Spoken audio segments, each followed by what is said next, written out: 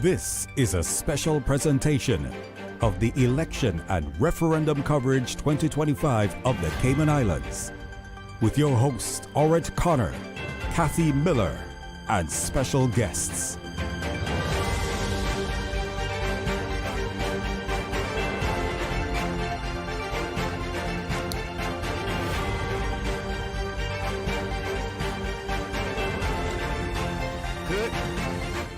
Good evening and welcome to the Radio Cayman's studio, where we will continue our election coverage.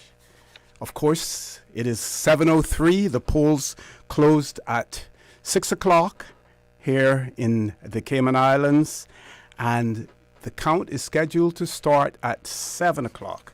Meanwhile, for those of you listening and watching, it is my pleasure to have in the studio with me Miss Theresa Pitcairn, Dr. Steve McField, and our own Mr. Loxley Banks as well. Of course, we don't expect numbers to come in as far as the results anytime soon. So meanwhile, we will be discussing various matters around the studio. So first of all, let me say good evening, good night, and welcome to our guests. You might have to sort this. Okay, I'm hearing you though. Go ahead. So Ms. Theresa, good evening, welcome. So this is a pleasure to be here tonight with you, Dr. McField, Mr. Banks, and of course with the wider Caymanian community. And it's going to be an interesting night. One of the things that sorry, are we sorted? No, you go ahead. Yeah. Mm-hmm. One of the things that really impressed me was listening to Wes speak of the voter turnout with respect to young people, and he was saying that there was an impressive show up with the younger people, because I was concerned, I think, at the beginning of the year about voter apathy. And indeed, when I was looking at the results initially from West Bay West, there appeared to be certain voter apathy at the time, certainly around about 1 o'clock. But things improved significantly after that. And it was also heartening to hear Wes also say they were looking at approximately 74% persons coming out in terms of voter participation. Okay, before we introduce Dr. Steve McField, we're going to go to a break. We have a few technical issues that we want to sort out as well. Please stay tuned. Our election coverage will continue in a few moments.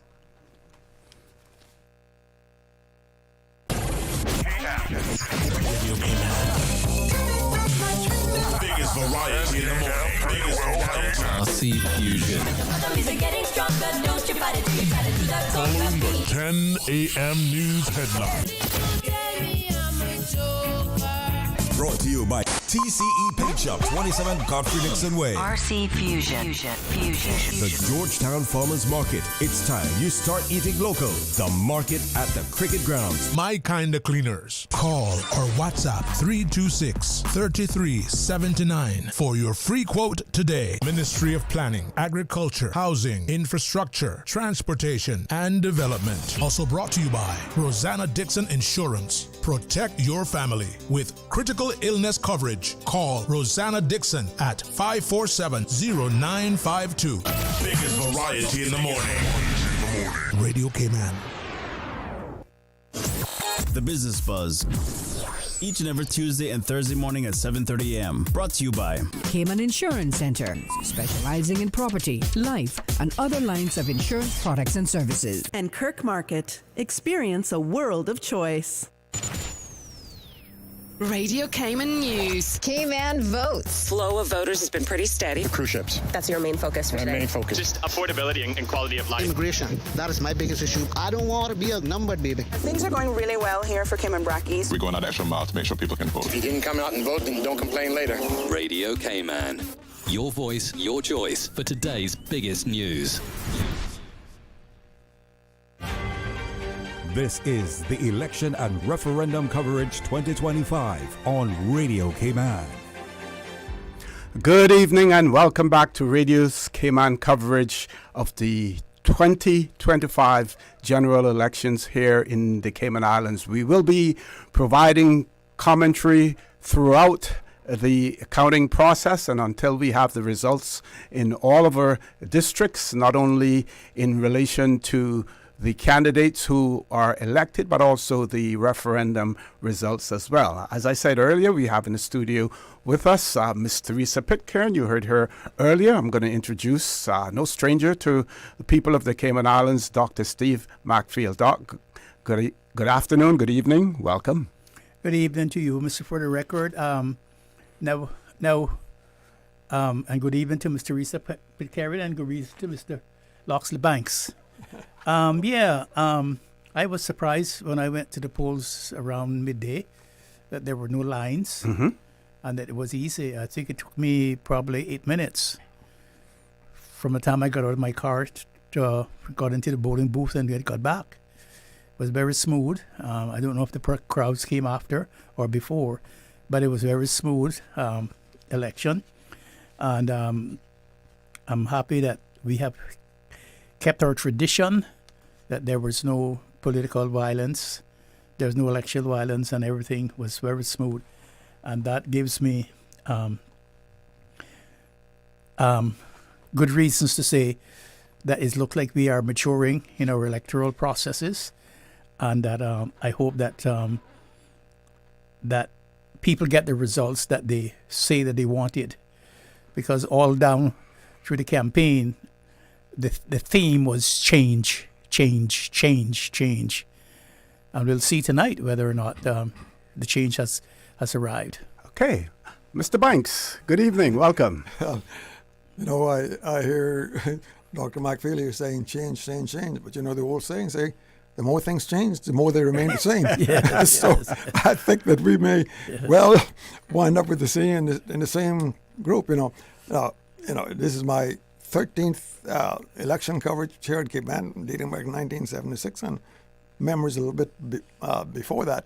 And with all the technology that we have going, and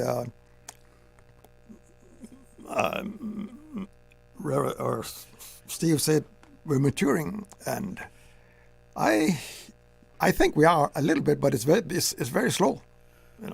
It's because I don't think the politicians, I don't think that they have a really good grasp on what's going on in the community, what's going on the island.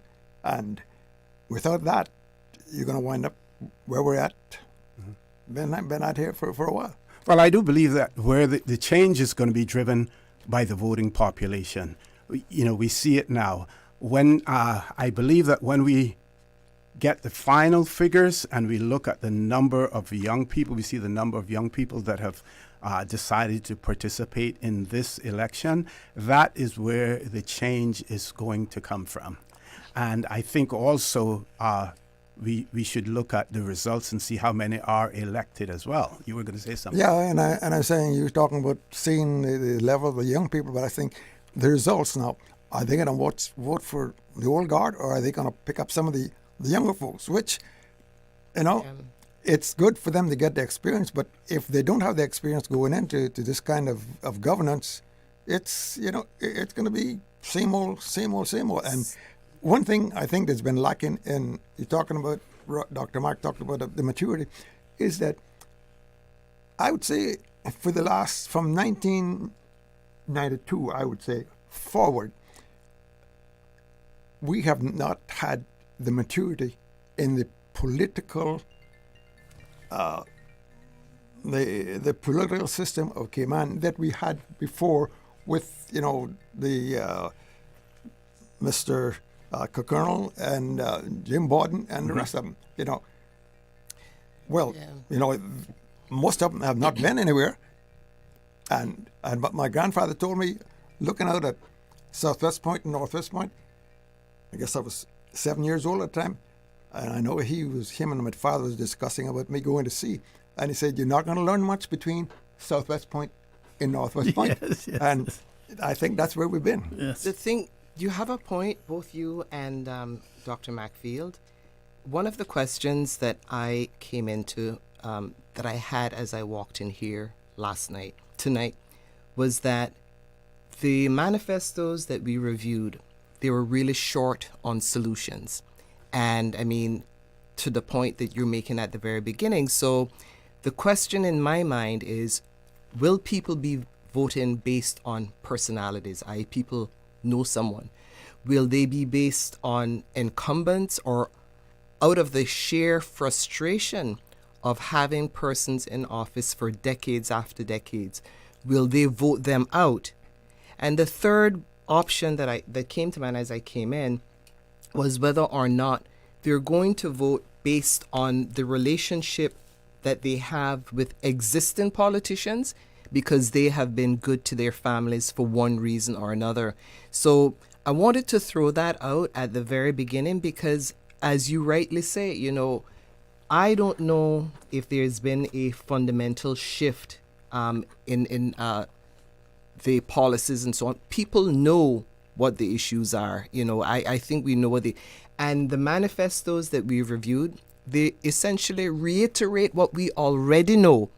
And that is the concern that I have, because as I said at the very beginning, they're pretty much short on solutions. Yeah. But what's going to happen to these manifestos once the people get in? They throw them on the shelf and you know, it's the same old. I believe that we're changing so much in the Cayman Islands that they're going to be held accountable. We see it more and more. People are demanding more transparency in government. We have those entities within government that tend to hold people and politicians, elected officials, you know, accountable, standards in public life and things of that nature. I think that you will see a difference, Doc. Well, yeah, I think you'll probably see a difference, but I just wonder if people are going to be voting for good education for their children. I wonder if people are going to be voting for a chance to open the doors for a good paycheck for their children after they have finished their education and their training. I wonder if people are going to be voting for upward training for Caymanians. I wonder if people are going to be voting with the possibility of getting a good housing market. I wonder if people are going to be voting for a better traffic system, better ground transportation system. I wonder if people are going to be voting for better healthcare system. I wonder if people are going to be voting for all of those things. I didn't see much about those things on the manifestos when I read them, and I see people are talking about a lot of problems, but I didn't see how they had posed any solutions to those problems. Those are the things that are very pressing, especially education for our young people, to keep them from NEU. A chance for those people who are coming home with their master's degree and their bachelor's degree and so forth, and not being able to get employment. I wonder if people are going to be voting for those things, or people are going to be voting for the turkey. And it's not turkey now; it's refrigerator. It's a refrigerator in a store, or a roof, or a trip to Miami or a trip to Tampa. I wonder if people are going to be voting that, sacrificing that for that, because as one politician says, this is a really, really crucial and important election. Every election I hear a cliche. That is a very every election is important and crucial. Important. Yes. And that's the problem that I have, because I can tell you if they cannot, and I wonder if people are going to be voting for a decent living wage, because it's criminal really when you are a politician and you have put yourself in a position where you're asking your people to represent them.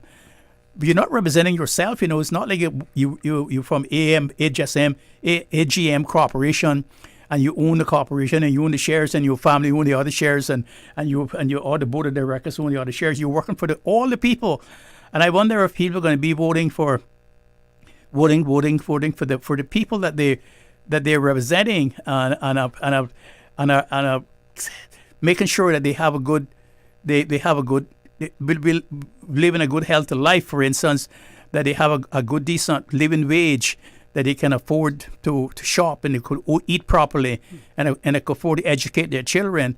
Because I can tell you that one of the things that I was reluctant to go to the polls to vote at all is that it's criminal to ask people to live on $6 an hour in this country when the cost of living has risen every year 3 and 4%, and still they're getting paid $6 an hour.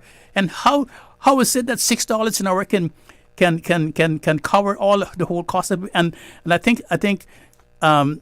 Federica, you made a comment on one of your shows several weeks ago or several days ago that we live in an economy where the wealthy shops at the same place as the poor. This is not a situation in most of the third world where the poor can go to the market and can buy a cup of beans and a spoon of rice and cook that. It have a different economy for different kinds of people. We have the same economy, the same system here that everybody has to buy from the same place. And I wonder if they do not have the likelihood to hold politicians responsible for putting them in such a position where they cannot even afford to live in their own country. Ms. T, as a former candidate, I think you're probably the most recent person in the room who most recently contested an election. At this time of the evening, tell us what the feeling, was like for you. So that's interesting because as I came in, that was something that you raised. And my kids were pretty young at the time. Mm-hmm. I recall being completely exhausted because it was when I ran the campaign, I had about 3 people support me. And we did everything. We did the numbers, we did the reviews, we did the callbacks, the walkbacks to different people, because some of the times you will revisit people to see whether or not they changed their minds and so on. Mm-hmm. So when I ran the last time, I obviously took Bordentown East and did it really successfully. And I had a sense of comfort with that because I knew based on the callbacks and the walkbacks that people had it, that they really intended to support me. And indeed, some of them actually volunteered, what can we do, Ms. T, to help you with other areas? What I didn't appreciate, I think, at the time was the differences in the way people view some people when they run in, if you're from Bordentown versus Newlands and Savannah, because folks are not necessarily the same, right? Mm-hmm. So when we did the walkthrough in those areas, you got the impression that people wanted change. To the point that Steve raised and Mr. Banks raised. People were talking about, we've seen you, you're somebody that is known in the community. We think that the island could do with someone like you, et cetera, et cetera. And then, so you go in with a certain conception based on the responses that you receive, and you do what I used to do. And indeed, when I help folks now, I have a list that's green for go, red for definitely no, and orange for amber, people you go and visit. When we did the numbers, I felt that I was relatively safe. Mm-hmm. Yeah. Mm-hmm. But then you discover that when you don't have, and I was not someone that had the support of a party per se, even though I ran with the UDP, with finances that would enable me to do certain things. And to be honest, my mom was, as you know, Cayman's first policewoman, so I was wired, and I am wired to just do what is right. So I'm not going to be doing anything that's outside the elections law and would put me in breach of certain behavior. When you find that there's that gray area and you have people who they call foot soldiers that are doing things for you and so on, and I didn't have that, didn't subscribe to that, you're almost invariably at a disadvantage. Because as I said just now, when we were talking about who people will vote for, are you going to vote for someone who you know?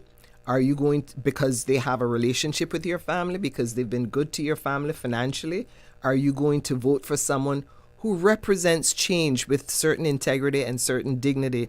And what people used to say from time to time was that dignity, integrity, and education, they can't put food on the table for you. And I would say things like, well, this is what someone like me would like to bring to the table. You want to bring policies that will put you first in community. But at that time, those things were not necessarily on people's mind necessarily. And which is why I said on a recent show that Caymanians devalued their vote because, to the point that you're raising, Mr. Banks, about whether or not we've really matured, they devalued the vote because they felt that politicians historically fail them and they don't put the Caymanians first, don't put their interests first. So they will say, well, every 4 years I get this opportunity to get a fridge, get a washer, get some food stamps, or get a roof on my house. And I will sell my vote in return for those things because politicians are not people who you can rely on. And to the point that someone else was making around the table about, you go in with these manifestos, speaking to the issues, reiterating what you know already with no real solutions. And as I went through all of them, I saw that they were just telling us what persons told them when they went door to door. We already know what the issues are. Mm-hmm. So in a nutshell, I discovered all of this after the fact. So in as much as we did as best as we could when we went door to door and spoke to people, at the end of the day, I had a feeling that I could have been successful by a 70% margin. But I remember that night, Justice Priya Levers called me, and she was just so happy about the win with Bordentown East. And she said, but Miss T, what's going to happen when promises that were made to you in the Savannah and Newlands area aren't kept? It's something I carried with me, and to this day, as you can see, it's always resonated. Mm-hmm. Some people will tell you what they need to tell you to get you out of the door and out of their faces, and you have to appreciate that that's kind of where we're coming from. But to your point, to Dr. Steve's point, the hope is that when folks say that they want change this time, especially with all of the disclosures that we've seen with persons who are in politics through social media, through the airwaves, things like that can assist in holding people accountable. But then again, it should be right across the board. You just don't choose certain people that you're going to pick off and isolate, others. It should be a fair playing ground and so on. But that's me wishing for something that is based on integrity. So don't we believe that we're actually seeing a changing of the guard as far as politics are concerned in the Cayman Islands? When we look at the list of candidates, there are fewer and fewer incumbents or old candidates continuing to run. We're seeing new names, popping up. Doesn't that give us room for hope? But and the fact that things should change? Because I believe I would say that the approach that the younger candidates are taking towards the elections, while they may be led by older politicians, seasoned politicians, the approach that the younger persons are taking is completely different. Doesn't that give us room for hope? I don't know. And my kids have asked me that same question, and the twins are 23, and and so I said, but that's just now how you do the math. You have persons like 3 people running in Bordentown West. If you want change, you're going to either have to have a party system where, there are certain fundamental rules that you follow, and you don't have a situation where the votes are split. So I'm not sure if we're there yet. So, who would have been bold enough, for example, to say of the 3 that's running in Bordentown West, or indeed if we looked at in the area that Ralston's running, because there are 4 of them there, who would be bold enough to tell those persons, especially the younger persons that's running, it's unlikely that you guys are going to get in because Ralston, for example, is seasoned, and he came out, for example, in December. But the three of you, when you run, you're going to split the votes among you, making it impossible to have the kind of change that you envision. So, but I would say that if Mr. Anglin was an incumbent candidate, but he isn't an incumbent candidate. As a matter of fact, I think he was unsuccessful in the last election that he ran in. So I would put them all basically on equal footing, even though he may be the better known candidate. He has the experience, and that's indisputable. So experience in terms of running or in governing? Both. Okay. Yeah, both. And and those are things that I would have wanted and again, it goes back to having a disciplined party system. And maybe that's where we evolving, and that's what we probably see in 4 years' time, because people will have learned from this. Because what I envision is another turtle meat stew, where you're going to have to get, let's be real, where we're going to have to, choose between independents who are high in demand, persons that are with the TCCP. Or it may be caviar rather than turtle stew. The amount of money that I hear is circulating, it may be caviar. According to the billboard that I see. And to the point, underscoring what you've just disclosed, what will the handlers want? Because it's good for one thing to come out and disclose this very glossy magazine, and they were all glossy and filled with a lot of stuff, right? But once you're elected, and you have and your game on, all of this goes in a shredder, and then people do what the handlers want, because Caymanians haven't managed to, those in leadership appear not to have taken on board what the Caymanians' interests were and putting them in the focus and center. So Caymanians then get, they get left, and they're there and saddled with a group of people for 4 years. So it may well be that with social media being the way it is today, and I keep hearing the term, we're going to come for you if you don't deliver. So we will see if that will add to some change, yeah. Okay. Doc, anything you want to add there to that? Well, I think she mentioned the party system. We haven't even started to engage in the party system, because I keep asking. Some media house asked me to come to speak to them, and I told them I couldn't speak to them because of the position I hold in certain boards and things like that. But who's the party? Because I'm sure in America, in Canada, and the UK, when the polls close, the Liberal parties and the Conservative parties in the UK knows how many people voted for them.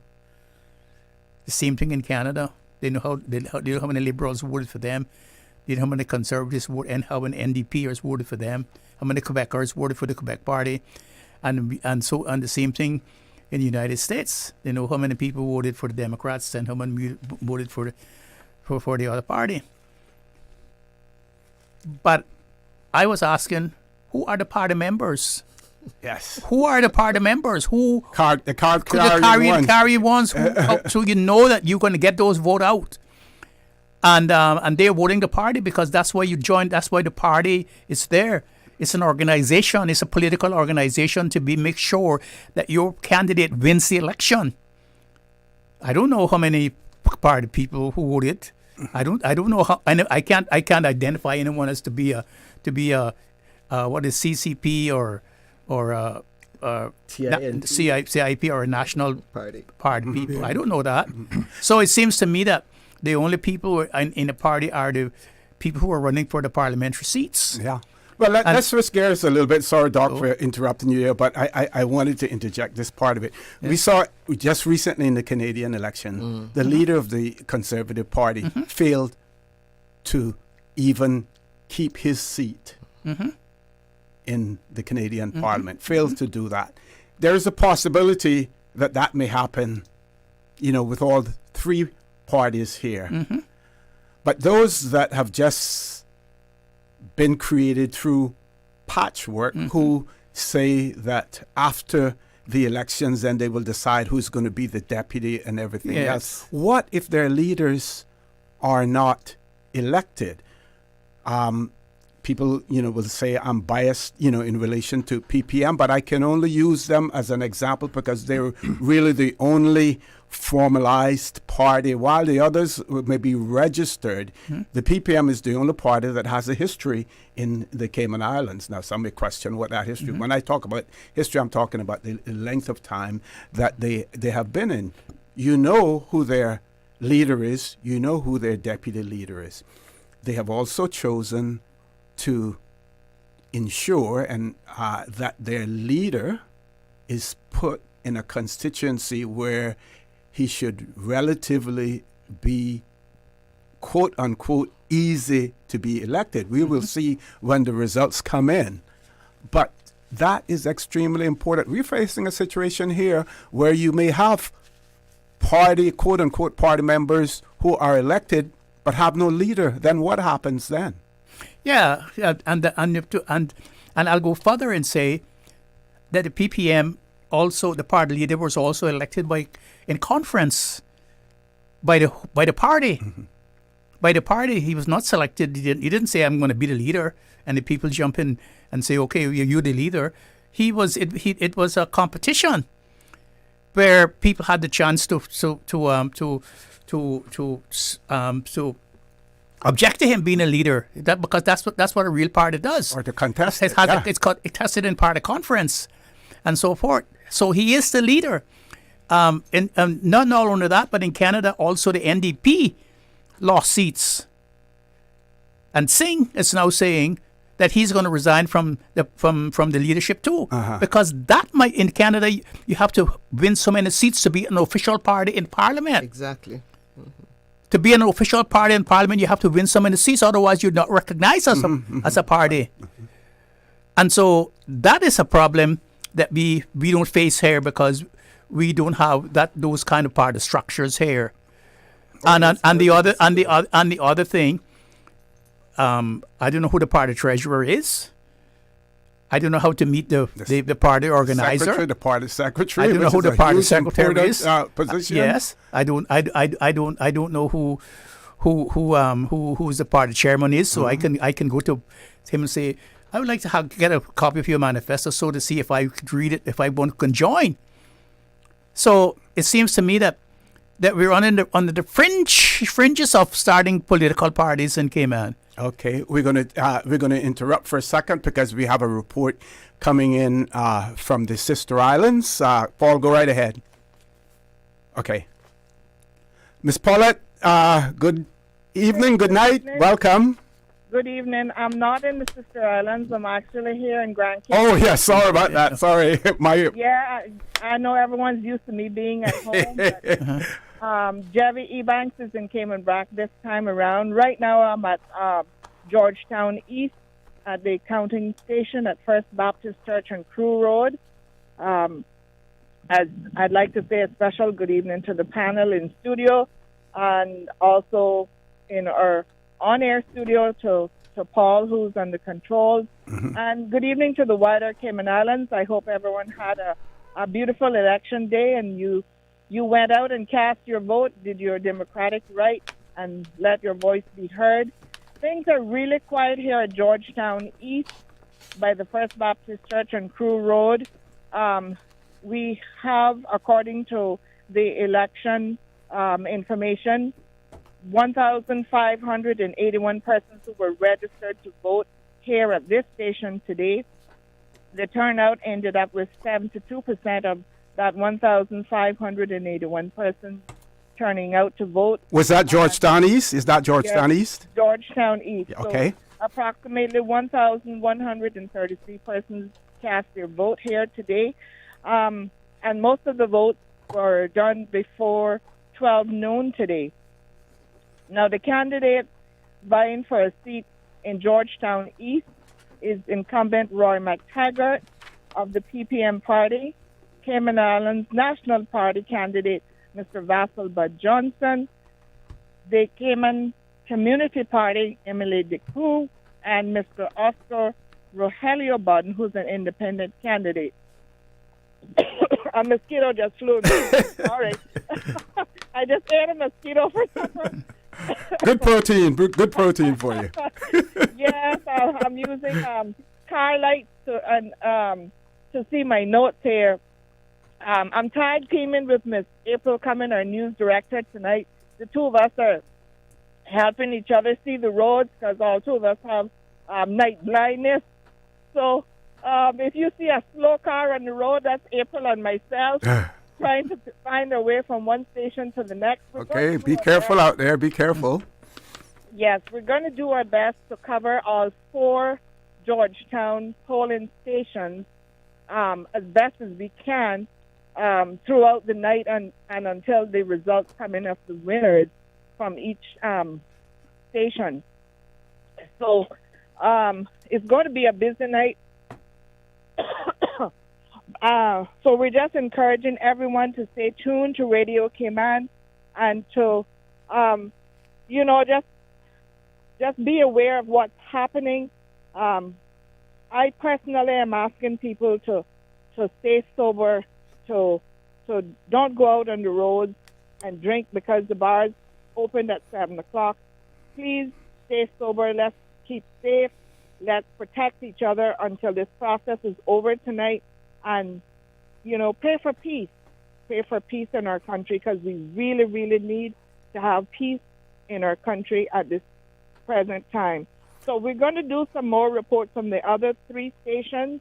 You'll be hearing from April and myself throughout the night from Georgetown East, West, South, and North.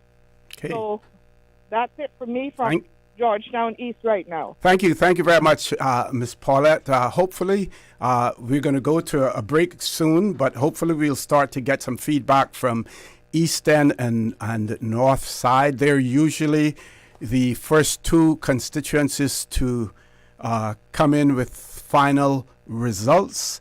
I was talking to seasoned politicians earlier today as well, and we were discussing whether or not we will see early results, from there. And it was brought, to my attention, and I agreed with, with my colleague, that the mere fact that you're counting candidates' votes, even though it's, one candidate will receive a vote, you still have possibly 3 referendum questions as well, and they have to be counted at the same time. So he didn't believe that we would see the early results that we normally see for North Side and East End. It'll be interesting if we could hear from someone from East End or North Side, from our Radio Cayman reporters out there as well. Meanwhile, we're going to take a commercial break. When we return, Miss Kathy Miller has joined us in the studio as well, and we're going to hear a word from her also. She's been out in the field during the course of the day. No, you haven't been? Not at all? Okay, so we will hear from her. Folks, Radio's Cayman elections coverage will continue after this short commercial break. Traffic again? What in the world is going on? Find out by tuning in to Radio Cayman's Traffic Report, brought to you 4 times daily during rush hours following the news at 7 a.m., 8 a.m., 12 noon, and 5:15 p.m., and brought to you by Subway. Need a meal on the go? Subway has 7 locations at Anderson Square, West Shore Plaza, and Industrial Park in Georgetown, Centennial Towers, West Bay, Reef Resort, East End, Countryside Shopping Village in Savannah, and in the Owen Roberts Airport Departure Lounge. No matter if you're running late, need to cater an event, or a staff meeting, Subway keeps you fueled with sandwiches, salads, pizza, wraps, and snacks. Subway, eat fresh. The 6:15 Weather Report, Monday through Friday, is proudly sponsored by CG Britcay. Insurance, health, pensions, life, where people come first. The 12 p.m. Weather Report is brought to you by Kirk Home Center. To see what you can save this month on kitchen gadgets, housewares, decor items, patio furniture, tools and hardware, lawn and garden items, and gift ideas, check out www.kirkhomecenter.ky. When seconds count, every move on the road matters. Under the Traffic Act 2023 revision, all motorists must give way to emergency vehicles, including police, fire, and ambulance, when they are responding with blue flashing lights. These vehicles aren't just on the road, they're on a mission. Your cooperation could save a life. Remember, don't block, Don't delay. Stay alert. Give way. Respect the rules. Respect the road. Give way. Morning has broken like the first morning. Blackbird has spoken like the first bird. I just feel like something good is about to happen. I just feel like something good is on its way. Praise the Lord. He can work through those who praise Him. Praise the Lord. Put your hand in the hand of the man who still the water. Put your hand in the hand of the man who calmed the sea. Oh, just because I've got Jesus on my mind. Just because I got Jesus on my mind. Praise time on Radio Cayman. Weekday mornings from 6 until 6:30. The 8 a.m. news is brought to you by Value Med Pharmacy, located on Walkers Road, Georgetown, and in Evron Plaza in Bordentown. Whether you're fulfilling a prescription, treating an illness, or just maintaining your personal health and wellness, look to Value Med Pharmacy for your personal care needs. Value Med Pharmacy, bringing you the 8 a.m. news Monday through Friday on Radio Cayman 89.9 FM. This is the Election and Referendum Coverage 2025 on Radio Cayman. Good evening or good night, and welcome back to Radio Cayman's coverage of the 2025 general elections here in the Cayman Islands. One of my good friends over in Barbados who's listening in has offered a comment and said, very good discussion. The lady, that would be Miss Theresa, has raised some pertinent issues about the reality of Caribbean politics. Those unreasonable demands informed my decision not to seek elected office. Change in Caribbean elections mean changes of faces, not fundamental change. That transforms governance for the better of citizens and country. Dr. McField underscores the need for genuine party development.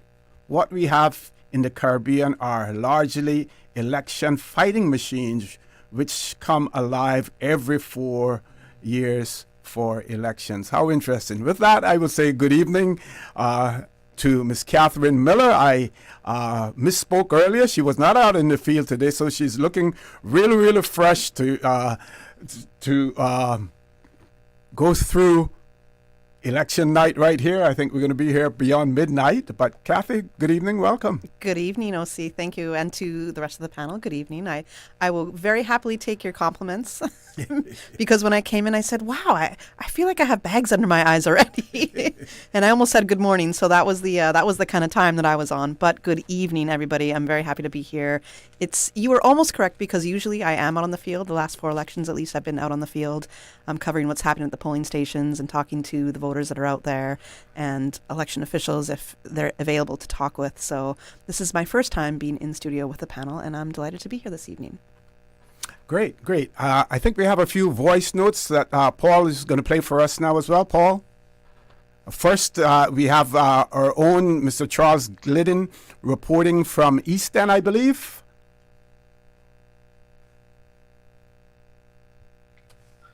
Here in East End, as far as we can tell, the count is underway. Of course, we can't get very close to the Civic Center where the count is taking place, but things are quiet here and everyone's inside, so we are pretty sure that the count is underway.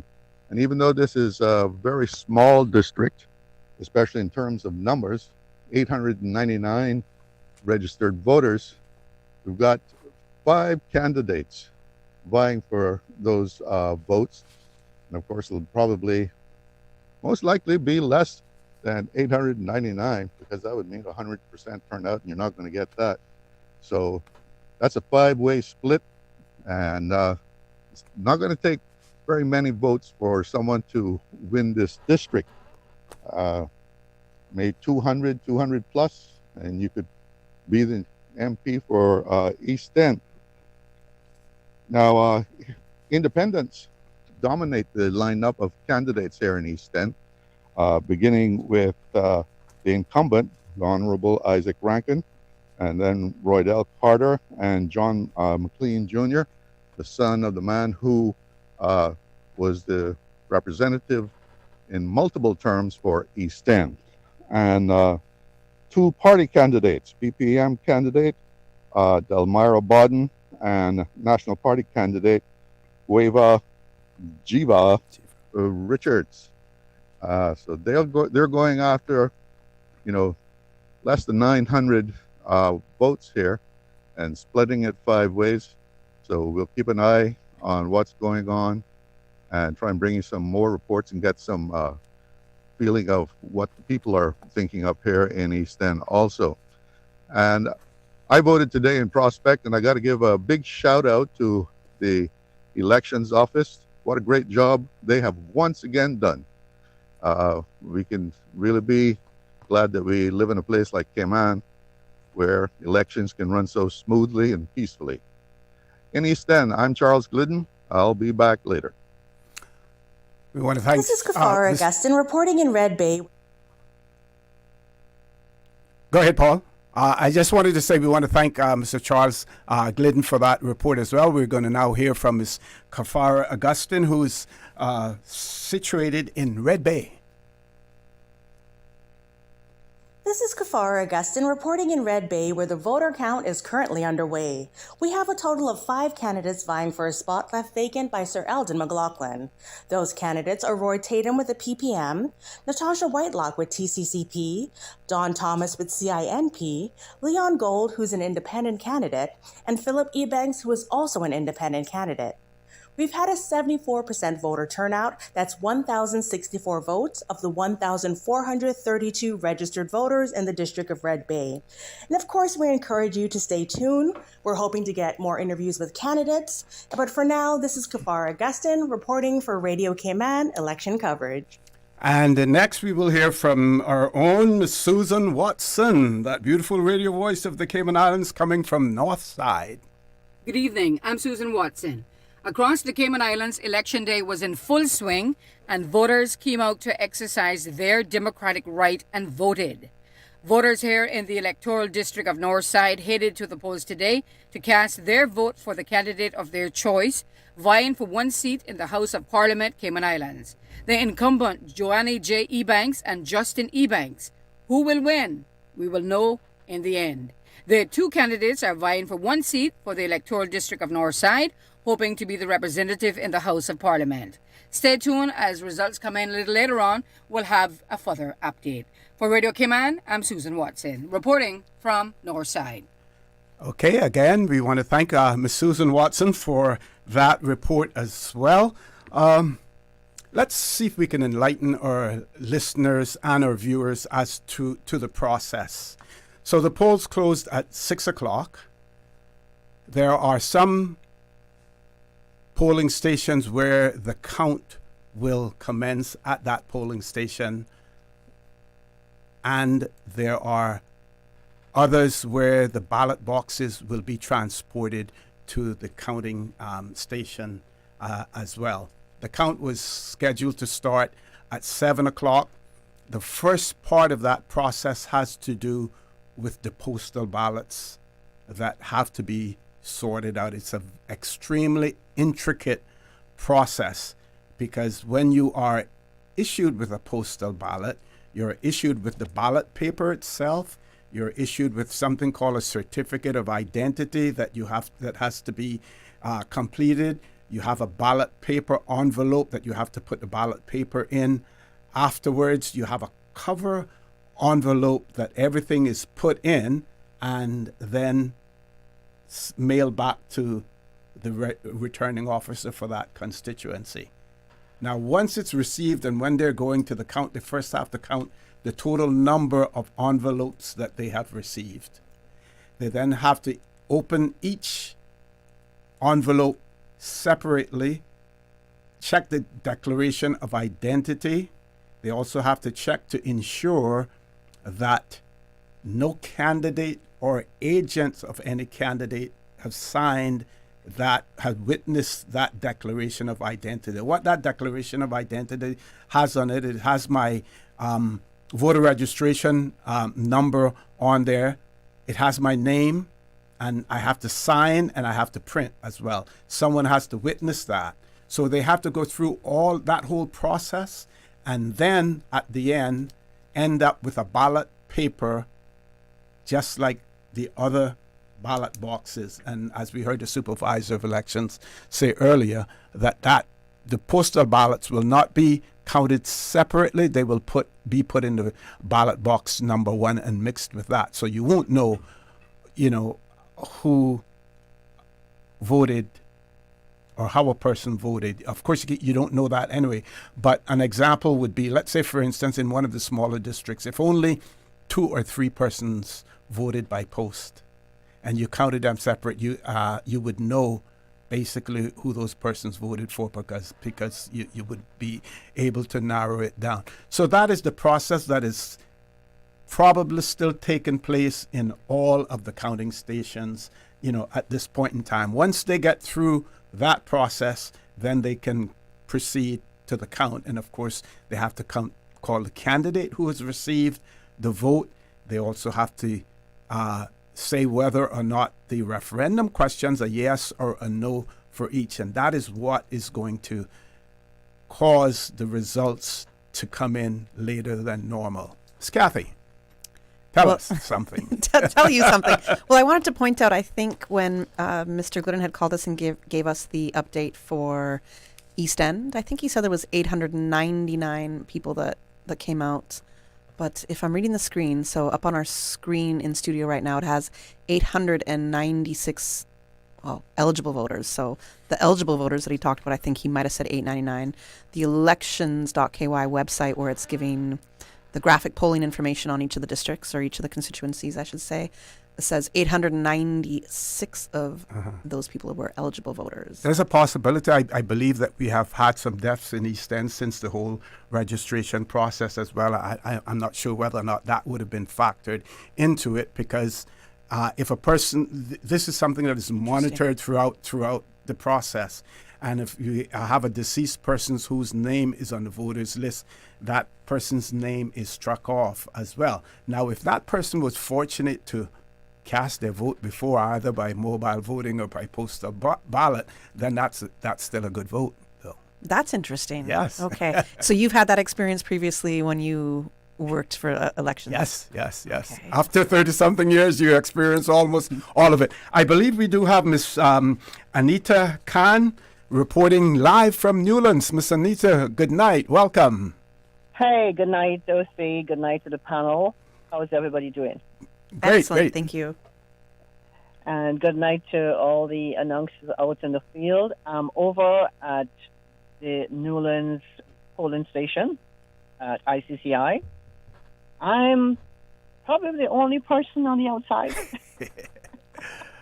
I heard Miss Pollett having mozzies for dinner. Well, they're entertaining. I have the band out here.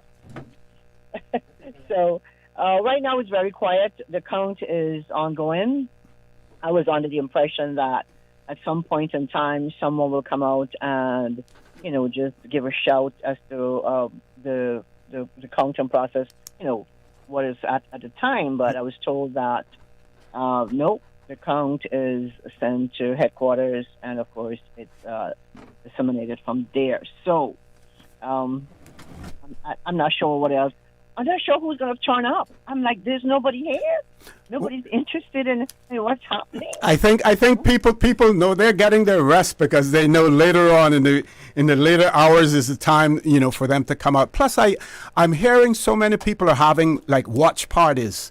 They have their tally sheets and different things, and so many groups of either family members or colleagues who are getting together as well. So that may influence it. But I believe, you have seasoned voters in Newlands, so they know It's a little bit too early to come out now. It's like, Doc, it's like when you go to a dance, you know, you don't want to be the first to be at the dance. You want to show up when everyone can see you in your, you know, your outfit and everything, right? Yes. Facts. Yes. I tell you what, the folks were, the electors were out here early this morning. Uh-huh. I was here about a minute after 7, and the line was all the way out on Hearst Road. So, you know, wow.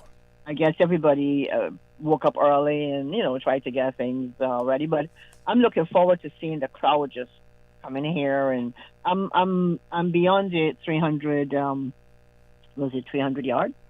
300 feet. Sorry. Exclusion zone. So I'm in the parking lot. There's nobody else here. It's dark. We have one light in the parking lot.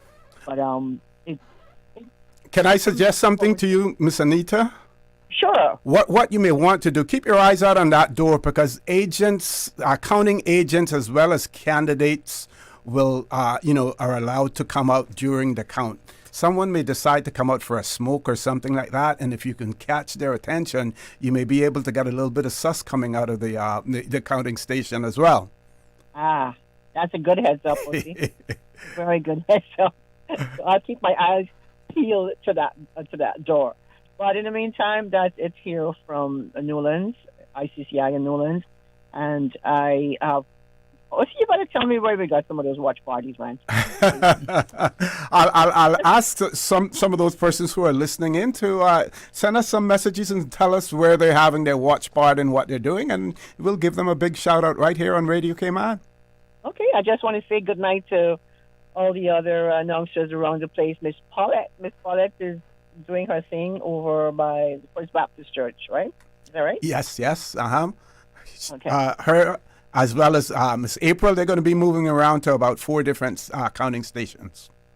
Okay. Well, hopefully they can finish early in Newlands, and I can head down to West Bay for some of the other celebrations. So we'll see about that. Excellent. But in the meantime, checking out of Newlands, Anita Khan. Thank you, OC, and the panel. Thank you very much, Anita, and stay safe out there as well. Paul, do we have Mr. Solomon live from East End or a voice note? Voice note. So, okay, so why don't we take a break now, take a commercial break? No? Okay, let's get the voice note then. Good evening, everyone. This is Aaron Solomon, a.k.a. the Doctor from your RC Fusion and Super Jam. Myself and Mr. Charles Glidden, we're up here in East End, currently standing in front of what is the East End Electoral District Polling Division, as the counting has begun here in East End, as we await who will be your next minister here in the district. We'll be moving around to different areas like the beach side and where others are gathered. We see a few groups on the way up. So we'll be moving around and try and get some comments and feedback from those here in East End, their experience with what was the 2025 election, and see who would they want to see as their next minister or representative here in East End. For Radio Cayman, this is the Doctor, also known as Aaron Solomon. I'll be taking it back to the studio. Well, thank you very much, Doctor, Mr. Aaron Solomon, for that as well. I'm not sure whether or not we're going to get a minister coming out of East End. A former minister, well, he's still a minister, will be up until at least tonight or early tomorrow, and then we see what happens, from there as well. But, we'll take a break now. We'll plan some strategy, and folks, don't change that dial. Your elections reporting coming live from Radio Cayman. You've heard our reporters out in the field as well, and we're going to be with you until all of the results are in. So don't change that dial. Please stay tuned. Radio Cayman will be back. Report brought to you by Dr. Wayne Porter, offering a full-service dermatology and dermatological surgery practice. Call 946-9020 to book your appointment today. Do you have a healthcare question but not sure who to ask? Contact HSA's Patient Call Center to speak to one of our experienced clinical team members. We are here to answer your questions and help guide you through your healthcare journey. Need to make an appointment? Our team can help. Contact HSA at 949-8600 or email info@hsa.ky. At HSA, we are committed to caring for you.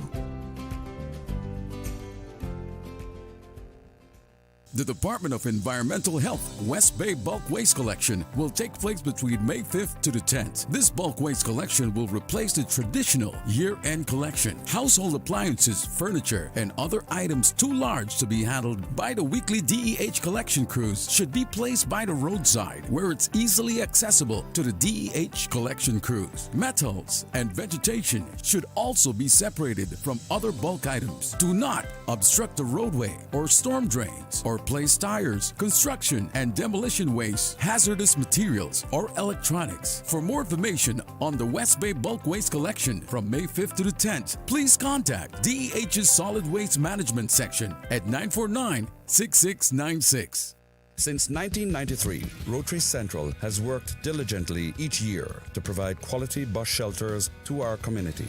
A traveling convenience to our school children, the elderly, young people going to work, guest workers, and visitors using the public bus. We, Rotary Central, help you, our advertisers, make it happen. Your marketing dollar travels a far way.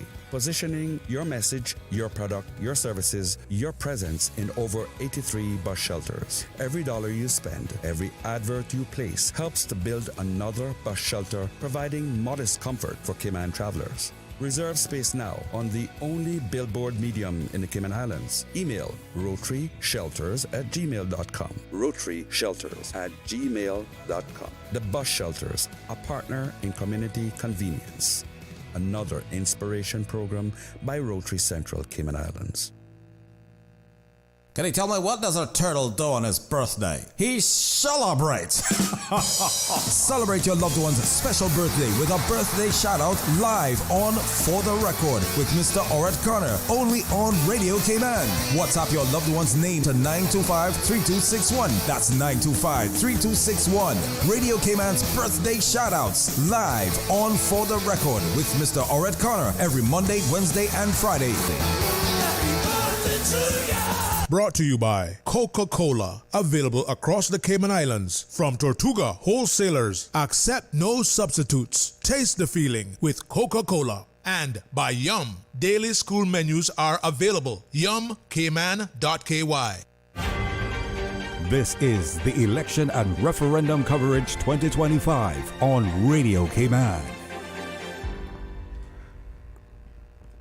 Good evening and welcome back to Radio Cayman's coverage of the 2025 elections here in the Cayman Islands. In the studio with me, we have Miss Theresa Pitcairn, Dr. Steve McField, our own Miss Catherine Miller, and our own Mr. Loxley Banks as well. We do have Mr. Jevy Ebanks on the line from the Sister Islands. Jevy, oh, it's a voice note. So we will play that voice note in a while. Mr. Banks is not going to be with us throughout the whole night, so we want to get him into the conversation before he leaves as well. Mr. Banks. Well, I was sitting here thinking, I guess going back to 48 years ago when Radio Cayman covered his first election, how things have changed. And you've heard mention that they couldn't get close to the polling station. we sat in next to the count. Mm-hmm. And you could hear the agents, bantering back, hey, West is coming in now. High tide is going to start a flow for their candidate. But anyway, even for us to get coverage of the election, it was the pulling the tooth, because when Radio Cayman was established, they said, we don't want Radio Cayman involved in politics. Well, when the election came along, we said, Doran and myself said, we want to cover this thing. Oh, no, it's, you're getting involved in politics. And it took us really some convincing to get the hierarchy to say, we're not getting involved in politics. We're just doing what a normal radio station would do. Finally, we got it. But, and looking back, we've matured quite a bit, and it's, I guess you can say, the political system in Cayman, as Dr. man, is it in its infancy, and unless we really get some development, you got parties, but what do we know? We don't know what the parties stand for. They got a manifesto, but and you mentioned the leaders and so forth. So that's it. I mean, it's going to be a long night. I can see that, and I don't know if you want that. Yeah, we're going to play that now, but we have Jevi, and the voice notes that come in, I'm told that they're time sensitive, so we want to ensure that we hear from Jevi first. So Paul, we're going to do Jevi, and then the clip that Mr. Banks provided us with after that as well. Folks, just listen in, please. This is Jevi Ebanks reporting from Cayman Brac. Still no word yet as to the results of the election. The count is underway at the Aston Rutty Centre. Voters casted their vote today at the West End Primary School as well as the Creek Primary School. Those ballots were then transported to the Aston Rutty Centre, where the count is currently underway. Typically, Cayman Brac, East and Little Cayman, as well as other districts in Grand Cayman with smaller numbers, typically return their votes a bit quicker than larger constituencies. So I'm keeping my ears peeled and waiting for the official word that the results are in, and we'll be bringing you that as soon as it is available. Reporting from Cayman Brac for Radio Cayman News, I'm Jevi Ebanks. Okay, Paul, you want run the others as well?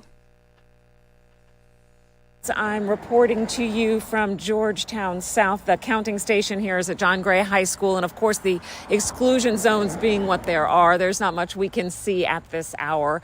Mosquito jokes aside, there are people walking and running in the area, so it looks like a pretty average evening, although I'm certain for the candidates there is nothing at all average about tonight. There's quite a bit of interest in this race. We have no incumbent, so the PPM has Craig Festa Frederick vying for the seat, and for the Cayman Islands National Party representative, it is Gary Ruddy. Alric Lindsay is running as an independent. The voter turnout, as you likely have heard, is at about 73%. There were 1,420 possible voters for this area. None of the three candidates has been in office before, although it's not Mr. Lindsay's first run. So it is, kind of up for grabs, if you will. There's been some really heavy campaigning going on in the weeks leading up to this, and everyone is, of course, waiting for those results to come in so that they can, shall we say, put the matter to rest and then roll up their sleeves and get to work. Reporting from Georgetown at John Gray High School, I'm April Cummings for Radio Cayman News. Hey guys, do we have to have any information you can send me of the names of who's candidate? Was that a mistaken voice note right there? That just started a little bit. Kathy, that go happens. ahead. That happens. Go ahead. That definitely happens. But it's good to hear, especially from Jevi, I want to say, because we know that in Cayman Brac, there's been a lot of movement, a lot of candidates in the Brac, a few candidates that we've seen run a handful of times before, and that have returned again. And some said, if they didn't get in this time, I don't know if you remember OC, but when we were in the Brac and we had the buzz together a couple Thursdays ago in the morning, we had one candidate that said, I think this is their eighth time running. Yeah. Mm-hmm. And they were like, if I don't get in this time, they're going to throw in the towel. So there was that understanding, and we've had brand new candidates in the Brac as well. So it'll be interesting for the Brac and Little Cayman. It'll be interesting to see what does happen in Cayman Brac for sure, and for Little Cayman. Okay, we have a voice note from Dion Anglin, and then Paul, after that voice note, then we're going to play that 6-minute clip that we have as well. Okay. Hey guys and ladies, good evening to you in the studio. Dion Anglin here, reporting from the district of West Bay. It's a very peaceful night, beautiful night here in the district of West Bay. It's very quiet now, for now, as we know. Later on, I know things will pick up. This is my fourth election coverage, so I know very well that between the hours of 10 and 12, there will be a lot of people gathering. Just to celebrate or not, and to hear the results at a later time, which electoral officials have told us should come in between 12 and 2 for the latest. And in speaking with electoral officials, One of the methods they're saying is used to ensure transparency for all candidates is that each candidate is allowed to appoint an agent on their behalf who observes the entire process from start to finish. Those agents are not interacting with anyone or any voters. They are only allowed to observe. There are also super agents who can speak on the candidate's behalf. So candidates are also allowed to observe the counting process. Some great information was passed along. There are also international agents from other countries that are also here to observe the entire process. Voting closed, as you know, at 6 p.m., but it's also important to note that if someone is within 300 feet of the polling station on their way to vote, they have to be allowed to vote. All very good information on some of the mechanisms that are put in place to ensure a fair and transparent process. 64% of the eligible electors in the District of West Bay Central came out to vote today. 62% of the eligible electors in West Bay North came out to vote. In West Bay West, also roughly 62% of eligible electors came out to vote. 63% of eligible electors from West Bay South came out to vote today. Ballot counting is currently underway, and it is expected that final results will be between 12 and 2 a.m., as I mentioned previously, due to the need to count the votes for candidates as well as the 3 referendum topics as well. Reporting for Radio Cayman News from the District of West Bay, I'm Dion Anglin. Okay, thank you. Thank you very much, Ms. Dion. Mr. Loxley, I think we want to get you in before we play that clip as well. Yeah, because this is almost my bedtime. But anyway, I don't know. The interesting thing that Dion said, 60% of all 4 of the precincts in West Bay, well, 60-odd% is the one that voted. That's, I would think, low compared to the others. Yeah. Yeah. What happened? Previously, and I don't know, this political system. I don't think is. There has to be some radical changes moving forward in order to move this country forward in the right direction. But that's my opinion. But we've got a cut here, an insert that gives you a little history of governance in the Cayman Islands, starting back from 1832 up to modern times. Mm-hmm. And I'll be listening all night. You guys are going to have no, I'm not going to listen all night. I'm going to go home and go to bed. But, I'm sure that you'll get it all out. And it's this actually would be my 13th coverage of Radio Cayman elections, starting back in 2000 or 1976. Wow. The first one that then, as I mentioned before, it was like pulling teeth for us to do all these coverages because, well, for one thing, there was not the technology, and we had to actually build system to accommodate it all in the first time. So, but Paul, if you're ready with that cut, and that'll give you just a little idea of the governance throughout the years. And now, a brief audio narrative about the Cayman Islands governance dating back to the early 1800s, with longtime clerk of the Legislative Assembly and our national hero, Mrs. Sybil McLaughlin and Doran Miller, Radio Cayman's former Deputy Director and Chief News Editor during the 150th anniversary celebrations of parliamentary governance in the Cayman Islands. Well, can we go in a slightly different direction right now and look for a bit at the progression of events from 1832 to 1982. In 1832, the principle of representative government was adopted, and my guess would be that, as we said earlier, that for the first 100 years or so, probably very little happened. The islands, the time forgot, were in fact just that, and the very simple life prevailed, certainly.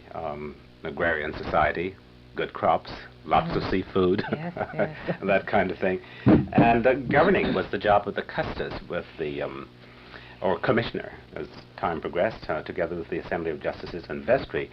The system was extremely simple.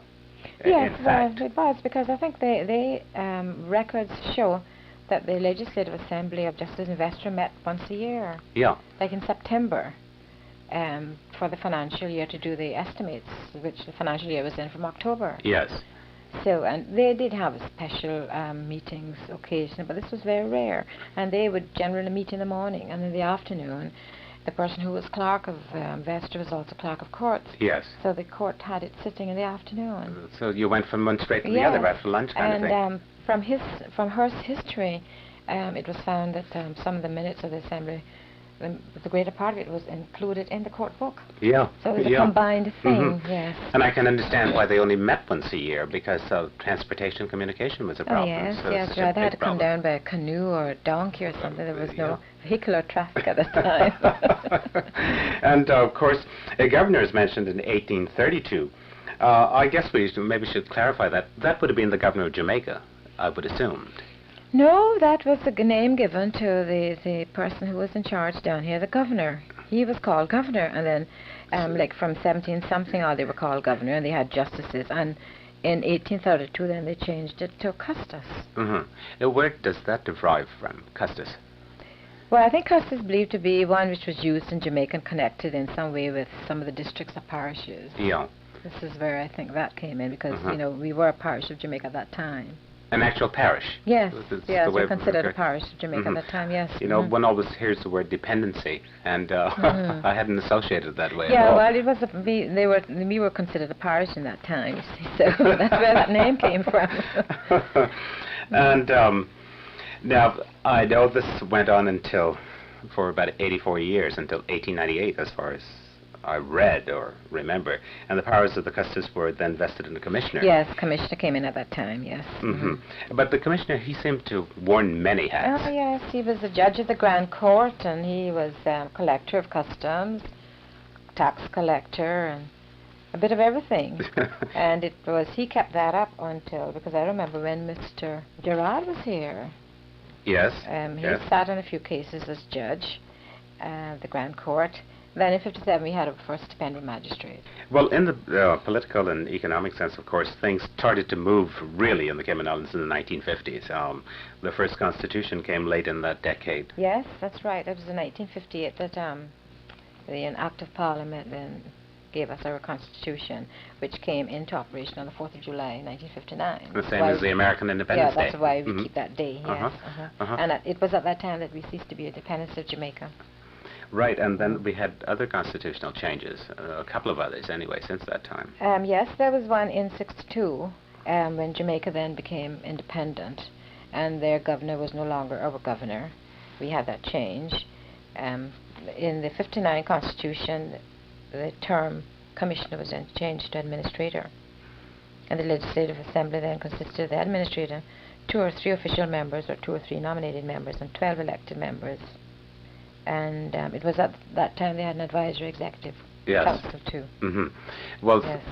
One old-timer said to me that the system seems to be so much more efficient now, because in the old days of the vestry and justices of the peace, it was very cumbersome. Apparently there was a lot of representation. Yeah, you had an equal number. There were about 27 justices and an equal number of elected representatives. Yeah.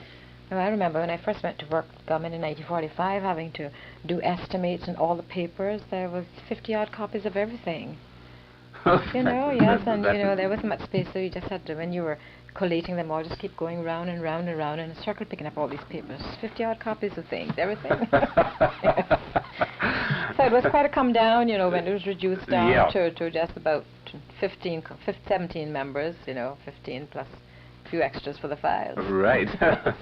Well, Mrs. McLaughlin, as I said before, getting back to the task at hand, it is an ambitious one, and I hope that you get all the cooperation that you need to really execute this, and I'm pretty sure you will.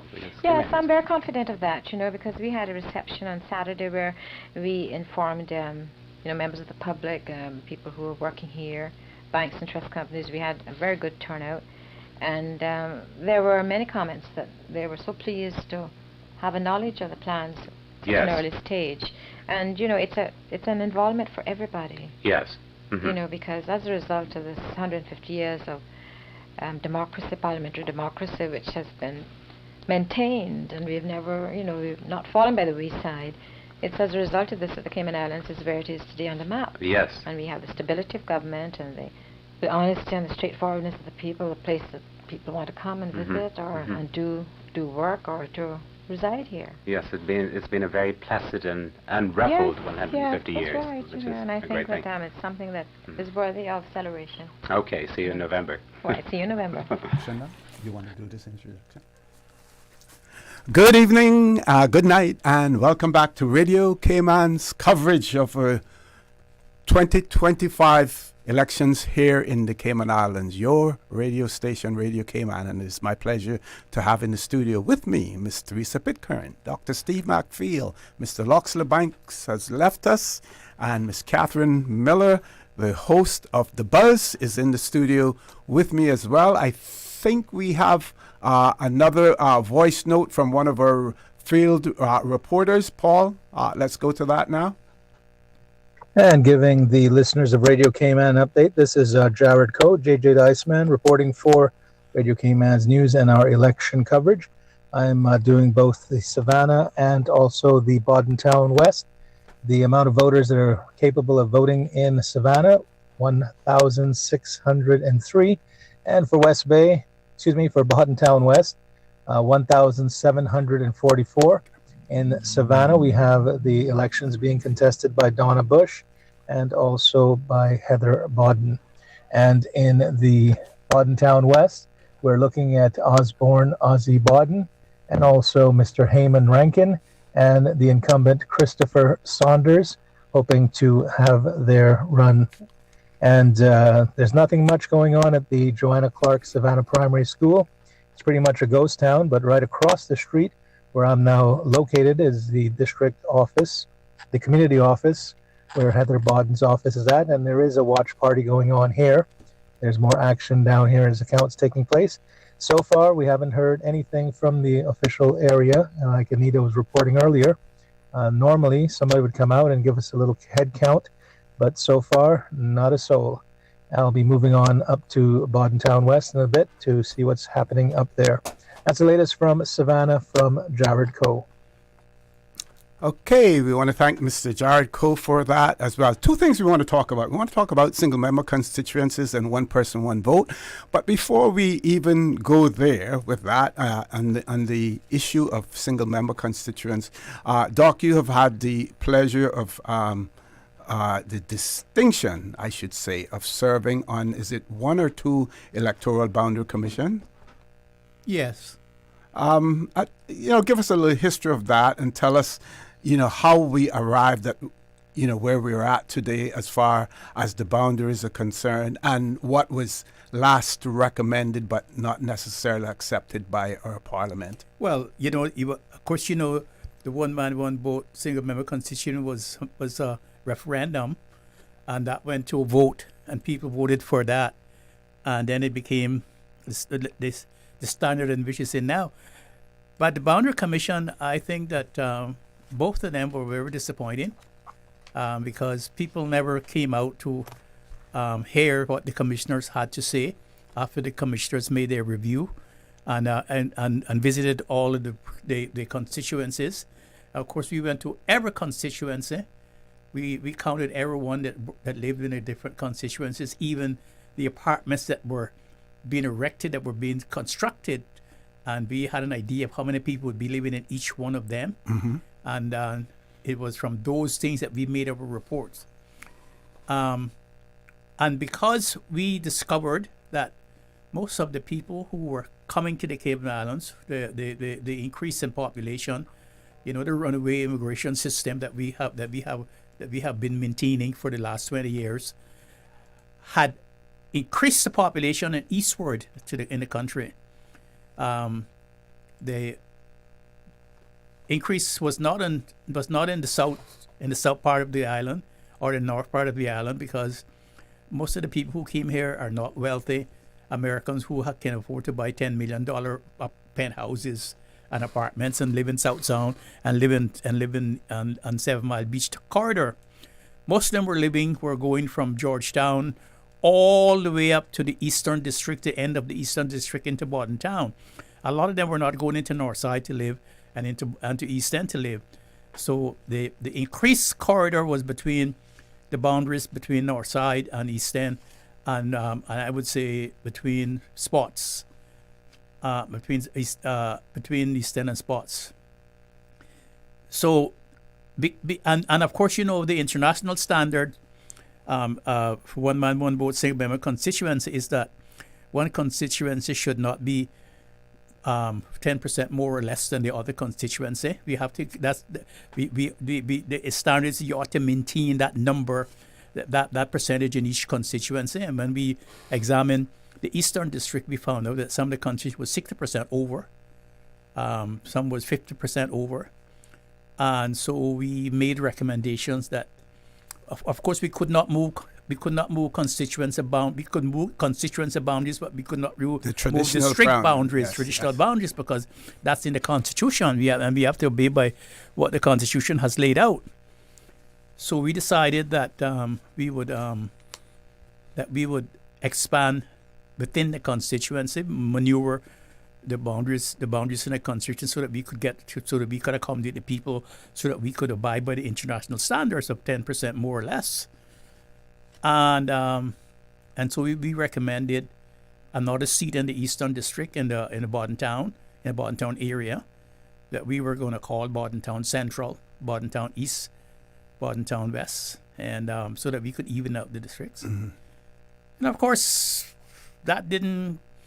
from the beginning, that didn't go down good with the people, the incumbents in the districts. They said they didn't want that. I remember one coming to one of the meetings and saying to me, "You mean? Let me ask you this now." This is what they said to Dr. Hartley, who was the chairman of the Boundary Commission, and Adriana Webb. "You mean to tell me that I'm going to lose the people that now are voting for me?" And I said, "Yes, you would lose these voters, but you'll gain someplace else, because we have to move. Some streets will not vote. Some people vote on the street will not vote for you, but you vote for somebody else." And he says, that was not kosher with him. He didn't want that. And of course, it went to the powers that be, and people then start saying, "Well, we don't want to put that in, because it's going to cause us to have to pay for another member of parliament, salary for another member of parliament." And when I discussed this with some of the people in the higher echelons, and we gave a report to parliament and to the governor, when they asked me what my comments were, I said, "Well, this is the first time I realized that democracy depends on the amount of money you have in your purse, in your pocket. Democracy should not be dependent on how much money you have in your purse, in your pocket. So we have to pay for another member of parliament. So, but let's do it." But we didn't want to pay for another member of parliament, but we didn't mind paying $80,000 and $90,000 a year for a prisoner in Northward Prison, and so forth, and building more prisons and less classrooms for people to keep out of prisons and stuff, things like that. So it was very disappointing to me. And I don't know if they've told people not to come out, but people never came. In Georgetown, we had 2 people. The large amount of people we had was 7 in the NM1 district came out, and when we sent a report. And so that's where it is today. We have our crowding in the eastern districts. And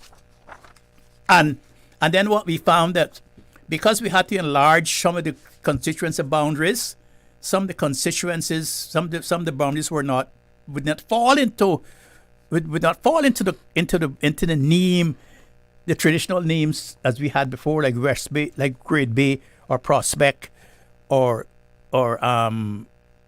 Savannah.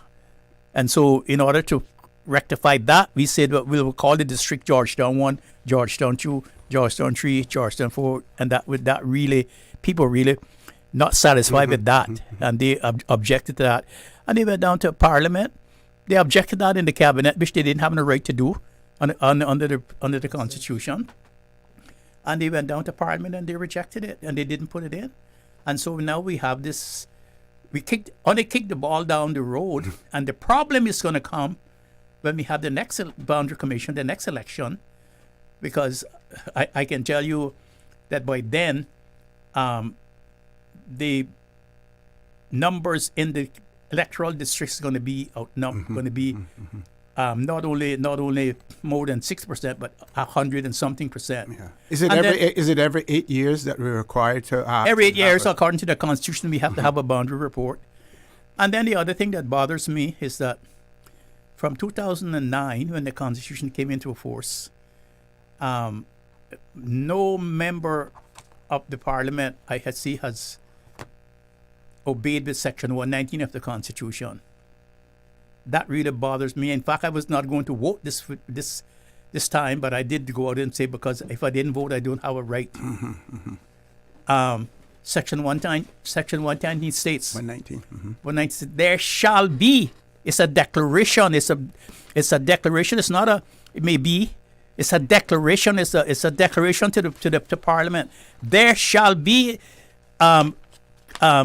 advisory districts in every electoral districts in the island to advise the members elected in that district about the things of the district. And when you look at the Constitution, it says it's in the section where it says the institution that enhances democracy. So none of them wants to enhance democracy by putting in a district council, because the district council look at things like graves, liquor license in a district. They look at things like roads, lighting. They look at schools. They look at all those the needs of the district, and you can see why it's necessary. Like in other countries where I have looked at the district councils, is because it assists the minister in the districts as to what is needed with the people and what they need to do, what he needs to do to be able to solve the district problems. But here it seems to me that after the vote tonight, you won't see them again until this time, so 4 years' time. They'll start coming around, and when you ask them about the district councils, I haven't seen it in a manifesto. And then when people say, yeah, we're going to do it, and I don't trust them now because they'll tell me they're going to do it just to get my vote. But then they won't do it after I give them the vote and they go home. And I don't have much regard for people who do not obey the Constitution, because the Constitution is the highest law of the land. It is where every other law gets its legitimacy. It is where the administration, where cabinet gets its legitimacy. It's where the courts get their legitimacy. It is where the Parliament, the legislature get its legitimacy. And I, as a historian and constitutional scholar, I really respect the Constitution, because it's the Bible from which you preach the gospel. It is the Bible from which everything flows in the country, and I'm surprised that people are not obeying it. So I am not too happy with they just threw the boundary report in the garbage, and we are going on as if it never happened. And there's nobody taking it to task, really. But Dr. McField, isn't that part of the irony? The whole reason behind single membership constituencies is to ensure that they have a healthy relationship with the representatives. That's right. So that there's almost like a symbiotic relationship between the person that's elected and the members of the community. So you form the district council convey the concerns that are going on in the community to the MPs, and the view is that the MPs take these seriously enough because it's a commitment to what they said to the people when they delivered the manifestos and when they went to get the votes from the people. But then, as you rightly say, it's designed to service and meet the needs of the community, but people just run over it, and they really don't care. So under those under that part of the Constitution, we say that these commissions, these things to enhance democracy, you have the Judicial Service Commission. You have the Complaint Commissioner. You have the Standards in Public Life. Standing Public Life. You have all that, but no district councils. Well, and register of interests as well. I see Ms. Cather has shared several manifestos, with us as well.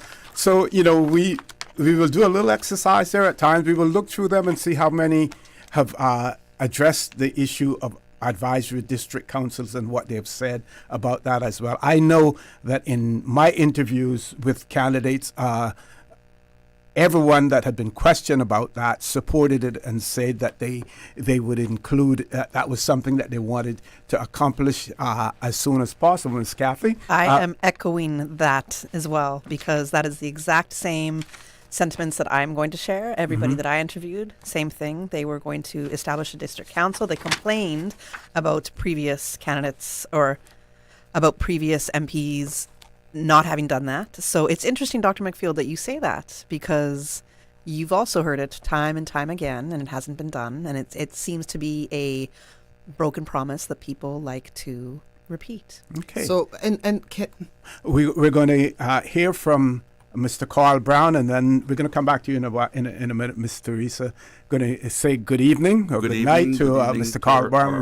Welcome to our panel. Good evening. Those who are online and those who are in the sister islands, I'd like to thank you for tuning in to a very historic moment.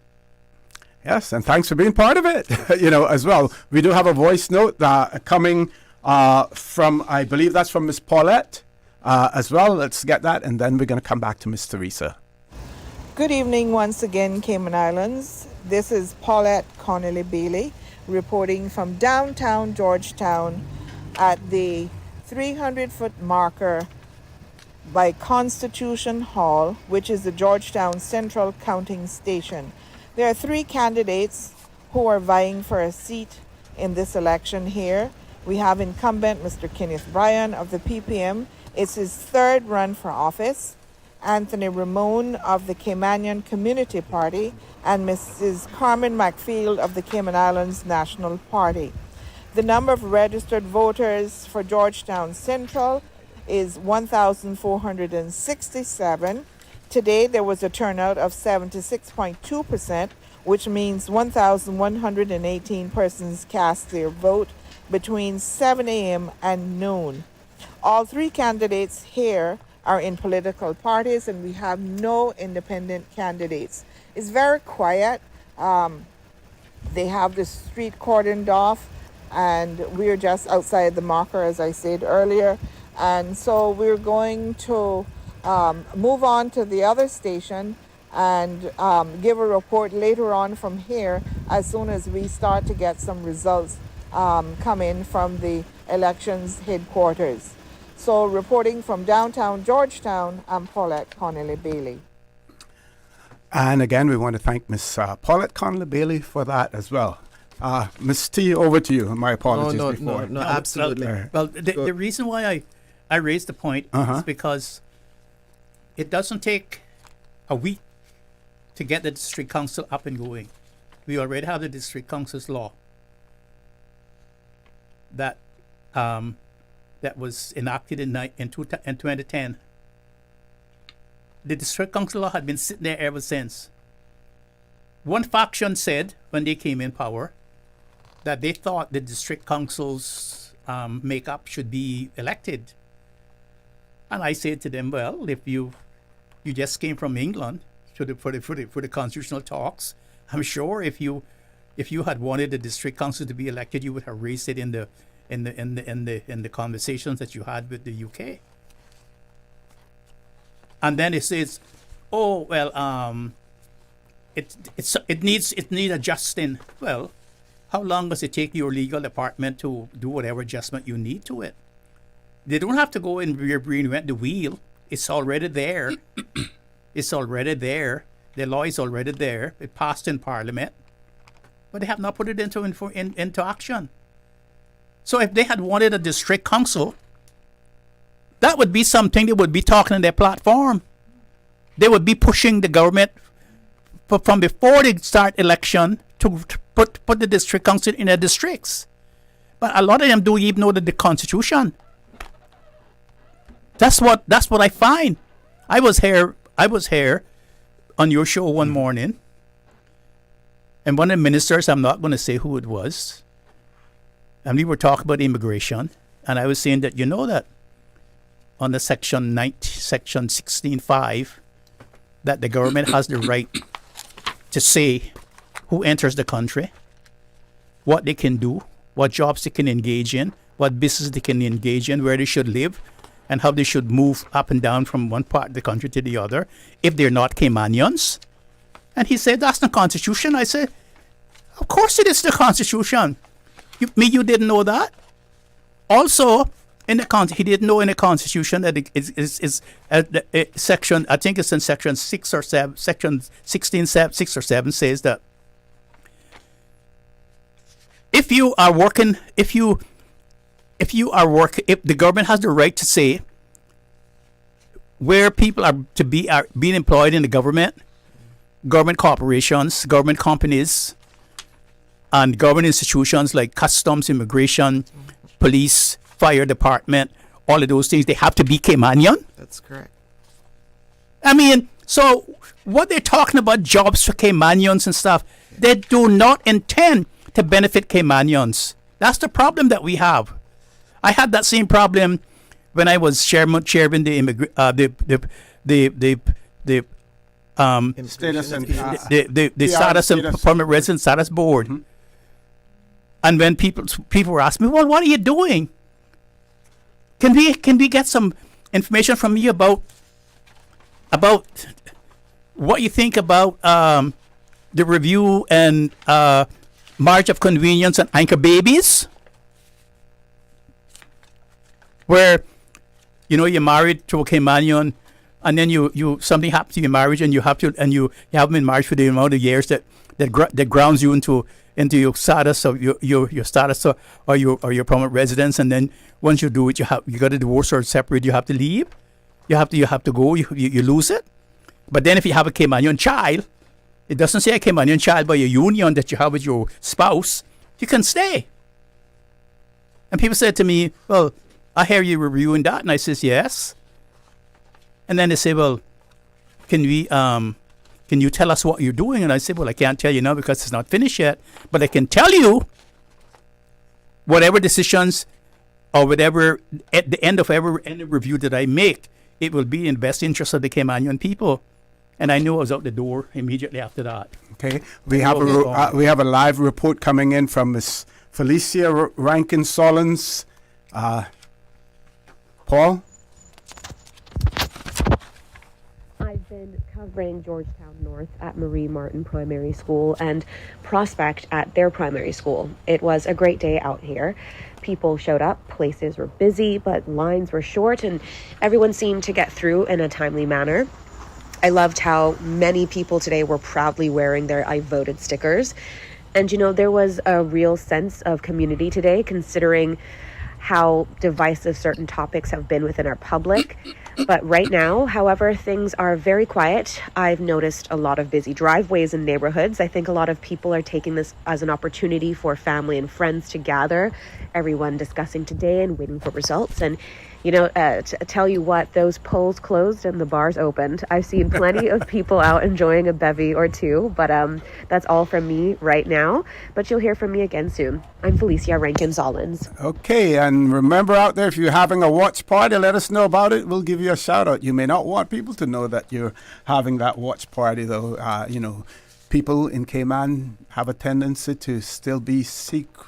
To have that secrecy surrounding who they support. Yeah, your ballot, when you cast that's a secret ballot. That's between you and your God. But, if you're a party member, or maybe not a card-carrying party member, but you support a particular party, nothing wrong with people knowing that that's what you do, or a particular candidate as well. Miss Theresa, we have to get to you this time around. No, it's okay, because a number of things that Steve just shared were thoughts that came to mind. And as a matter of fact, I was going to reiterate what you said at the very beginning when you spoke about district councils, because if you have a party and you don't have people signed up to the party, I mean, who are you going to populate the district council with? I just say that as an aside.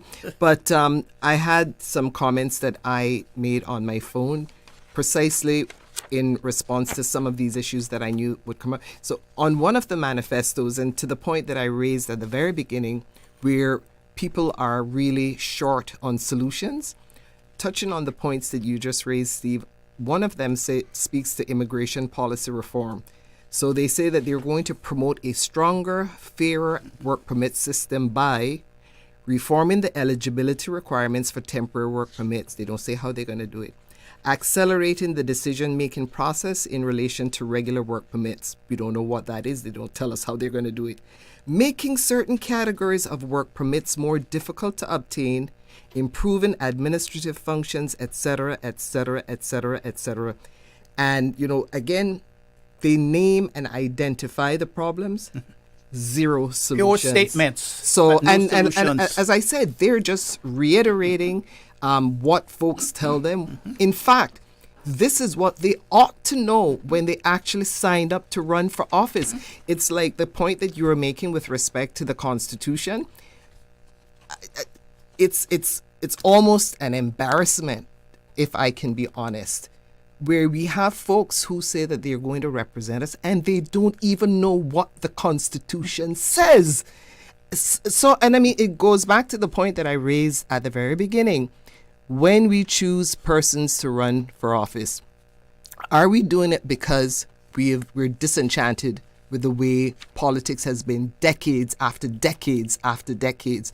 And then we sell our votes, and in return we get the fridge, we get our roofs done and so on, because folks, like I said, believe that every 4 years this is something you get back in return for going out for 5 minutes to vote. Or do you vote for something different, whatever that difference is, even though you feel that, these persons may not have the competences that you're looking for, but can we fail?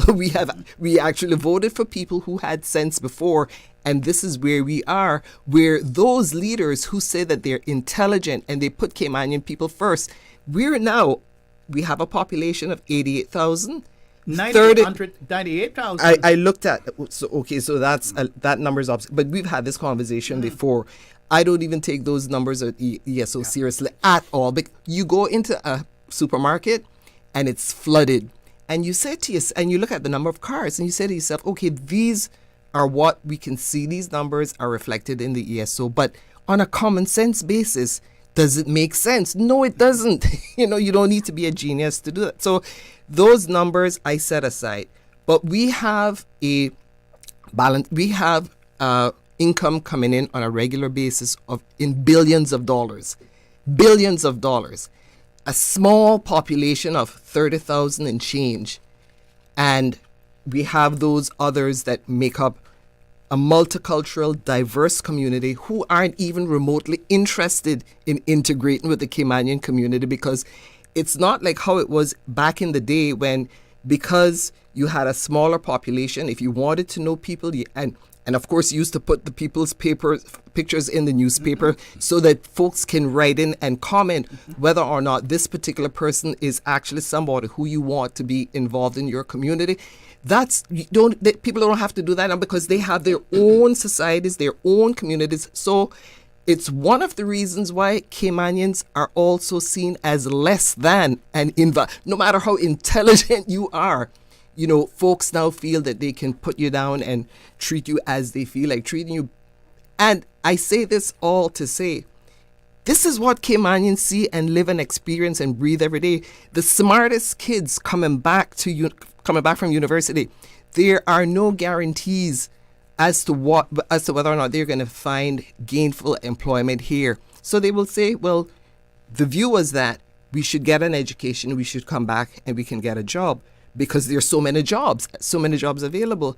And then we're going to ask somebody who is a recent graduate to compete with somebody that we're bringing in from the UK or some other place to do a job who has 8 years or 9 or 10 years experience, and having the Caymanian compete against someone like that. There is no rational sense with anything that's going on. So to say, what I started to say, Caymanians then feel, well, we voted for people who had sense. This is where we are. So let's vote for people who don't got no sense. They can't do any worse than what. And I've been told that. So there you are. I think we tried that in the last election as well. I don't want to say that people didn't have any sense, but I think we tried that in terms of not as much experience when we saw the number of independents that come, and that didn't work either. The intention wasn't to be pejorative, but the intention was to communicate in a way that you hear people speak on the ground on an everyday beat. That is what they will tell you. Yes. Yeah. Yeah. Well, we need to hear from Mr. Carl Brown, as well. And yes, your discussion points are poignant, they are salient, and they're explosive, and they're so relevant. Our district councils, it appears that the politicals who engage in process of becoming an MP feel a sense of, I've got the power, I'm going to use it. I have my advisors from my circle, and that is it. Mm-hmm. And they feel less accountable. They do not feel the demand of the Constitution, which it is a demand. It is a requirement. It is, you shall. Not. Shall is a declaration. And it is a complete disrespect to the Constitution for representatives who know that this is part of process, not to apply it when it can be easily deployed. I think that is going to change based on the spirit that I'm seeing coming across with especially younger people who want a voice and are not going to be excluded from that voice anymore. And if the politicals who succeed do not implement this, they are going to come right behind them and implement it themselves and require them to comply or be recalled. I see that as happening because I see a significant change regarding district councils. And it's interesting because I think OC and I were both flipping through two manifestos looking for those district councils. I won't call the name of the party, but I didn't find anything in the one that I was looking at. Why not call the name of the party? It's not in their manifesto. It appears to be an so inconvenience. It's not a big deal. Yeah, when we go through all of them, we can say which ones have truly it become democracy. Mm-hmm. So I'm flipping through the Caymanian Community Party's manifesto, and I believe, Theresa, those first 3 points that you made about immigration, so yes, is coming straight from that manifesto. And well, you called it, I didn't. Well, it's in the manifesto. It's public. It's on my notes. Yeah, it's public. For public use. Yeah. The problem that we have with immigration is that I understand when we were 12,000 people, 14,000 people, and we were growing in the 1960s and 70s, even in the 1950s when most of the men were away at sea. And then we were having all these technical jobs and there was no one to do them. And we were enticing people to come to do them. We gave them housing. We gave them free passage. We gave them all of these incentives to come to the Cayman Islands to work. But today you can come from Nepal, or you can come from Philippines, or you can come from Jamaica, or you can come from any place. And you can just say, you're coming on a holiday. And I always wonder, well, if you're coming on a holiday through the airport and you tell the immigration officer, I'm coming on a 2 weeks holiday, well, he puts you down as a holiday because that's a stamp in your passport that say you should not solicit work or work while you're on a holiday, and then you go to work. I remember I had a client one time who did that, went to America, went to the embassy in Jamaica and got a visa as a visitor, went to America, and then he got a job over in Miami, and then he had to go back to the visa in Jamaica to change his status with a work visa, and they canceled his visa right away and say, you told us a lie. You didn't intend to go to America as a visitor. You went to find employment. Well, we have the same thing here. You can come without any money in your pocket, without any trade or business or anything, and you can get a work permit, temporary work permit, and that's a gateway to becoming a Caymanian. It shouldn't be. And it shouldn't be. I mean, it shouldn't be. We should have the right to say, okay, there are 25,000 people in our country, 20,000 people. We want you and you and you and you to become Caymanians, and when we decide that, it shouldn't be that they come here and work for 8 years and then they have the right to apply, and then we have to we have to entertain that right, and then if we refuse, then they can take us to court. The thing is, it's like a fairy tale. Steve, at the core of all of this is taking back control of these islands. And not one, not one Yeah. of our politicians, with the possible exception, like I said, of one who I thought took the time to think through the immigration issue, and who was steadfast and unwavering in saying, one, I'm not embarrassed to be a Caymanian. He says, the person said, I'm so tired of being bamboozled, and I'm paraphrasing for deliberately. I'm so tired of being bamboozled and having to apologize for being a Caymanian. This particular independent also said, I'm not ashamed of wanting to take control of my island. And why shouldn't we put a freeze on permanent residence or status for as long as it takes for us to wrap our minds around what is going on in this island? What do we want 5 years, 10 years from now, and how are we going to achieve it? But you know what? The handlers, all of these glossy manifestos that we see putting up these signs, the colossal cost of running one of these campaigns. And people aren't even embarrassed about it. It's in your face. So folks kind of certainly persons who think through these issues, you sit back and you know what the election law says. And you know that you're only required to report X amount within the month before the elections. But before that time, when all of the millions of dollars that's being spent, which could be adequately spent devising real policies that benefit Caymanians, and even finding alternatives to sustainable revenue measures, not one of them, not even one, took the time to sit down and think that through, recommend it to the community, and say how we are going to achieve it. It's a shame, because guess what? They take the population for granted. And why shouldn't they? We don't hold them accountable.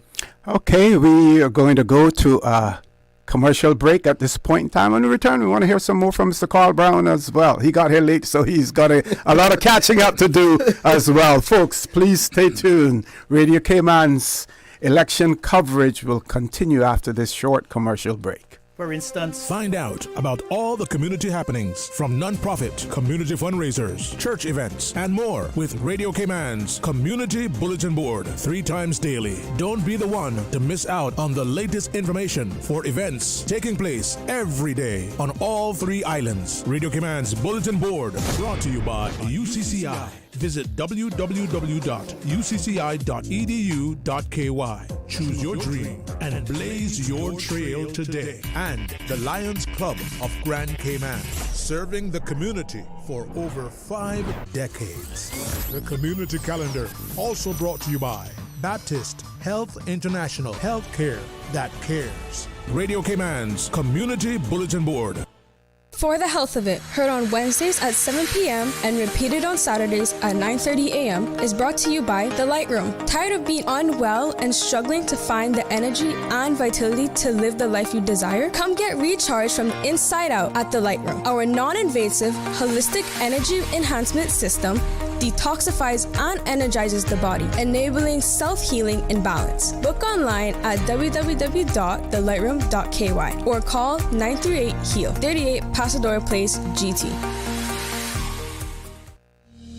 The Economics and Statistics Office is currently conducting the annual business surveys until June 13th. The surveys collect information to answer questions like, how did the economy perform in 2024? In 2024, how much did foreign companies invest in the Cayman Islands? The surveys include all relevant entities that produce goods and services in the Cayman Islands. The surveys are confidential under the Statistics Act and are exempt from the Freedom of Information Act. Your response matters. Do your part. Fill out and return your survey forms to the ESO. Remember, better data, better decisions, better business. For assistance in filling out the forms or for more information, visit eso.ky or call 244-4676 or 244-4600. Are you a parent in the Cayman Islands facing challenges with your child's behavior, navigating separation, or struggling with your teenager? You're not alone. The Family Resource Center is there for you. Their team of professional parenting practitioners will be offering several programs in May. Whether you're raising teens, experiencing difficulties resolving conflict as you go through a separation, or want to learn more about ADHD, or simply upskilling your parenting strategies to support you through a myriad of concerns, we encourage you to invest in your family's well-being. Learn more and register before spaces are full. Contact FRC at gov.ky or call 949-8789 today. Take the first steps towards a happier, more harmonious family.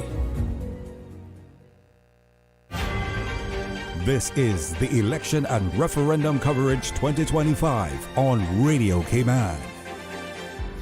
Good night and welcome back to Radio Cayman's coverage of the elections here in the Cayman Islands. As all of you may know, the count was to start at 7 o'clock. I am made to understand that there may have been some constituencies where it may have started a little bit later, but I can safely say that the count is now on its way in all of the constituencies as well. In the studio with me, we have our own Miss Catherine Miller. We have Mr. Carl Brown in the studio with us, Dr. Steve McField, and Miss Theresa Pitcairn. And we have a voice note from one of the candidates. Paul? Good evening, and thank you for asking Radio Cayman. The day went, at least I think for candidates, extremely fast. It was high pace from the beginning, lots of voter turnout and energy. As soon as the polls opened, lines were formed, and then throughout the day, there was a steady flow, I think, for many of the Caymanian Community Party constituencies. And it was a pleasure to see our citizens exercising their right to vote in an orderly and a joyous fashion. So now we're at the count, but so far it has been from the candidate's perspective, a fast-moving day, and now we are gearing up for the count and the results. Thank you, Cayman, for participating. Thank you to the voters. God bless, and look forward to further updates. Folks, that was the voice of Mr. Andre Ebanks, the leader of the Caymanian Community Party, and of course, he is one of the two candidates seeking to represent the constituency of West Bay South in our parliament. So, folks, one of our listeners has written in and said, ask Dr. Steve, who is responsible for setting up the district councils and particular MPs or people themselves who were responsible, for it. But before you answer that for us, let's hear from Mr. Carl Brown. Did you vote today as well? I did, and how was the process? To really lift my hat to the election system and process that we now enjoy. They're very efficient. They paid specific attention to not only making sure that the system was secure from a visual point of view, but it was the processing pace was at a pace that would excite the voter to go and encourage their family members to come out and line up to do their vote. The separation of from the moment you interface with where you presented your identification to where you were double checked and crossed off, and then proceeding to do your civic duty. And then right after that, you are leaving the exclusionary zones, gave a reassurance that we do have a system that is enviable, all things considered. Another observation from my perspective is successive years of election cycles have been interesting. We have evolved from the multi-member constituency, which was exhausting in its in the harvesting of results. Today we are now a single-member constituency, so the processing is a little more pencil-tuned. exact. So the area and responsibility for the electoral office becomes easier, if I should say that, in spite of the fact that we have an increase in electors. So we will get results a little more faster than we have done in times past, irrespective of the fact that we do have a number of zones that have accelerated. So our fastest growing district is Georgetown, West Bay South, I think it is, that has gone to 1,773 people. And their demographic is also interesting because they include a number of new Caymanians, which is going to be quite a harbinger of change in our next election. Another point of observation for me is we all thought that our election process this year started a lot later than we were accustomed to. And there are certain junctures that we were accustomed to that indicated to us that we'd have a good idea who would be in and who would be out. This year, all of that is gone through the window. We started later, but in taking a look through the rear view, it's a good thing that we did. With the democratization of information, with real-time discussion pieces becoming a flashpoint, accessing all of our market segments, with conflict being easily aired, and with the advancement in technology and the access to what somebody said and contention, people have not been able to sleep. As in times past, we would wake up to go grab the compass to find out what went on and listen to Radio Cayman's news to see what went on, and we would have that gap to catch a breather. Mm-hmm. There was no breather this time. It's a good thing that we started later because for candidates and even electors, they are at this point really exhausted like never before. Even the candidates. Even the candidates. Even we are. So it's a good thing we have started later. And the 24-hour cycle of news, the 24-hour cycle of accessing through social media does not allow the elector to sleep or the candidate to sleep. So I think that from here on, we are going to have a bit of reticence on the part of those who are going to be standing for election, because this process probably for some was not that worth it because of the demand and the demand for them to be accountable for what they stand for. Yes. Also reflected in the fact that we have an increased curiosity from Gen Zers and millennials. Gen Zers who are born from, I think it's 1996, and no, that's millennials, and the Gen Zers are from 1997 through 2012. An increase in their participation in different than in times past, where we had this voter apathy. That voter apathy has evaporated. It hasn't evaporated. Yeah. It's almost still the same. It's still at 4%. Still at 4%. Yeah, still at 4%. Well, there was a couple hundred more that registered this year, but it's still around 4% of the Gen Z population. We do have somebody live on the phone. Yes, go ahead. Calling with a report. So let's take that call. Mm-hmm. Yeah, it's Jared here in Bodden Town West. Go ahead, Jared. Can you hear me? Yes, absolutely. Go ahead. Yeah, this is a little different than the past elections I've covered here. The polling stations where the counting is taking place in times gone past, we used to have someone that would come out, an official that would give us a running count a little bit, but that seems to have gone to the wayside. But I know, OC, at one time you were in charge of the elections process. Has that changed in any way, shape, or event? Well, everything was channeled through the command center for the elections office. What you would normally get is you would get candidates or their counting agents who may come out and give updates to some of their supporters, and you may be able to garner something from that, but not the elections, the officials from the elections office. They're only going to give you, they may give updates after each ballot box has been counted, and then, of course, on the final count, but that's all you'll get from the elections officials. Everything will be channeled through the command center. And that's 1,744 votes to be counted. Yeah.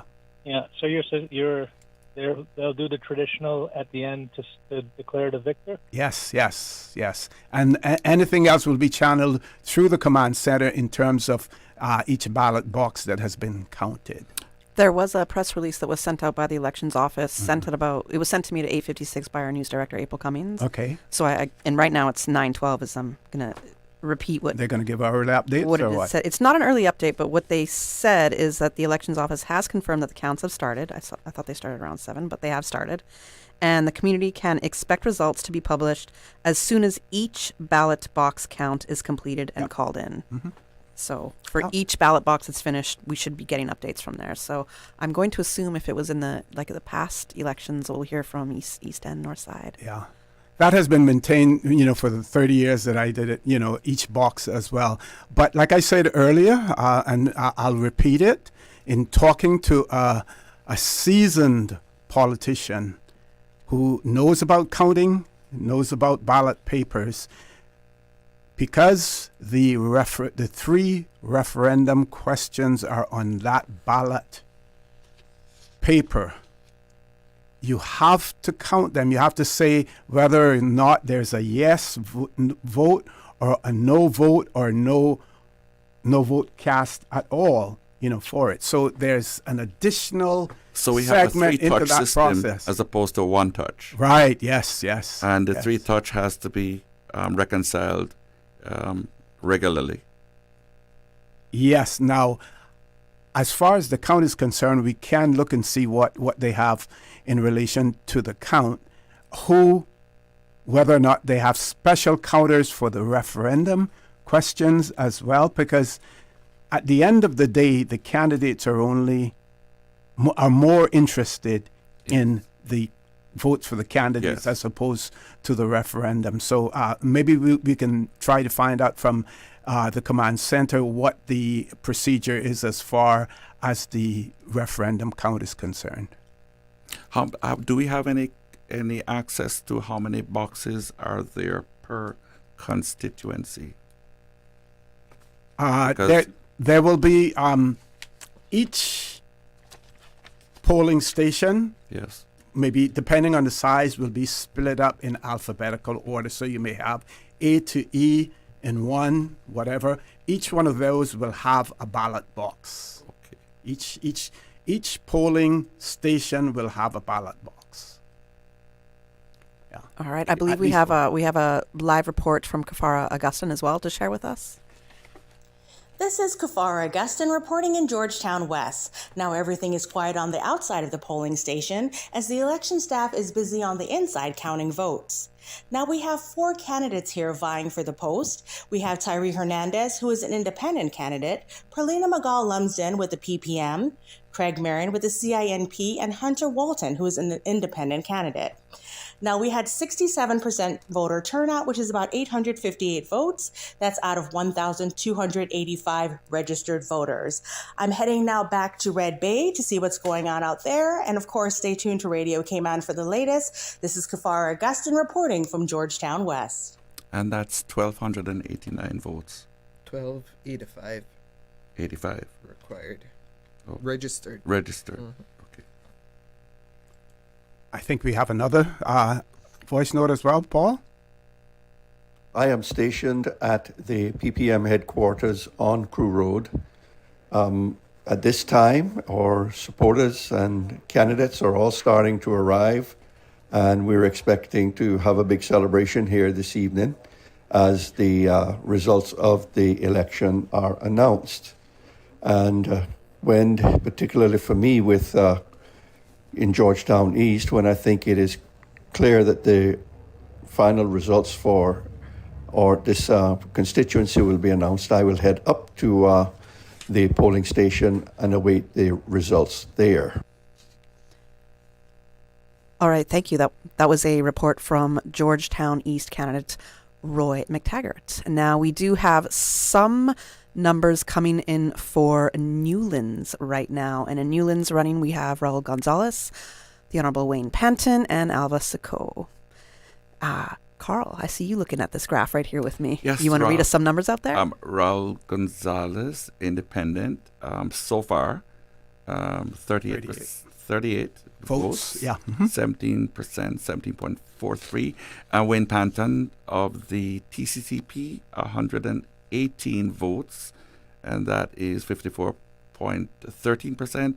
And Alva Sacco from the PPM has secured 60 votes at 27.52.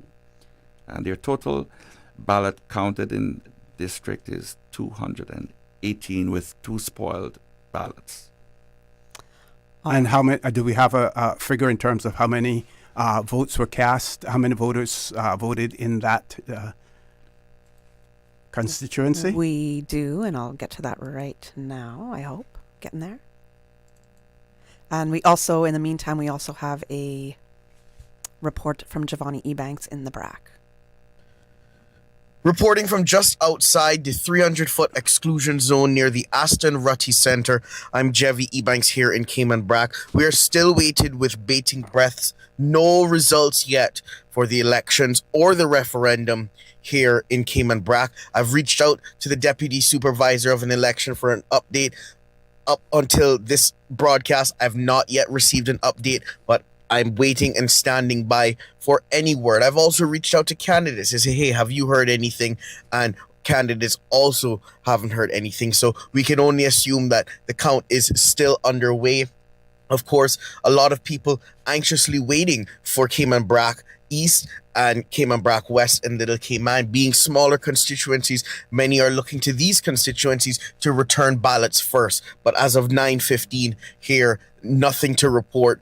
I wait anxiously, and as soon as I have information, I'll be happy to report it to our Radio Cayman listeners. But for right now, no update. The count is still going on. The wait still happens, and we're going to be here to the bitter end until we get the results. So that's the update from me right outside the 300-foot zone near the Aston Rutty Center on the Bluff in Cayman Brac. Reporting for Radio Cayman News, I'm Jevi Ebanks.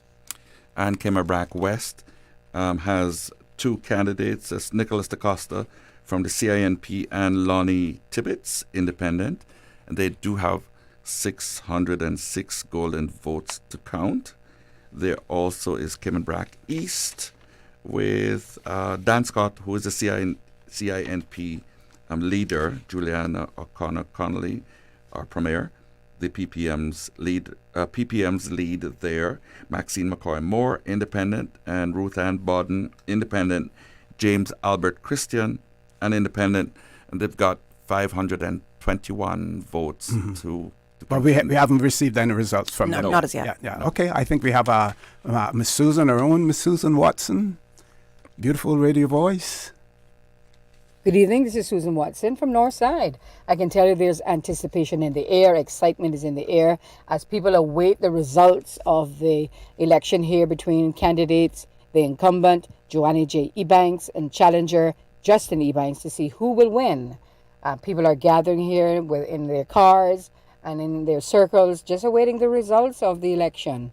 Eligible voters in Northside was 1,007. 849 persons voted, which is equivalent to 84.3%. Clearly, some people did not exercise that democratic right to vote, and that is their right. But I can tell you, as I look out into what's happening here in front of the Craddock Ebanks Civic Center, over there it's kind of quiet. I'm sure there's counting going on inside of there. But outside and within the 300 mark, people are gathering, and more cars are coming in now. So we'll give you another update a little later on. For Radio Cayman, I'm Susan Watson, reporting in Northside. All right, that was a great report from Susan. And she said it's a little quiet. The crickets started sounding right there in the background at the same time. So, OC, you had asked a question about how many voters for Newlands? Yes. So we have on our screen in studio, we have 1,659 eligible voters for Newlands, and the total votes that came out are I think we have 1290. 1290. voted. Yes, you got Yeah, it. mhm. I have to come even closer to the screen here to look. I know. Apparently, I have it to is get some challenging. readers. Yes. And that makes up about 77.8% of voter turnout that were actually polled. So that's for Newlands. And for those who might not have heard, as we gave the Newlands count, it's right up there on our screen again. And Carl Brown had said we have Raul Gonzalez with 38 votes, which makes up 17.43% of the votes so far. Leading right now is TCC candidate, the Honourable Wayne Panton, with 118 votes at 54.13% of the votes, followed by Alva Sacco with the PPM at 60 votes, which makes up 27.52%. So far, that's 218 votes counted, 2 spoiled ballots, and we can say that so far, Wayne is doubling with his lead. Mm-hmm. And some persons are curious to know why we're getting from one district and why we're not getting from others. And I would expect that there's going to be some uniformity in terms of the way that the results are going to come out. At least the official results will come out through the command center for the elections office. I believe we have Miss Anita Khan on hold. Miss Anita, how are things going? Hey, OC? Yes, ma'am. Go right ahead. Okay, I'm still the only goat herd out here, but Kathy just read the stats, what we got so far, and I was just about to call and give it to you when she read it. So I can run them by again. In the lead, we've got Wayne Panton from the TCC party with 118 votes. Raul Gonzalez Jr. coming in at with 38 votes, and of course he's an independent. And Alva Sacco with the PPM, 60 votes. They had 2 spoiled / rejected ballots, and I guess we're going to continue because how many, let's see, we have a total of 1,600 electors in the electoral district of Newlands.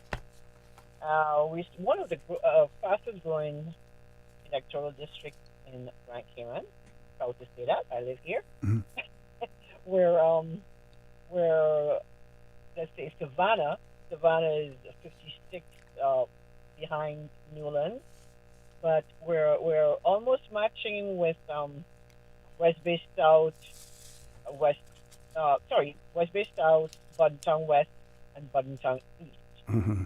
Anita, can you tell me those figures that we just read out there and you shared with us as well? Where were you able to gain those from your source there, or are you relying on the same source that we received it from? Same exact source, OC. Actually, Okay. I was sitting here waiting. Nobody, the policeman just raced me across back in the bush. He came out of nowhere, and I had to go back in the bush. But anyway, I took a drive earlier because there's nobody here. Mm-hmm. Normally they are here by this time, all excited and wanting to know what happened. But so I took a drive over to the gas station in Savannah, and everybody there's a watch party, as JJ mentioned earlier. There's a watch party behind Wendy's at the constitutional office of the TCCP. But for right now, let's see, this is all we have. 38 votes to Raul Gonzalez Jr., 118 to Wayne Panton, and 60 to Alva Sacco. All right, thank you. That was a live report from Anita on the ground. Live and well. Live and well, excellent. Anita, did you go out and vote today? Oh, yes. I was in a line from 2 minutes after 7. Oh, wow, bright and early. Yeah, the line was all the way onto Hearst Road. And it took me about an hour exactly now because I came out of the booth at 8:02 when I checked my phone. No, my phone, sorry, when I got back to my car. Okay, and it was a seamless experience for you? It was. I knew most of the girls in there, so it was kind of nice to see people you hadn't seen in a while. And it was a nice atmosphere on the outside too, even though it was hot. The sun rising early in the morning, but you had. I saw people today I hadn't seen in a long time, and it was kind of nice to just say hi and catch up. But it was a good atmosphere this morning, and I'm pretty sure it was the same around the islands and then the Camelback came on. Grand came on as well. Yes, So, excellent. You guys did a great job. Thank you so much. Thank you, Anita, and keep giving us your live updates. Let us know what's going on the ground where you're at. Well, I can go home because you guys are getting this. No. Well, we want that final count, and we want to get that atmosphere that's coming from you where you're at. So. Yeah, but I'm a one woman party out here. I saw Shonda from the Compass somewhere around here. She disappeared. Okay. So it's good to have some company. But anyway, you guys do your thing, and I want to say thank you for having me on. No problem. Thanks for giving us an update, Anita. And that's 77.8 turnout.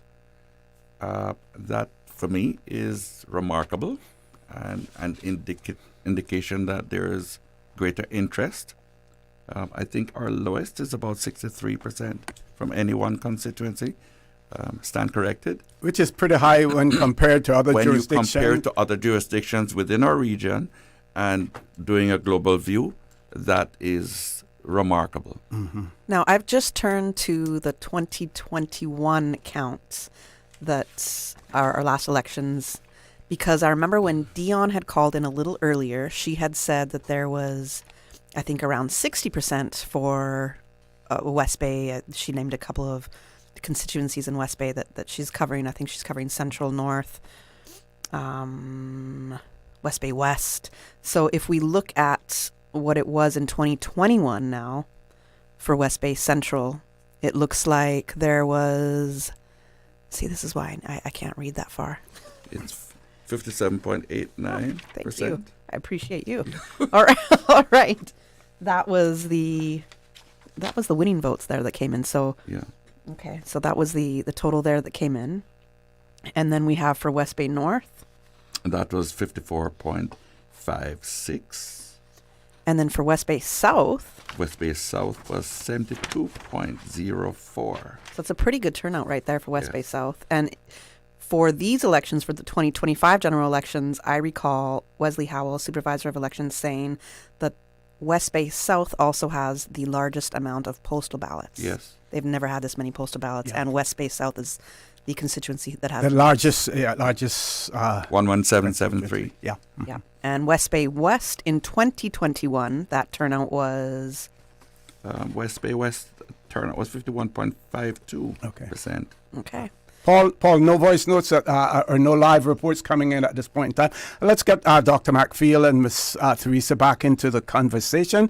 So, one of our listeners has asked, they say that they would like to hear us give some recommendations on how we can improve our elections process, as well. So we can start with the Boundaries Commission report right, implemented. and we also the registration process, because there are persons who are still critical of the quarterly reporting process, whereas there are some jurisdictions where you can literally register to vote right up until the day of the elections as well. Anyone? In fact, there was an attempt by 2 voters to do that today.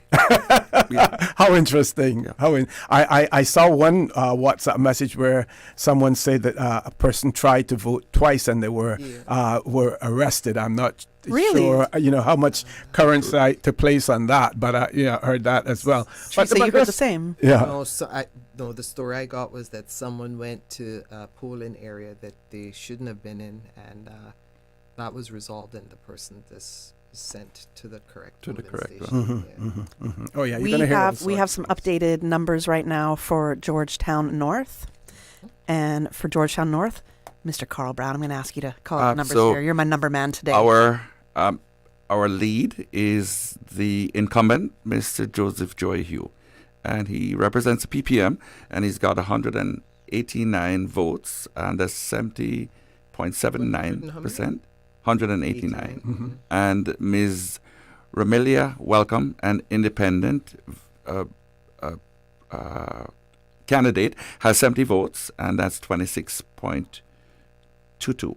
And there was a rejection of 8 votes, 267 votes in total. And the eligible voters in Georgetown North is 1,363. 1,363. And the total number of voters that came out was 878. Now, going back to our early conversation, right, when we were talking about political parties. Now, this is just, preliminary results, small portion, of the votes. But again, depending on the results, we have seen, Doc and Ms. Theresa, where a party has put their candidate in what would be considered a quote-unquote safe seat to ensure that their party leader is elected. And that is extremely important. Now, I know when I did interview the other candidate, Ms. Welcome, she said, part of her motivation for running was there was no one else opposing him in the district, and she couldn't really sit down and let him go in unopposed. Those were her, not exactly her words verbatim, but the gist of, that was her essence. Of what the essence of it, as well. Doc, you got to get your leader in if you're a party. If you don't get your leader in, you're in trouble. Well, it's a difficult. If you're an incumbent, if you're not an incumbent, it's a different. It's a difficult. Bring that mic a little closer to you, Doc. If you're not an incumbent, it's a difficult constituency to win, because of the economic stratification in that district, in that electoral district. Half that district is the upper class people, the middle class and upper class people, and the other half of that district are the poorer people. And as I have said all along to other people, ask me what I thought. In the district like that, the people who has the larger amount of wealth are going to be the people who come out to vote. The people who are poorer are not the people who's coming out to vote. That is the trend in Cayman. And that district now, Rumela would have stood a better chance if they had put in the boundary report, because their boundary report recommended that district, electoral district, should have been extended down to Shaden Road. Kenneth would have lost some people in Shaden Road, but he would have gained some people like in Tropical Gardens and other places. Now, the two enclaves in that district where the poor class people live, Rock Hole, Banana Walk, Copper Boilers, Swamp, Dog City, and so forth. And then after you pass Dog City, you go into Whitehall. What they call Whitehall, and then you go into the other subdivision there with the canal where all of those people live. Billy, what's the name? They started the subdivision from Cayman Brack. Yes. And then you have all the way down to that constituency goes all the way down between Ritz-Carlton and Villas of the Galleon. That's the Crystal line. Harbor. Mm-hmm. Yes, that's the line. Yes. They're not going to vote for Rumela. And Rumela would have to have a different pitch with those people who live in that area. And then when she gets into the area where most of the colored black people live, their poor people live, she'd have to have a different voice. So she would have to be talking like a Spanish machete on the two sides of her mouth to be able to balance both. Because there are two market segments that are adverse. Exactly. Well, I'm going to interrupt there and say, she mentioned to me a prominent, not a person of color, who was going to endorse her in that constituency. Mm-hmm. And she did. And she spoke about the reception, the positive reception that she had received from the condo owners in that district. I don't believe that we have too many people of color owning condos on 7 Mile Beach. I want to say, sorry, before we go any further, we do have updates on more constituencies, and right now we are looking for West Bay South. Yes. And we have incumbent Andre Ebanks with the Caymanian Community Party, if you want to give us those numbers. He's the leader of the Cayman Community Party is at 163. That's Andre Martin Ebanks, and he's 69.96%. And Sterling Duane, who is opposing him, is the independent at 70 votes at 30.04%. And the total ballots are 233, with none that have been rejected so far. Okay. Paul, we had a report coming in as well.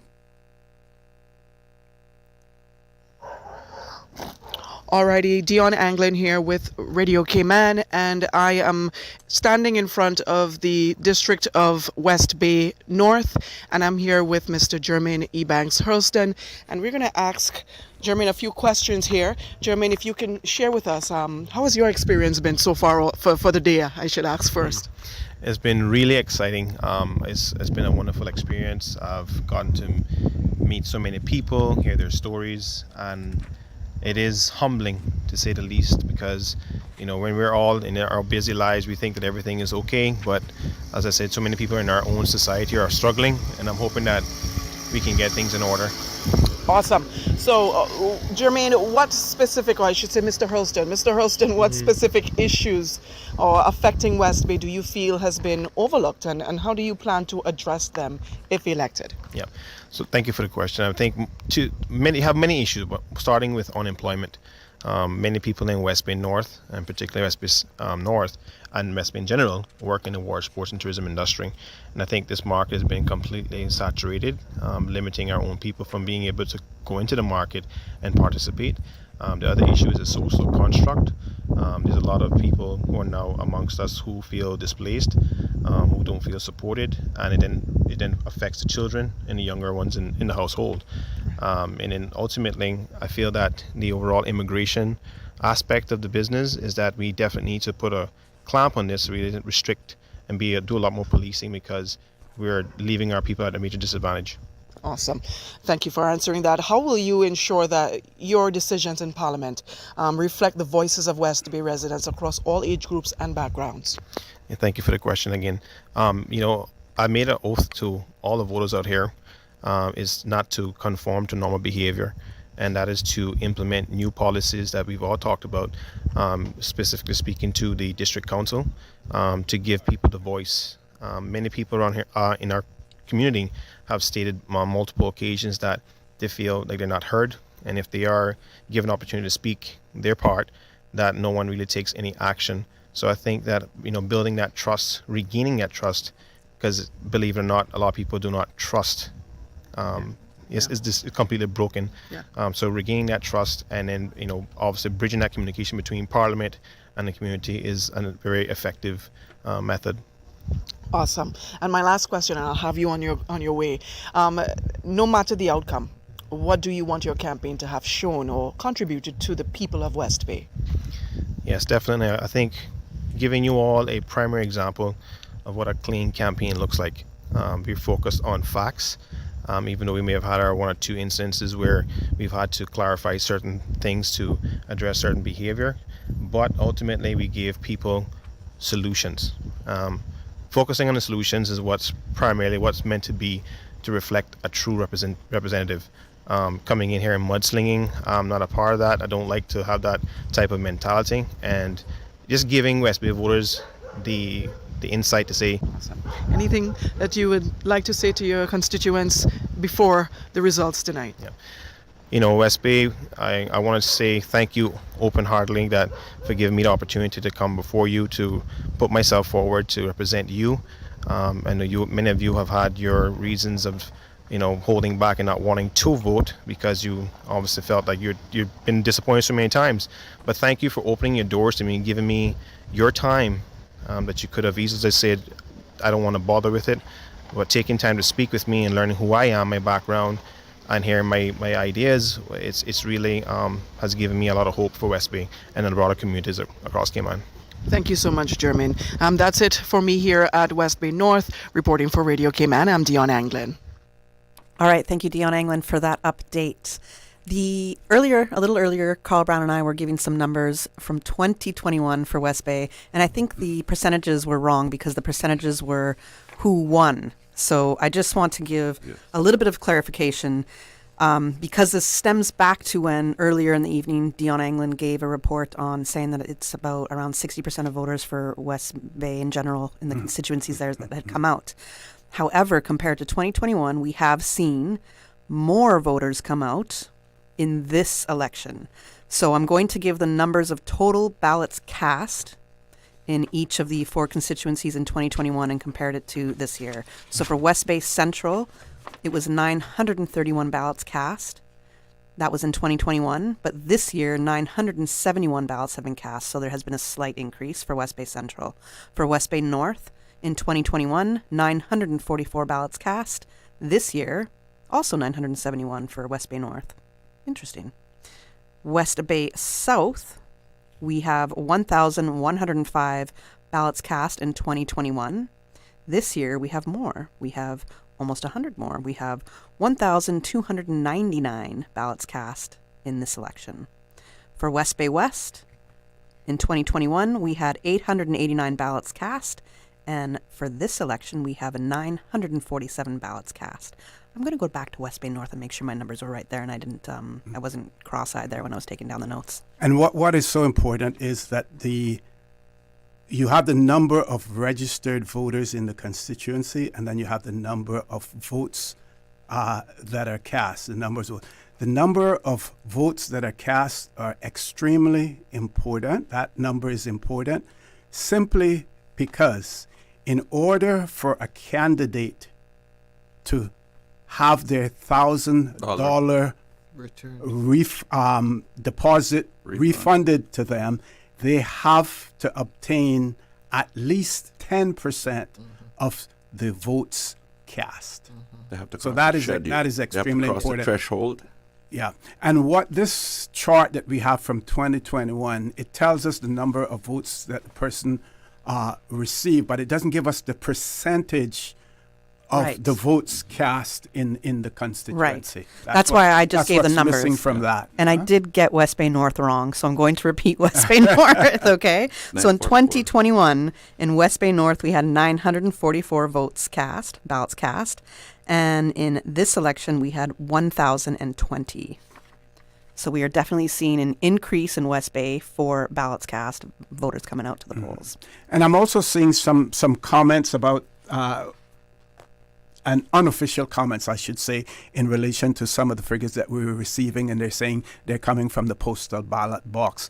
But correct me if I'm wrong, but I believe that the supervisor of elections did say that what they were going to do is they were going to take those postal ballots and mix them up with the regular ballots so that you couldn't distinguish the postal ballots from the other ones. So if he's doing what he said, then what was put out there on social media may be incorrect as well. Correct. That was correct. I remember that as well. Mm-hmm. But you know that there are ongoing updates at the elections office, because I'm getting all of these numbers here as well, showing me West Bay Central, showing me who's leading and so on. So I'm not sure what's... You want me to... I'll hit up West Bay Central. That's what I'm doing right now. I'm going through all of the... Okay. So for West Bay Central... Meanwhile, we'll take Jared's report. All meanwhile, right, let's take Jared first. Mm-hmm. On the side, reporting for Radio Cayman, this is the Iceman, JJ, Jared Coe, and in Bodden Town West, in the heart of West, with one of the candidates vying for the election, one of the three for this single-member constituency, Mr. Christopher Saunders. Good evening, sir. How are you? Good evening, Jared. Tired, but just glad to be here. Glad it's over. And were you one of those early voters, or... I know you have a family tradition, so how does it work? No, well, I was there early to make sure that my team was in place and my team was set up. Then I would normally come back home and my wife and I would vote together. The family that votes together stays together. Something like that, yeah. And anything special to say for your constituents? No, I'm just, for those who came out and vote, I just want to thank them for exercising the democratic franchise. You know, I've always said that the purpose of election isn't to determine winners or losers, but rather to determine the will of the people. And that's pretty much what the election is. And the most important thing for us now is recognizing that, you know, elections sometimes divide both families and friends. It's for us now to start the rebuilding process, start the healing process. Remember that we're all Caymanians and just move forward now. Yeah, I think I remember off mic you said something that was quite interesting, that you guys have been talking for the last month and change, and now it's time for you to be quiet. Exactly. No, well, you know, we were part of the campaign is when the politicians speak, and now today was the time for the people to speak. And whatever their results are, it is our job to respect those results. Well, thank you very much. And when the final count comes in, I'll be looking for folks. No problem. All the best, Jared. And thanks for the job that you're doing. All right. Thank you. That's Bodentown West candidate, Mr. Christopher Saunders, for Radio Cayman's news and election coverage. This is JJ the Iceman, Jared Coe. All right, thank you so much for that report from Jared Coe and hearing from incumbent Mr. Christopher Saunders. As Theresa had pointed out, we do have some results rolling in. These are not final results as yet, everybody, but we do have some results rolling in for West Bay Central.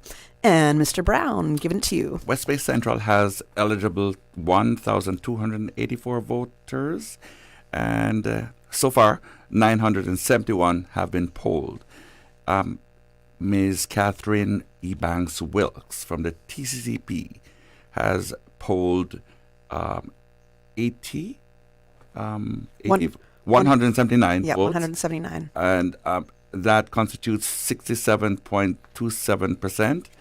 And Ms. Jewel Hides, the independent candidate, has secured 93 votes, and she is at 31.95%. So those are the regular ones. Now there's a total vote column as well. Yeah, total vote. Previously they didn't have the postal and then just the regular ballots cast. So now we have a third column for the total votes. So it's 259 for Miss Catherine and 123 Wilt and 123 for Ms. Jewel Hides, independent candidate. All right, so Miss Catherine Ebanks Wilkes is more than doubling so far.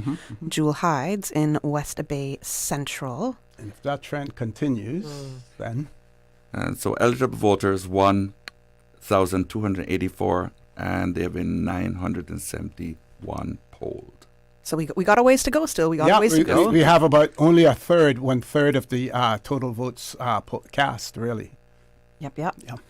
There was, we were discussing millennial voters, and you were addressing... we got more. Yeah, we've got more. We got more coming in.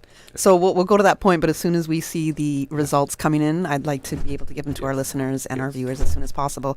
So right now, this is for the district of Red Bay. And we have Philip Ebanks, an independent, who is now at 36 votes, and Leon Gold, an independent, at 9 votes. Roy Tatum of the PPM at 105 votes, and Dawn Thomas of the CINP at 79 votes, and Natasha Melrose Whitelock at 73 votes. They have a total of 1,430 eligible voters, and there is a total polled of 1,064, or 74.41% of the vote. What's the total number of voters in that district? Total number is 1,430. Okay, so... But the ballots cast was... But the ballots cast 1,064. was 1,064, which is a good showing. 74.41% is admirable. So we're less than a third of the count there as well. Yes. And 1/3. So it can go anywhere right there, but we do have Roy Tatum in the lead. Roy Tatum representing the PPM for Red Bay. I'm gonna keep cruising through these results to see what we might have next. Paul, I think we're gonna go on until about 10 o'clock and take a break at 10 o'clock. How about that? So to the point that I made earlier at the very beginning of the conversation. You heard people. Can you hear? Yes, just have the doctor come closer to you. This way. Yeah. Sorry. I missed what you said, Theresa. Can you repeat that? I was saying that the cry among the community was no PPM, no PPM, no PPM. Take a look right now to see who's winning. This is not to suggest that the PPM as a party is going to win, but it just goes to the heart of what I was discussing at the very beginning of the conversation. Yeah. Parties have been evolving, and they have waxed and waned from Ormond Panton's days. Our challenge with parties establishing their rhythm in comparison, well, we'll come back to that. We are now on... We are on Georgetown East. Georgetown East. And Oscar Bodden. Oscar Bodden, Yes. independent candidate. And he has secured 12 votes. We have Emily DeQ. She's from the TCCP. She's secured 48 votes. We've got Vassal Johnson Jr., Bud, at 91 votes. And we've got Roy McTaggart of the PPM up for 119 votes.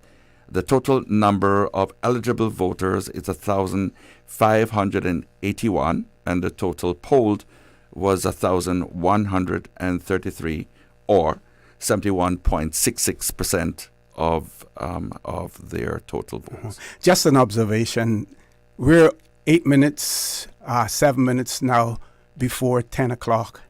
Yeah. Under normal circumstances, we would have results from East End and North Side by now. Yes, we would. I cruised through that and we didn't have that as yet. So we're... Yeah. And it would appear that, to your point, the additional referendum articles have compounded it, and our expectations will have to be remodified to secure results. And it looks like they're doing an equal attention both to those who are being elected and to the pivotal points of the referendum, which are 3 separate items. I think we have another voice note coming in as well. We do. A very early start this morning, and getting our team organized and sworn in. Everything seemed quite smooth at the polling stations throughout the day. Just want to thank all of my volunteers who helped out today, and thank all of those who came out to vote today. We are now just watching and waiting on the results, and hoping for results that will allow us to put together a government fairly quickly and get back to the business of the country. All right, and that was from incumbent Mr. Joseph Hugh, who right now is leading for Georgetown North. He is the party leader of the PPM. He currently has 189 votes in Georgetown North, and the candidate opposing him is Romelia Welcome, and she has 70 votes for Georgetown North. And there's still a lot more to go for Georgetown North. So. And that's 1,363 votes. And to touch on what you said a little bit earlier, when Ms. Theresa, when you said you were hearing sentiments of no PPM, no PPM. Right now we have 3 that I could see, that I can remember. We have Joseph Hugh, we have Roy Tatum, and who's the third one? McTaggart. Thank you, Mr. McTaggart. So far, leading in their constituencies. Sure, because they're organized party. This, of course, they're organized party. We know who they are. We know who they are. Exactly. We know their track record. Exactly. And to the point that was raised, I think someone it was OC's friend from Barbados spoke about what parties really are. Yes. Machines that get folks elected. That's right. I was listening, my youngest daughter and I were driving around listening last night, and we went from different locations just to see what was going on. And my view is, there's my skin is in this game, but I'm not there for haters, right? I am just there for us to do what's right for Caymanian people. And the luxury to a degree that I have, because people know that I'm a straight shooter, people know that it's not hate, but it's just me being honest, right? So that's the kind of known wherever I go. When we were in Georgetown, there was a sea of red. And so I said to Jade, Jade, let us rewind. I need to take another look at this because, we heard it on the different social media about what Caymanians were saying about this and that. At the end of the day and at their core, you got to give credit where it's due. The PPM is an organized machinery and they do deliver, rightly or wrongly. It's a question now of how Caymanians are going to hold whatever group is put together accountable. And this can't be the case where people are just going to pick up their marbles and go back home if they don't get what they like. Because at the very least, Caymanians have said, look, work together. Work together. We're not into this independent business and we're not sufficiently matured where we can agree without going into the engine room and mashing it up. And, the hope is that we're evolving, right? So, That evolution is going through some interesting phases where it has waxed and waned. And I think Cayman is trying to sort out what its definition of our political party system is, as averse to what is common in the region and what is common, say, in the British Commonwealth, which is very much defined by ideology. Our ideology seems to be a common brand of capitalism based on who the leader of the party is for now. So I do see an evolution where the fingerprint of the leader still carries significant weight, which is consistent with the DNA of our political heritage. But the parties are slowly coming into view as being the apparatus for success. There's still a little time left for it to occur. But that was the case too with the UDP. It was an engine to get people elected as well. So the hope is that they mature past that.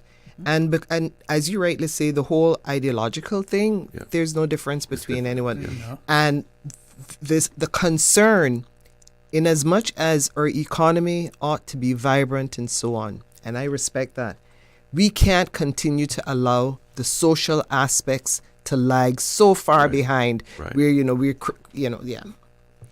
So it has to be, the social aspect has to be re-injected and introduced into the brands for it to become definitive and enable the differentiation for it to become sustainable. And I think you will see that with whomever now is going to be willing to put Caymanian interest front and center of all of these issues. And it'll be an interesting thing to watch. That person that I was referring to from Barbados, he's actually a political advisor. He advises, on elections and politics throughout the Eastern Caribbean. All right, standing here. I think I know who you're talking about. Once he was in Cayman for a while. And what I wanted to mention also was the fact that elections in the Cayman Islands, when it comes to parties now, extremely sophisticated. Yes. They're using outside advisors, right? Sometimes not even resident in the Cayman Islands, but they're using their expertise. They're using their technology as well. Paul, I think since we said we were going to go to the break at 10 o'clock. Wait. Sure, 1 minute to the break. So we just got some results in so far. These are not the final results, but we have for Bodden Town West. And Carl Brown, if you want to do the honors. So Bodden Town West, Osborne Bodden Aussie TCCP, he's at 69 votes. Hammond Rankin, CINP at 54. And Christopher Saunders at 109. Our total eligible electors is 1,742, with a total polled, that is today's poll, of 1,303 people, or 74.80 of the vote. High voter turnout. All right, that's our update so far. So now it's time for the 10 p.m. news. Are we right? We're going to take a break, yes? All right. Folks, please stay tuned. Radio Cayman's coverage of the 2025 general elections here in the Cayman Islands will continue after this short break. Radio Cayman Super Jam Show. Oh, Doc, we the need... number one drive time entertainment show on your radio. Brought to you by these kind sponsors. The Cayman Islands Football Association, CIFA, building a better future for Cayman football. Cayman Insurance Center. Don't take chances with your family's future or your valuable assets. Call me today, Michael Webster, at 925-5433. UWI Open Campus, on-site, online, and on demand. Visit open.uwi.edu. Call them today at 946-8322. Super Jam. Also brought to you by Cayman Airways. Call them at 949-2311 to book your non-stop flights to Los Angeles and Panama. Superior Auto Center. Do it right the first time with Superior Auto. 949-9570 or 525-9571. Superior Auto. They keep your car in tune. And Coca-Cola. Available across the Cayman Islands from Tortuga wholesalers. Accept no substitutes. Taste the feeling with Coca-Cola. An Ocean Deep Mobile Massage, your go-to for high-quality massage and spa services. WhatsApp 924-4159 or email oceandeepmassage21@gmail.com. The number one drive time entertainment show on your radio. Are you a parent in the Cayman Islands facing challenges with your child's behavior, navigating separation, or struggling with your teenager? You're not alone. The Family Resource Center is there for you. Their team of professional parenting practitioners will be offering several programs in May. Whether you're raising teens, experiencing difficulties resolving conflict as you go through a separation, or want to learn more about ADHD, or simply upskilling your parenting strategies to support you through a myriad of concerns, we encourage you to invest in your family's well-being. Learn more and register before spaces are full. Contact frc@gov.ky or call 949-8789 today. Take the first steps towards a happier, more harmonious family. Knowing your Beethoven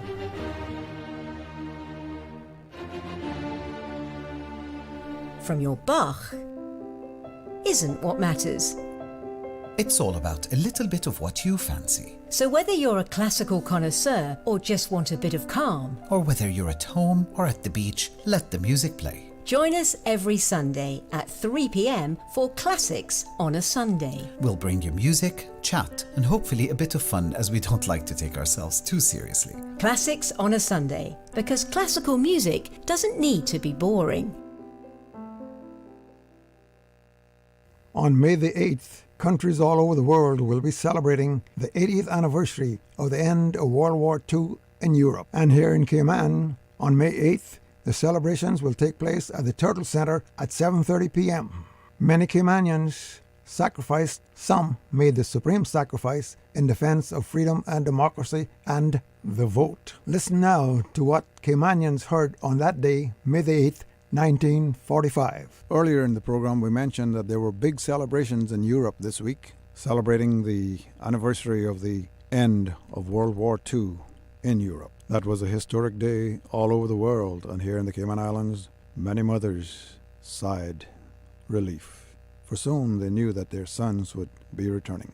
We let you hear a little bit of history now, as the announcement of the end of the war in Europe was made to the Western world. We believe that it was probably the announcement that was heard here in the Cayman Islands on some of the few radios that were here at the time. The voice you will hear first is the voice of Sir Winston Churchill on May the 8th, 1945. Yesterday morning at 2:41 a.m. at General Eisenhower's headquarters, General Jodl signed the act of unconditional surrender of all German land, sea, and air forces in Europe to the Allied Expeditionary Force, and simultaneously to the Soviet High Command. The German war is therefore at an end. But let us not forget for a moment the toils and efforts that lie ahead. Japan, with all her treachery and greed, remains unsubdued. Advance, Britannia! Long live the cause of freedom. God save the King. And we should be cognizant that the war raged on in the Pacific area for another 4 months until the U.S. accomplished the Japanese surrender. And in the Pacific side of the war, there were also many Caymanians involved, some making the supreme sacrifice, giving their lives in the defense of the preservation of freedom and democracy and the vote. We listen next to the voice of U.S. President Harry S. Truman as he makes the announcement from Washington of the end of the war in Europe. I only wish that Franklin D. Roosevelt had lived to witness this day. General Eisenhower informs me that the forces of Germany have surrendered to the United Nations. The flags of freedom fly all over Europe. Celebrate with the Cayman Islands Veterans Association and Celebrate Cayman at the Turtle Center on May the 8th at 7:30 p.m. Latching on to a little bit of history there. CI, Culture, Heritage, and History. And now a very quick report from Giovanni out there in Cayman Brac. This is Jevy Ebanks reporting for Radio Cayman News. I have an update as it relates to Cayman Brac West. Right now, Nicholas DaCosta is in the lead for Cayman Brac West and Little Cayman, totaling 163 votes so far, with Lonnie Tibbetts with 116 votes. It's important to note that these are not the final numbers. Currently, 282 votes have been counted for Cayman Brac West and Little Cayman. That is Nicholas DaCosta right now with 57.8% of the vote with 163 votes, and Mr. Lonnie Tibbetts with 116 votes, or 41.13%. And a recap of Cayman Brac East: Ms. Juliana O'Connor Connolly currently leading with 60.41% of the vote. That's 148 votes, followed behind by Mr. Dan Scott with 79 votes, or 32.4%. With 5% of the vote followed behind him is Ruth Ann Bodden, totaling 5 votes, or 2% of the election. Then Mr. James Albert Christian with 3%, or 8 votes. And then Miss Maxine Moore with 4 votes, or 1.63%. So those are the latest numbers coming in for Cayman Brac East and Little Cayman. I'll continue to watch these tickers, and if we get those final numbers, I'll be here to report it. So reporting from Cayman Brac for Radio Cayman News, I'm Jevy Ebanks. All right. Thank you, Jevy Ebanks, for that update from the BRAC. And we're going to return right there to those numbers in a second, but I also want to say that we do have an update for Prospect. Now look at these numbers here. What are you seeing? Carl? There is Crystal Gomez Wilson. She is the PPM candidate with 91 votes. And then there is Michael Miles at CINP at 111 votes. And then there is Sabrina Theresa Turner, the incumbent, the TCCP candidate at 111 votes. That they're tied. Total number of votes is 318. Our electors, eligible electors, is 1,413. Those who were polled today are at 1,026, or 72.75% of the vote. Mm-hmm. And I would assume that this is coming from one ballot box. They haven't given the indication on there, but it would be we're getting the results after the completion of each ballot box. Yes. So in times past, when we had multi-member constituencies, we would be able to do a little bit of forecasting and crystal balling as to where a candidate was headed, depending on where that box was coming from. Yes. Because we had a village understanding of the nature of the particular group of populace. Yeah. You knew their inclination by virtue of involvement in community. So if you heard that a ballot box was coming from a particular street or that area, you could project that there would be a jump for this, this candidate. Or the postal ballots too. Yes, and the postal ballots, because there was a time when there were particular groups and particular individuals who had a strong affinity to getting out their postal ballots. And Well, in the States, they call it harvesting. Yes. And you would know that there would be this huge balloon, and then things would even out, and the next ballot box coming from that area would redirect your thoughts. We're a little different now. Yeah. And what we also used to do is sometimes, because we knew that the voters were anxious to get results. Yes. And, we didn't have the type of reporting and access. broadcasting that we have now, social Yeah. media and things of that nature. So sometimes after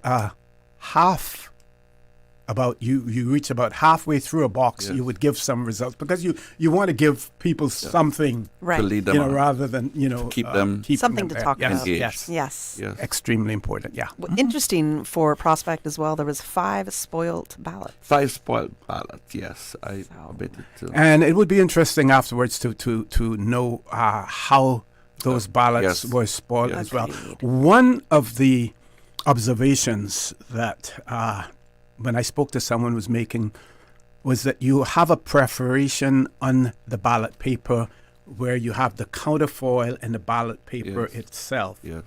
What you don't have is you don't have a preparation between the candidates and the referendum question, right? Yes. Now, it is possible for you to spoil the portion of the ballot paper with the candidates and not spoil the referendum, or vice versa. So what, and the supervisor of elections did explain this, when he's been, on, with the media, to say that it doesn't spoil the whole ballot paper, but it would be interesting to see how those ballot papers, to know how those Were ballot spoiled. papers are spoiled. For us not to repeat. Let us turn to Cayman Brac East. I know that Jevy was Cayman. reading us some results, but let's turn to Cayman Brac East once again. And if we're going to give the numbers, Carl, go for it. And so eligible voters in Cayman Brac East are 520. Today, total polled were 431. There was only one spoiled ballot. We start at the beginning, routing down from Ruth Ann Bodden. She is the independent candidate with 5 votes. James Albert Christian, independent, with 8 votes. The Honorable Juliana Yvonne Connolly, the PPM candidate, at 148 votes. And Ms. Maxine Avon McCoy Moore at 4 votes, an independent candidate. And Daniel Lehman Scott, the CINP candidate, at 79 votes. This is a total of 245 votes from 432. So we're about halfway right there. Halfway, yes. Halfway right there. And More as than well, we have one spoiled ballot. Yes. Yes, so we'll see what happens. And we have Miss Julie that's almost doubling in her lead as well. So Mr. Scott really would have to reverse his fortunes now in order to step it up. Yeah. Well, with about what's half left? to go, then he's got to get a large majority of that in order to be able to take a safe enough lead from incumbent, the Honorable Premier Juliana O'Connor Connolly. So if we now turn to Cayman Brac West and Little Cayman. Cayman Brac West and Little Cayman. Your 2 candidates, Nicholas DaCosta, who is representing the CINP party, at 163 votes. And then there is Lonnie Lee Tibbetts, an independent, and he is presently carrying 116 votes. There are 3 spoiled ballots. There are a total of 282 ballots that have been counted so far. The eligible electors was 605, and the total polled today was 478, or 79%, 79.6. Now here's an interesting dichotomy. Yes. You have the lead of the party not doing well, in his constituency, and you have his party member in another constituency performing much better than their leader is performing. Again, it goes back to what we have said before, single member constituencies. But there are no coattails for you to hang on to. But are you entirely surprised at the lead that Nicholas DaCosta has? Not knowing as much as, not knowing that much about Cayman Brac and the makeup of it. I just stick. It's very complex. Yes, extremely. And a very sophisticated study in our Caymanian elections history. If you are just a flippant scholar, you will be befuddled. And it will take you a lot to uncover the different layers when it comes to how sophisticated the Cayman Brac vote is. He has ran before, at least once before, if not twice. I can't remember. I think one time, Nicholas DaCosta, I believe, one time he might have had to step down. I think he withdrew because of citizenship questions. Right. And then he did work in cabinet office for a little bit there as well. And he was this also the caucus secretary at one point in time as well. So there's an understanding of governance that he does have. Excluding that, which applies very generally to Grand Cayman and the rest of us in Cayman Brac, you are from that area. You will look at the cluster of homes that are part of your lineage, and there are clusters that belong exclusively to one candidate or the other. Yes. Oh, yeah. Without any fear of contradiction. I'd like to refer to OC's point. Canadian elections were 2 days ago, and the leader of the Conservative Party, he lost his seat. Yes. And that is Pierre Pulver, and he lost his seat having been an incumbent from over 4 election seasons. So he lost his seat. Yeah. He had the majority. He was looking, what did you say? It was 26% a couple of weeks ago to win, become the next prime minister. Conservative Party had a 25% lead until Trump started to target Canada in terms of being the first state, the tariffs as well. And Trudeau, then, of course, once Justin Trudeau decided to step aside, which was a tactically remarkable thing for him to do. And then thereafter, Mark Carney comes in with a remarkable history that was the right man at the right time. Exactly. Can you imagine if Biden did something similar? But that's, I guess, neither here nor there. And I also noticed that Kamala in Trinidad and Tobago, after 10 years, her party got in. Well, anyone could have gotten elected in Trinidad with the high crime that they have over there. Anyone. Doc, you want to say something? Hold on. Before I lose this thought, with Nicholas doing so well in Cayman Brac, and there's this allegation about certain contracts that folks were required to sign up when joining certain parties, which makes it impossible for them to go and join another party or another group if they're elected. I'm curious as to how that will pan out as well. If there's any legitimacy in that. Yeah. Again, my point is, if you lose your leader, I heard you. I heard you. Yeah. Doc? We are seeing just before we go there, we do see some results. Coming in for West Bay North. I just want to make sure we can get some of those results. And someone wants you to repeat the prospect votes as well. No problem. Okay. All right, so let's go to West Bay North right now. West Bay North. Ralston Ebanks. He's an independent. Anglin. Oh, sorry. Ralston Anglin. People have died for less. Ralston Anglin, the independent candidate, former minister. He is now at 130 votes, and Shakina S. Bush, she's an independent candidate at 44. Jermaine Hurlston Ebanks, an independent candidate at 34.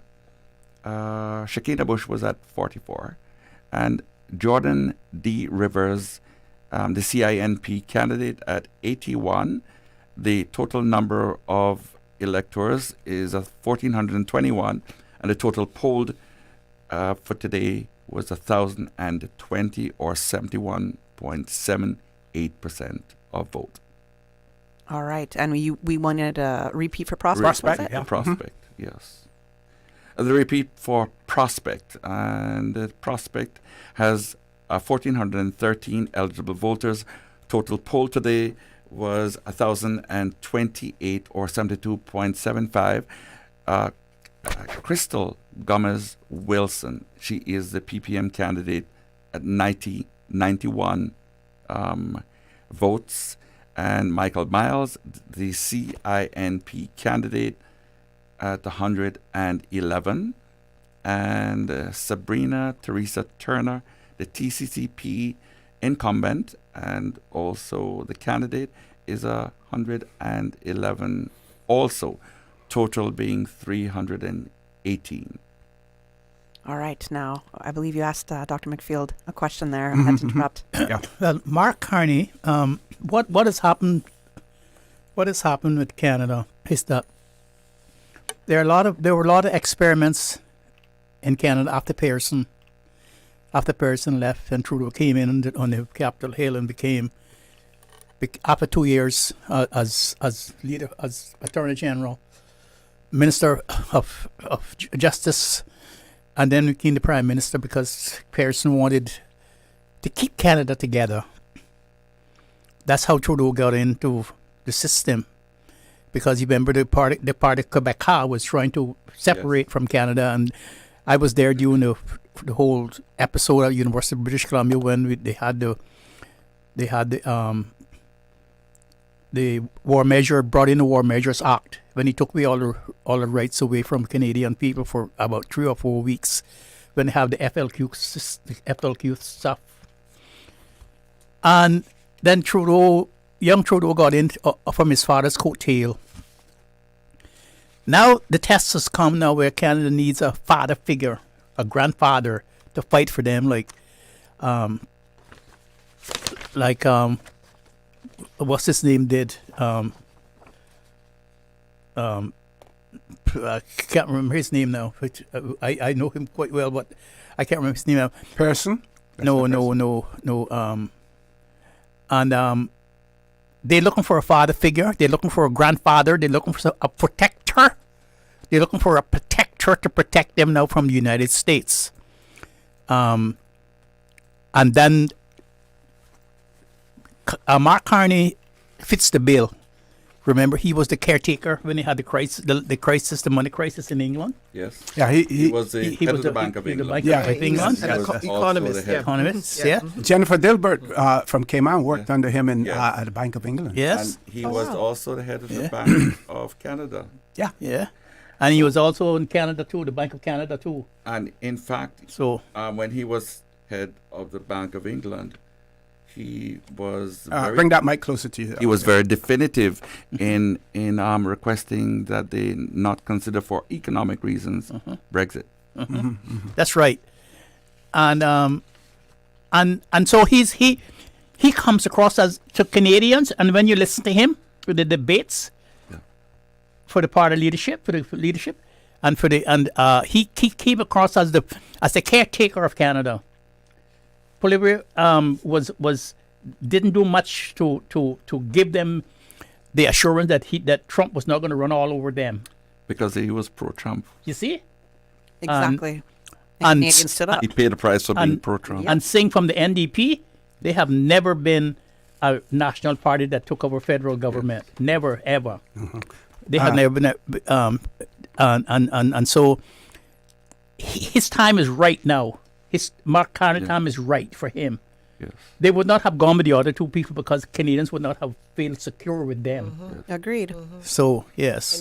And he said, he wasn't going to. He says Trump intends to try and break the Canadians, and he says he's not going to allow that to happen. Yes. We got to go to the referendum results so far that we have right now. Mr. Brown, can you see those numbers? Okay? Yes. All right. So should the Cayman Islands develop cruise berthing infrastructure? And so far, there are 74 yes votes, and there are 196 no votes so far. The question of a national lottery in the Cayman Islands, so far there are 155 votes in favor, and there are 120 votes that say no. The referendum on the consumption of marijuana, possession of small amounts of cannabis, so far 172 say yes, and so far there are 101 that say no. Interesting to note the spoiled ballots in this one. Yes, number of spoiled ballots. It's 21 for the cruise berthing question, for the national lottery question. 16. Yep. And possession. 18 for marijuana consumption. That's interesting. It'll be interesting a study as to how they were spoiled. And whether or not the wording of the question had anything to do with it, because the wording is so important. Yes.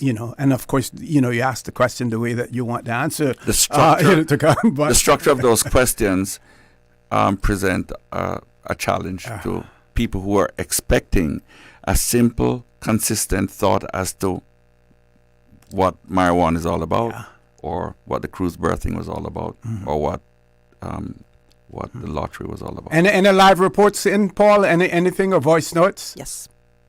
Let's hear from Dion then. I see a great crowd of people gathered here today in celebration of you, and I'm standing here with West Bay North candidate, Mr. Ralston Anglin. How are you, sir? I'm great, Dion. Great campaign. It was a campaign built on hope. My manifesto sold it. They attacked me personally. I defended myself on a couple of occasions, but for the most part, I left them alone because the good people of West Bay North knows Ralston Anglin, and people wanted experience over experiments. That was one of our sub-slogans. Vote one to get it done was the main slogan, but experience over experiments was one. Policies over personalities was number two, and that's what people have voted on today. All right. So I'm going to ask you some questions that the people of the Cayman Islands and, of course, the District of West Bay would like to know, of course. What infrastructure or community development projects do you believe West Bay needs most urgently, and how will you advocate for them? Well, we need a seniors home. We need a second seniors home. There's no doubt about it. I'm not going to say West Bay for this because it used to be based in West Bay for the longest time, but the Sunrise Adult Training Center being stuck in a high-rise building in the middle of Georgetown is inappropriate. It's not good enough for our people who are excluded. Just because they can't advocate for themselves the way the rest of us can doesn't mean that they should be stuck in that environment. And so that's, as I said, that's a Cayman thing, but because it was down here so long, I still see it as a West Bay thing. And so many of those residents and clients now, actually, not residents, have come to mean so much to me and my family. Of course, the primary schools and the high school. So I'm going to combine the schools because, believe it or not, Dion, I left the plan. I built a new building on the Sir John A. Cumber Primary School, and I left the plan for how to actually rebuild the school building by building in a phased manner. It has to be done. There are buildings there still on that campus that was there when I was there, and I'm 53 years old now. And so that means 48 years ago when I went to be a student there are students right now still in those one of the biggest classroom blocks. Not good enough. We know we need a third high school. Both high schools are bursting at the seams. And so, of course, West Bay has been touted for with the Beulah Smith High School that was started way back when in 2008. At least the ground was broken and some marl was put there. And so, that has to be completed. I will tell you, one of the concerns that a lot of people have expressed to me is whether or not there would be some capacity to combine John Gray and Beulah Smith Okay. So that you still have half from Georgetown and half from West Bay. Now, I know a lot of people will say, well, that's not going to ease the traffic woes, but because obviously putting a high school in West Bay would have a huge impact on traffic. But of course, there is that concern that all of a sudden West Bay will have its own high school, Georgetown will have its own high school, and so West Bayers and Georgetowners won't meet anyone from any other districts and become great friends until they get into the life of a world of work. And so those social aspects we have to pay attention to in a small community like ours. But other than that, I mean, and that can be worked through. It may wind up being just West Bay being the catchment area, but those are the three key infrastructure projects for West Bay. All right, awesome. What makes you uniquely qualified to represent West Bay compared to the other candidates, you think? Well, you know, firstly, I've already established myself as a professional. Before I ran 25 years ago as a 28-year-old, having gone to university in the States, graduating from Ohio State, living and working in New York, serving 12 years, now being back on the other side of this fence for 12 years. That body of experience puts me in a position where I'm ready to hit the ground running and to serve again. My last term, of course, everyone knows, 2009 to 2013, I was Minister of Education. And I think, not blowing my own horn, but people generally regard the work that I did in those 4 years as some of the greatest achievements in terms of systemic improvements for outcomes for our children, performance criteria for teachers, and so much other great work that we did that I believe people will be ready for me to assume a key part of the next government. Awesome. Thank you so much. Thank you for your time. I appreciate you. All the best. All right. You're very welcome. And reporting for Radio Cayman from the District of West Bay North, I'm Dion Anglin. All right. Thank you so much, Dion Anglin. That was Dion speaking with West Bay North candidate Rolston Anglin, who is currently in the lead for West Bay North. There's still around 1,200 votes to be counted for that district. He was speaking as if he had already won. That is why I said. I'm a little bit confused. And I'm wondering whether or not we're in real time or is he in real time? That is why I said we have about 1,200 votes to go still. So we do have a live update right now from JJ. Yes, hello, good evening, Kathy and crew. Good evening. I've got some numbers that are a little different than what you guys have got so far. Well, the numbers that we had, so you know, JJ, for the cruise berthing, the referendum questions, that was just for West Bay North, and so we were going to go correct that. So I don't know if that's what you're going to give us right now, but go for it. Yeah, 66% of the votes cast for no berthing infrastructure, 1,997 votes no. 849 vote yes, 28%, 6% no vote, 194 persons. And for the cannabis, it looks like that's going to be a 58% yes with 1,763 votes, and the no votes are 1,040, it looks like, or 41, 34%. The lottery question, it's 52 to 41. And the 52 is a yes vote, 1,573 versus 1,248 no vote for National Lottery. That's the latest I have. Do you have anything in terms of rejected ballots or spoiled ballots for the referendum? No, just the amount of people that decided not to vote, 7%, 8%, and 6%, roughly 200 or so persons for each of those questions decided not to vote on those issues. Maybe they're voting their conscience. All right. Thank you so much, JJ. We actually have some more updated numbers from that. So it's gone a little higher. So for the cruise berthing infrastructure, should the Cayman Islands develop a cruise berthing infrastructure, yes has 916 votes, no has 2,253 votes. That's quite a loud no so far compared to the yes votes. And rejected ballots are 205. Okay. Whoa. We have Dion live again, so maybe we'll have some updates for... All righty, we're standing here at West Bay Central with Catherine Ebanks Wilkes, and the streets are lining up with cars now. Earlier on we were here and there was no one here. It was nothing but silence. But now the streets are lining up and people, they bring their food, they have their drinks, and they're ready for a celebration, right? And what about you? How has it been for you all day today, Mrs. Ebanks-Wilkes? Well, thank you, Dion. Thanks for this opportunity for the interview. For me today, I have not been at the polls whatsoever. I came in this morning at 6:30 to get sworn in because I forgot that as a candidate you have to be sworn in. Right. I voted before. I just didn't feel comfortable being at the polls after last election. So it was nice to not have that feeling of walking past voters before they voted. Now that we're here, the polling station is closed, the count is on. Of course, I'm here joining my supporters as they are listening and waiting. And they're having little tailgate parties here, and I keep reminding them that you haven't won until you win. Right. I like that. I like that. If you could share with us, Mrs. Ebanks-Wilkes, what specific issue or issues affecting West Bay do you feel has been overlooked? And how do you plan to address it if elected? Well, I think that you just said, there are few, and I think that that's just around the entire island. In our district, I think the biggest issue is that some of our infrastructure needs are now urgent. We need to, have our Morgan's Harbor dock completed.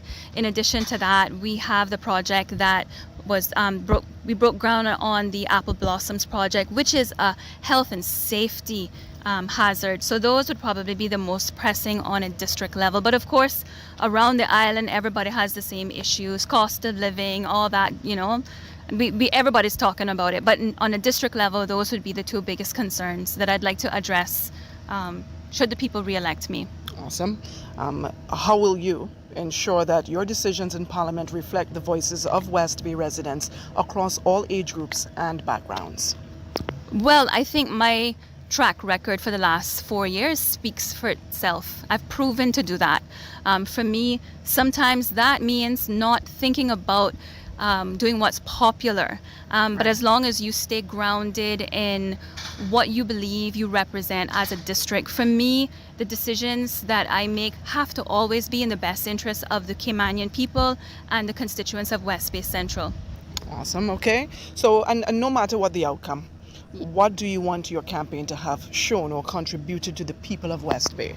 I like how you put that, no matter the outcome. Dion, I feel I have already won in a sense where in these 4 years, the legacy that I have already put down, to listen to young ladies get on platforms and speak about how they view me, how they see me as someone who they respect and who they want to one day aspire to be. And to be able to prove to the citizens of this country that we do have selfless leaders. It's not always about being a self-serving politician. So in that regard, it doesn't matter how it ends tonight. I feel that I have won. And that's what matters to me. Awesome. And I love that. Thank you. I love the way you're taking us out of this edition and reporting live from West Bay Central. I'm Dion Anglin.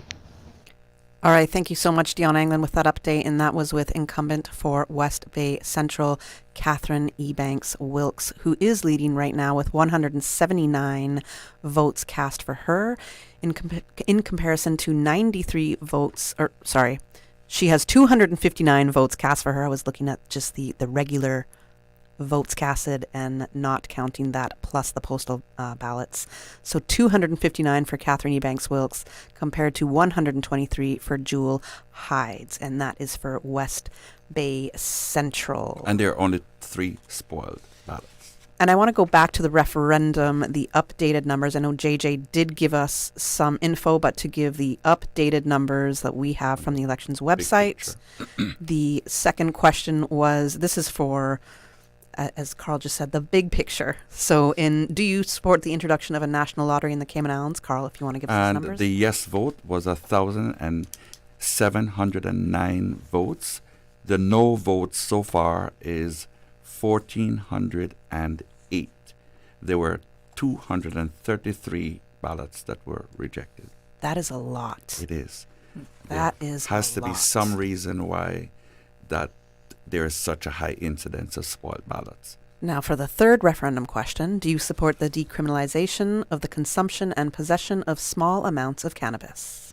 And the yes votes are 1,939, and the no votes are 1,168, with a rejection of 242 votes. So that's a running total that we have now in relation to that. Yes, this is a national summary so far. And then because we went to Dion's voice note, I just want to remind people for the cruise berthing infrastructure.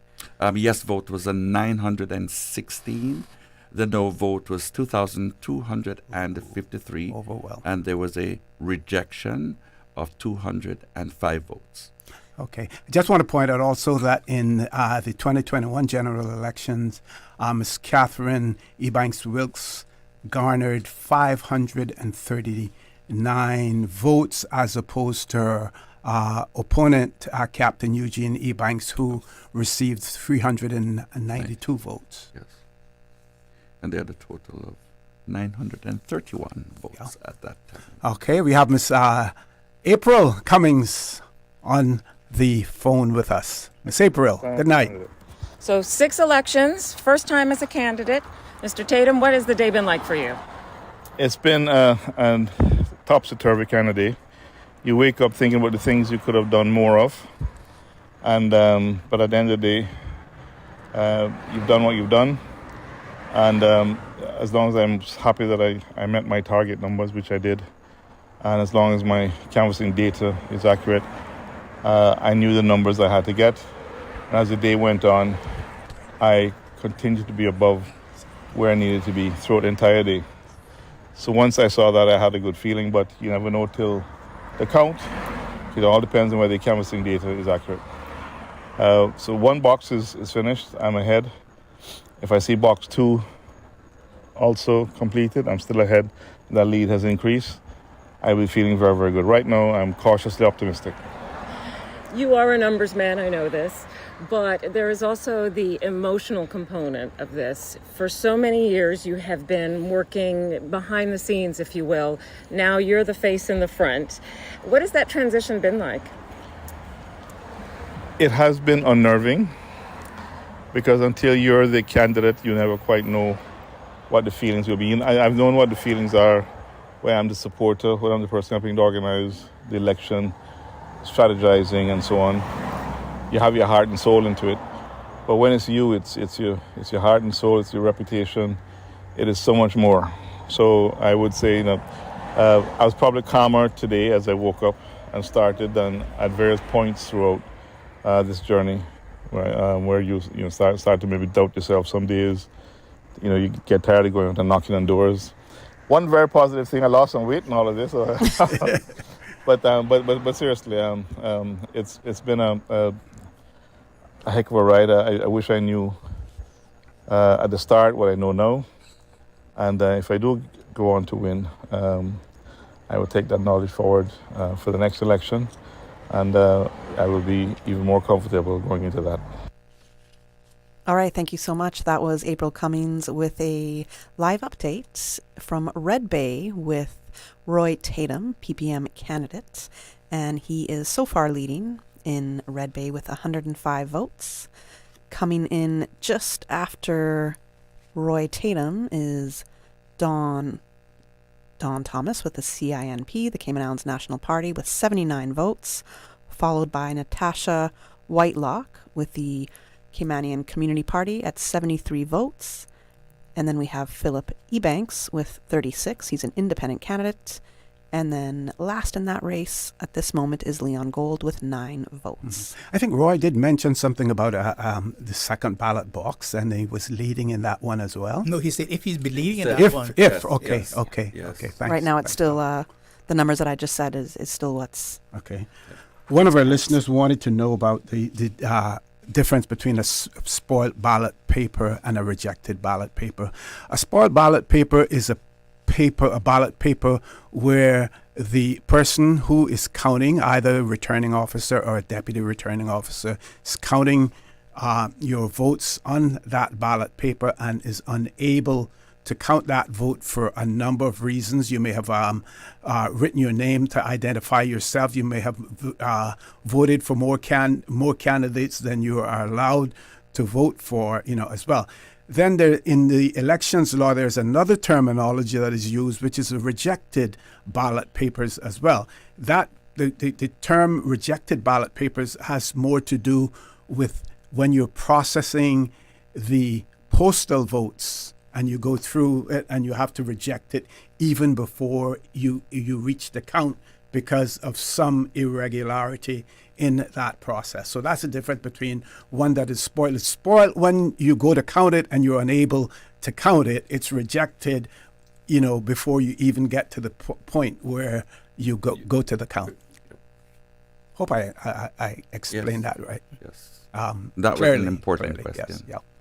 So do we see a coalition between the PPM candidates and independents? That's what I said a long time ago. It's difficult to say now because we don't have enough. I don't think we have enough data to. But that's the trend that is emerging. Yeah. It's trending. Yeah, it's trending. It's emerging. Yeah. What I was saying about Canada, and Cayman too. It seems to me that people are going back to what they're sure of than what they're unsure of. And in the old days, in the 1960s, when John Kennedy and his brother, they wanted to put the missiles, the atomic missiles in Canada, and the Canadian people were rejecting it. They didn't want to have a war with Russia. And they say, if you put the missiles in Canada, we're going to have the first strike. And Pearson, who was the most popular man in Canada at the time, was weak.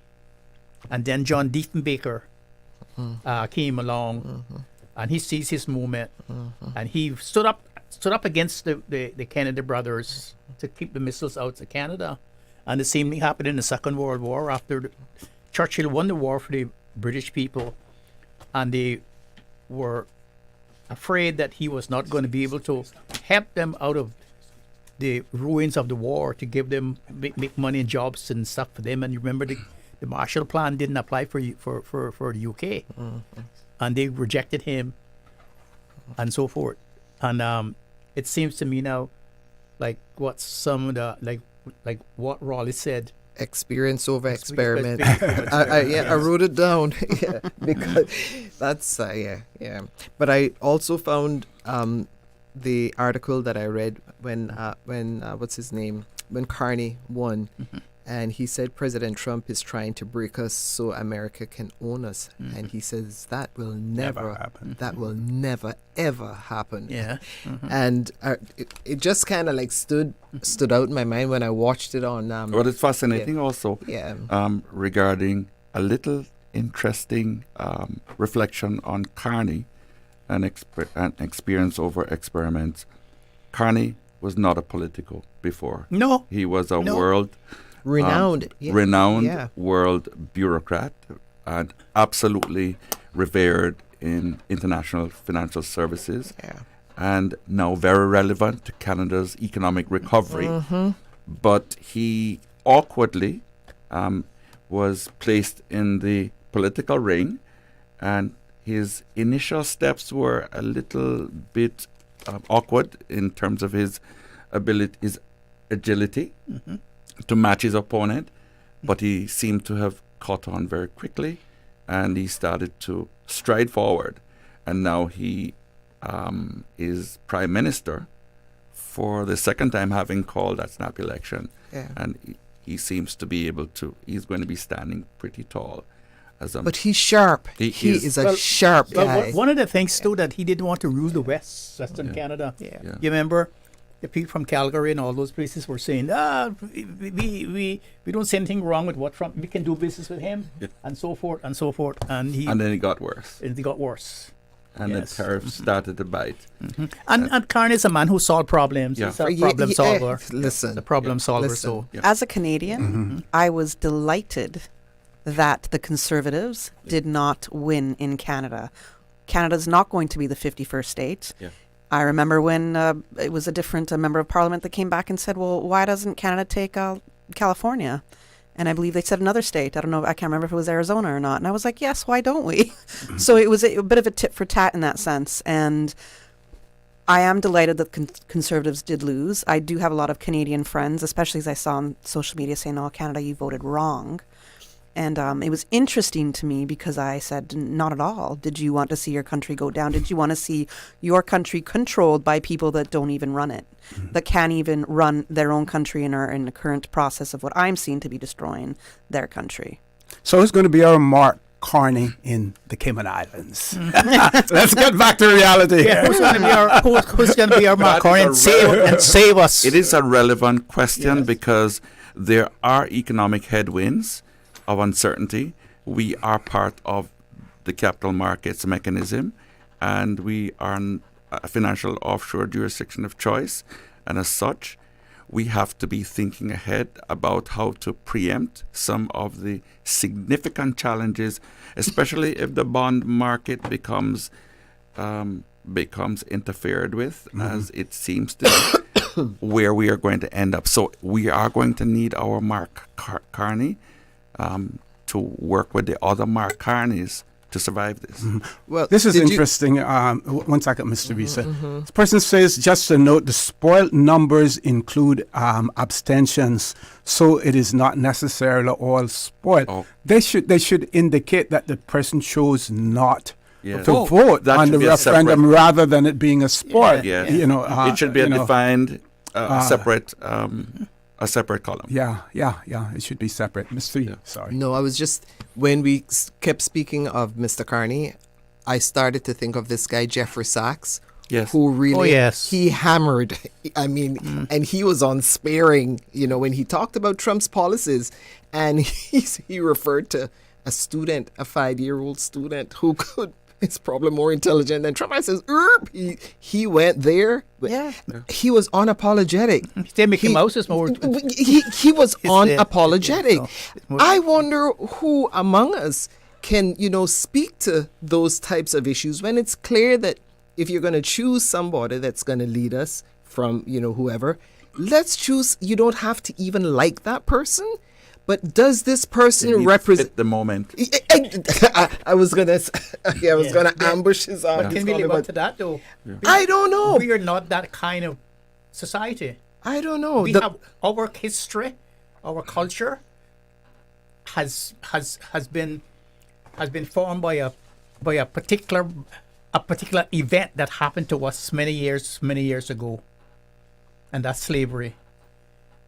Now, Jamaica, Barbados, and Trinidad, and all of those places, the first thing they did after they came out of slavery was to place institutions to counteract that, the effects of that. We didn't do that. And the men that came here, the men that came to live here, they were not men of letters. Remember, they were runaway people. They had to hide. They never put a town center. They didn't expand culture and so forth. So we grew up, and you don't have to look at the configuration of our districts. North side is about 6 miles from East End. East End is some 6 miles from Breakers and Bordentown and so forth, because there's no city center, because each family that have their influence kept there, so people stick together. We couldn't go to West Bay to look for a girlfriend because we were not wanted because of the way we looked and so forth. I don't think Cayman, we had made some strides forward, but we still act on the basis of personalities, who we like and who we don't like. Because we're evolving. If that had not been so, we have some smart people, but those people are in a minority. And the problem is that we have not examined or analyzed the situation and examined ourselves to see how we can come out of that. We still go along with the same thing. But even at the chamber, same thing. The chamber conference that they had recently, and I was sitting back listening, hoping to hear some discussion about how, in as much as we want to advance economically and continue to grow and so on, there was no real interest in actually dealing with the social lag, because people just see this escalating, with the economy, but they're not thinking about when you leave certain groups behind, what are the obvious consequences? exactly. You know, We got to switch to some results, guys, right now. Sorry to interrupt the conversation, but I want to say, because we haven't had any results come in yet for Georgetown South, and so far for Georgetown South, if you would like to give us the numbers, Mr. Brown. So Craig Fester Frederick, he is the PPM candidate, and he's got 73 votes. Alric Lindsay, he's an independent candidate with 83 votes. And Gary Peanut Rutty, the CINP candidate, has garnered 155 votes. We've got only 3 spoiled ballots. We do have eligible electors of 1,420. Today, we polled 1,035, or 72.89% of the vote. And we do have some numbers as well that has come in now for Georgetown West. And Georgetown West, the independent candidate in Tyree Malcolm Hernandez is 4. The candidate for the PPM, Perlina Mago Lumsden, is at 139. Craig T. Merrin, the CINP candidate, is at 119. And Hunter J. Walton, the independent candidate, is at 2. We have no spoiled ballots. We have a total of 264 ballots counted. Our total eligible electors is 1,285. And I'd like to see how many. We've got polled today. We do have 858, or 66.77% of the votes. So that's still quite early in this count so far as well. So we have almost another 1,000, just a little bit over 1,000, or no, a little less, I should say, of the total poll to go. Less than 1,000 for sure, for the counts to come in for Georgetown West. And this is my constituency, so interesting to see what is happening so far in my constituency. What I can say, what I've seen, I have seen Perlina on the ground the most canvassing in Georgetown West. And again, there's another PPM candidate, so that would bring it to 4, I think, PPM candidates so far that are leading in their areas. Okay, we have Ms. Dion Anglin, I think, live, right, Paul, or voice note? 6.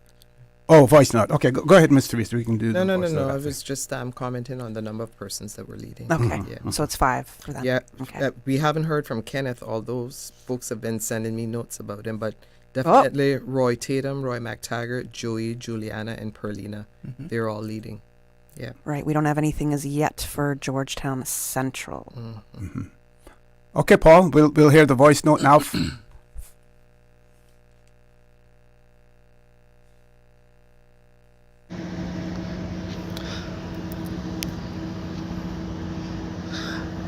Reporting from the district of West Bay South, I'm standing here with Andre Ebanks, Deanna Anglin here. Mr. Ebanks, how are you and how has your day been so far?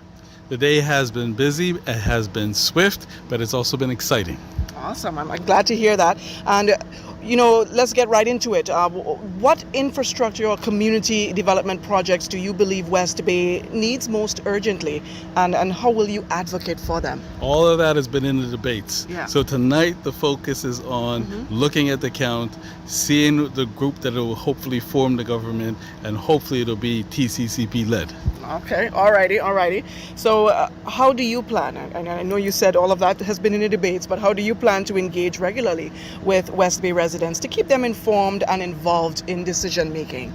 So in term 1, as an independent, had regular constituency meetings, regular constituents appointments. That is going to not change should the people have me re-elected. Yes. But the essential difference this time is that I'm also part of a party, and part of the party's constitution is to establish constituency branches to not only have contact and correspondence and interactions with constituents, but also pool resources together to get even more things done in the constituency and hopefully a district council as well. How has that been different for you now being a part of a party? It's good to have teammates. Yeah. Good to have teammates you can rely on. Okay, awesome. So if you could share with us, no matter the outcome, what do you want your campaign to have shown or contribution to the people of West Bay? So let me repeat that. No matter the outcome, what do you want your campaign to have shown or contributed to the people of West Bay?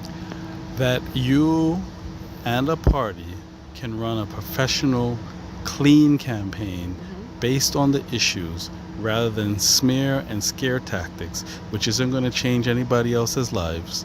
It's about identifying the issues and the challenges and presenting achievable solutions. That is hopefully what we have left an indelible mark with.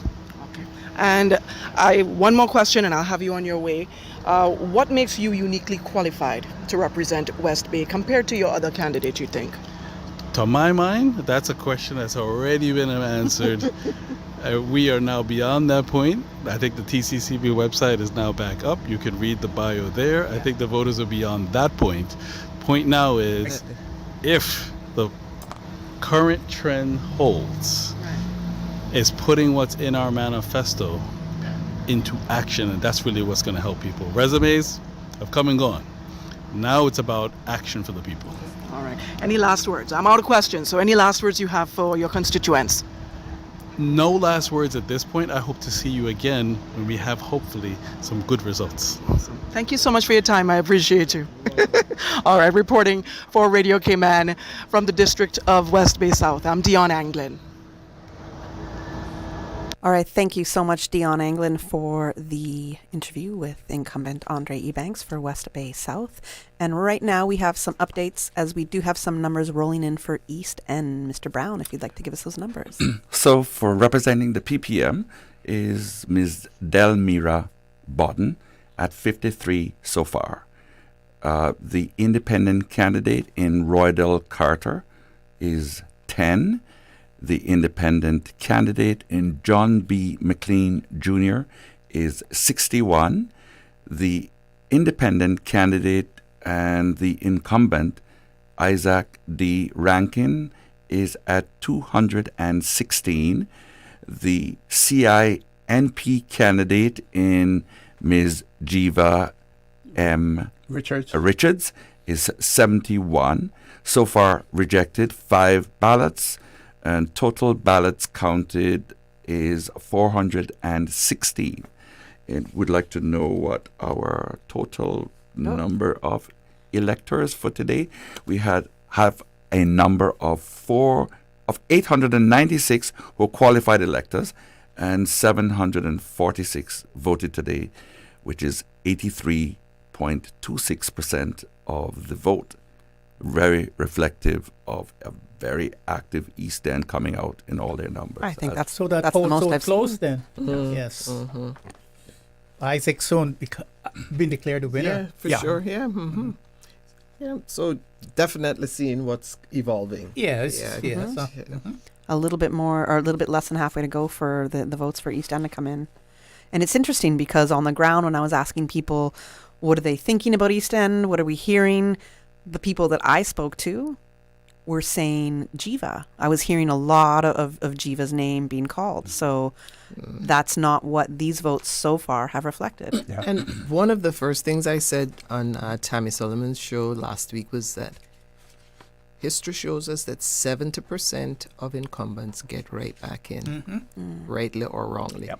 And the word that I kept getting from different factions in my on my Rolodex was that, look, Isaac gonna clean this thing up. Oh, so you're hearing differently. I heard, yeah, but you see, there are the rumors, and then there are the people who actually do the numbers, and you do the calculations, and you say, given what we know about this particular person, this particular group, and so on and so forth, what is the likelihood of that person getting elected? And we have, a friend of mine sent me a list that he thinks is going to be the outcome, and it's looking closer and closer to that.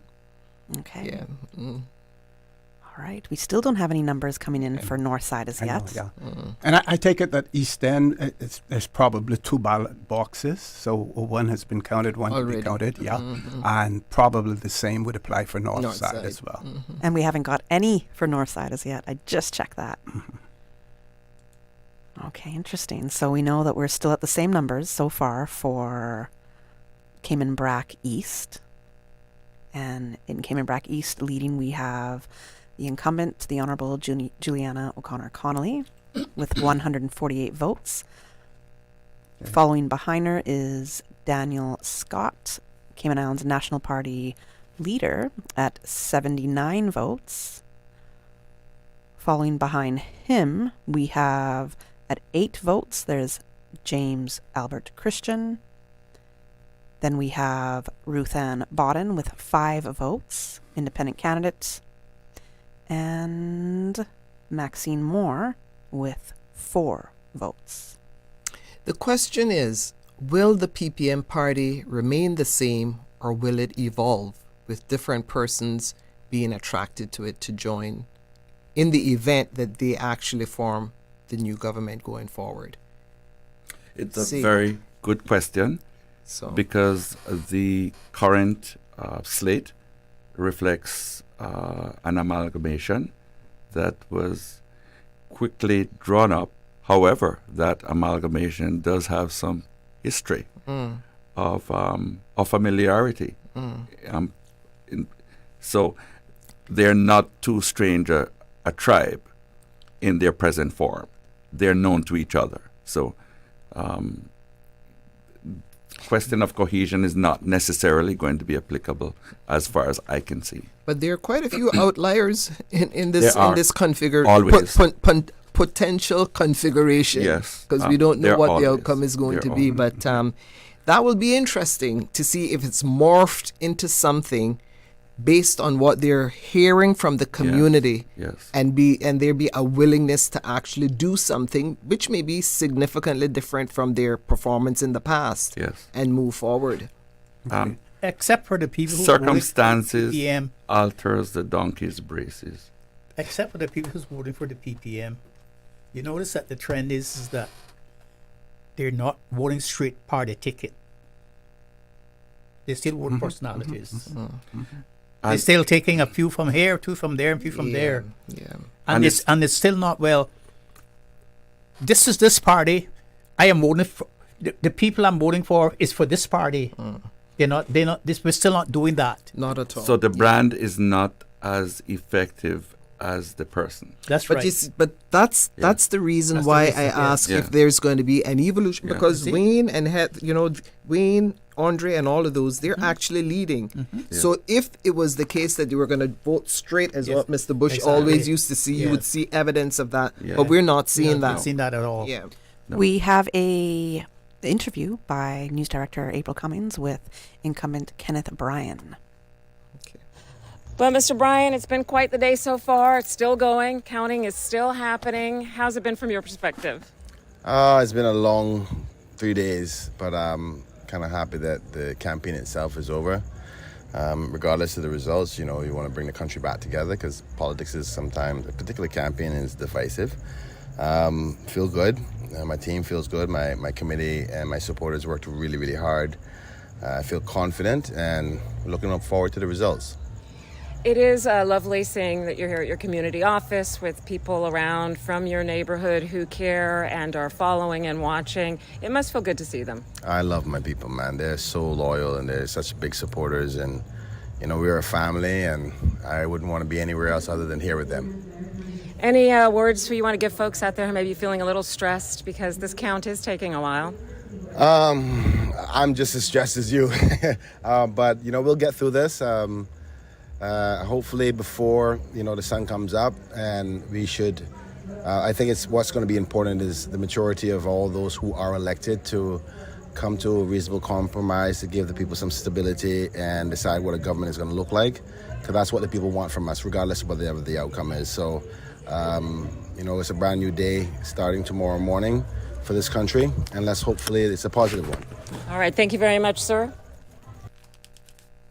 All right. Thank you so much, April Cummings, for giving us an interview there with Mr. Kenneth Bryant, who is currently our Deputy Premier and incumbent, running with the PPM, and he's also the Deputy Party Leader with the PPM as of Nominations Day. I guess we found that out, or just before Nominations Day. I can't quite remember.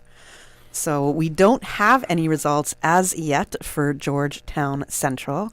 And I know that people want to hear those numbers again. So just to run through, and if you're listening to us, we'll let you know that we don't have anything as yet for Northside. And if you are watching via the streams, you can see the numbers on the screens, or through CIG TV. You can see that we don't have anything as yet for Northside. And I'm actually quite surprised. I'm quite surprised to hear that, because I think we have 1,007 eligible electors, and there was 849 polled, and we don't have any results coming in as yet for Northside. And usually that's one of the first places that we get a result for, right? Yes, yeah. I remember I used to, as a deputy supervisor of elections, I would go to Northside first to ensure that they wrapped up everything, and then head through Queens Highway to East End. And sometimes by the time I got to East Ends was completed declared as well. Right. And then, of course, we had to wait for the crowds to clear the roads before we could drive out with with our staff and all of the election paraphernalia as well. As someone that used to be in the field covering both Northside and then East End, that's exactly the same thing I used to do. Yeah. So.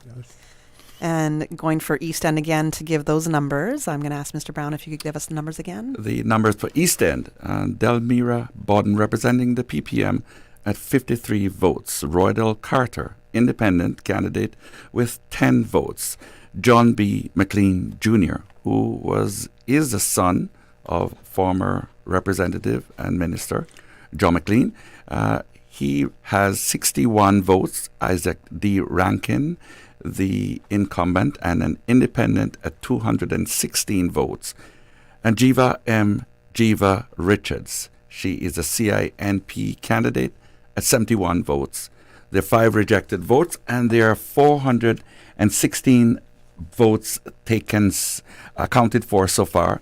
Eligible voters in the District of East End is 896, with a total polled today of 746, or 83.26, a remarkable participation by all of their voter segments in East End. And I believe we have a report from Dion Anglin with Jewel Hides. Or wait, with Julie Hunter. Alrighty, good evening again, guys. I'm standing here in the district of West Bay West with Miss Julie Hunter. How are you this evening? Oh, I'm doing well. It's exciting. No numbers yet for West Bay West, so we're holding our breath and waiting in anticipation. Okay. And Ms. Hunter, can you tell us what specific issue or issues affecting West Bay do you feel has been overlooked, and how do you plan to address it if elected?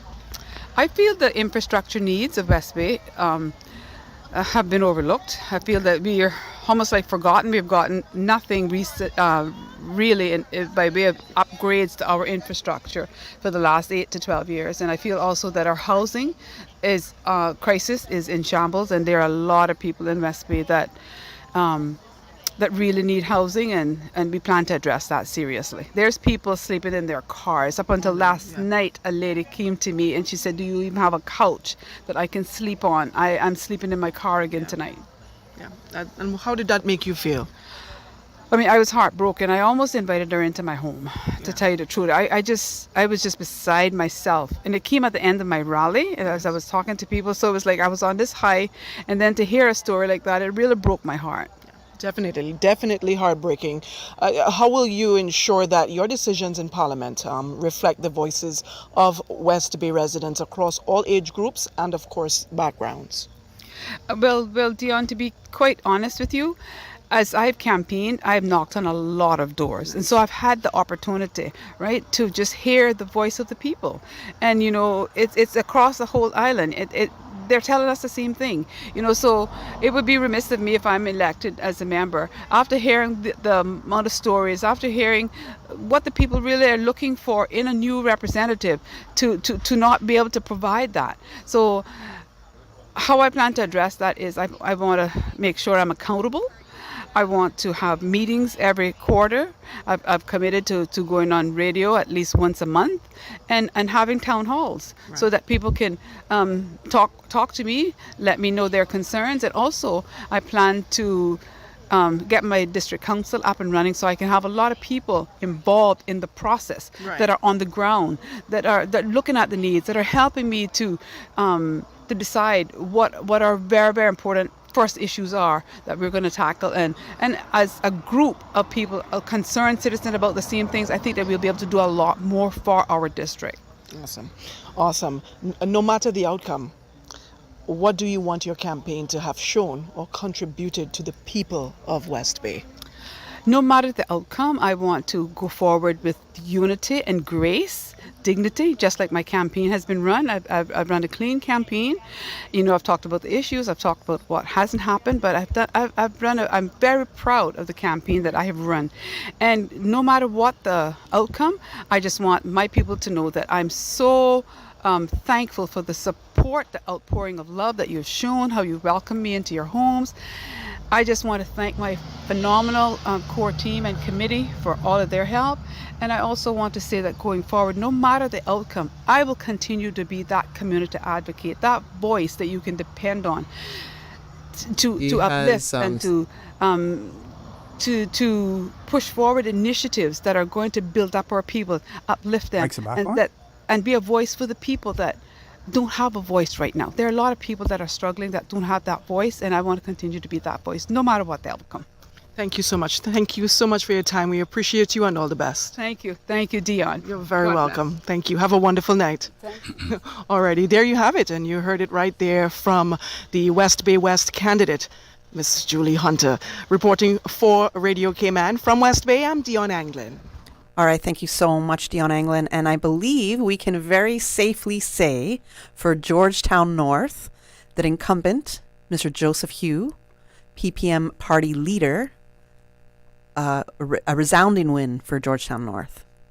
Can you give us those numbers? That number is Joseph Hugh at 601 votes, and that is 69.08 of the total vote. And Romelia, welcome, independent candidate with 243 or 27.93 of the votes. The total ballots counted in the district is 870 and a total spoiled ballot of 26 votes. That's quite a lot. The total polled today was 878, and the eligible electors in Georgetown North is 1,363. Very interesting that we get Georgetown North before we get Eastern or North Side. Yeah. Very interesting. Yes. We don't even have a reading for Northside as yet, actually, and we do have a couple more updates. So I'm going to take us to Georgetown West because that was another update. We now have their postal and mobile ballots as well included in the votes. So Georgetown West, Tyree Malcolm Hernandez, the independent candidate, has a total of 10 votes, and Pralina McGaw Lumsden, PPM, representing the PPM of 309 votes. Craig Merrin of the CINP has a total of 272 votes, and Hunter J. Walton, the independent candidate, has a total of 11. So far, there are 3 rejected ballots, spoiled or rejected ballots. The total ballots counted in the district of Georgetown West is 605, sorry. And that's two ballot boxes. And that's 2 ballot boxes. And what's the total number of voters? And the total number of electors is 1,285. Today's total polled at 858 votes, or 66.77%. So just over 200 vote votes to be counted, basically, for one more ballot box. Yeah, one more ballot box. Yeah. And that's, I mean, it can still swing here. We don't know, but so far we do have PPM candidate Perlina McGaw-Lumsden in the lead for Georgetown West. And interestingly, it's a lower number that came out as well at 66%. That's one of the lower constituencies that we're seeing. Yes. A friend who is an expert with local politicians in the region has been following this, and he's been pinging me. So he said to me, a leader who commands no national support is in for a rough ride in this current social and economic environment. Whatever government is formed, in the next few days, will be precariously perched. Yeah. Because he says there's clearly no national embrace of any entity, and that's very telling, and that's what we've been saying. Yeah. We have an update right now as well for Boddentown West, and then we have some reports to give you from the people in the field. So let us go to the updated numbers for Boddentown West. Boddentown West, pardon. The TCCP representative, the candidate for Boddentown West, Ozzy Osborne Bodden, is at a total of 177 votes so far.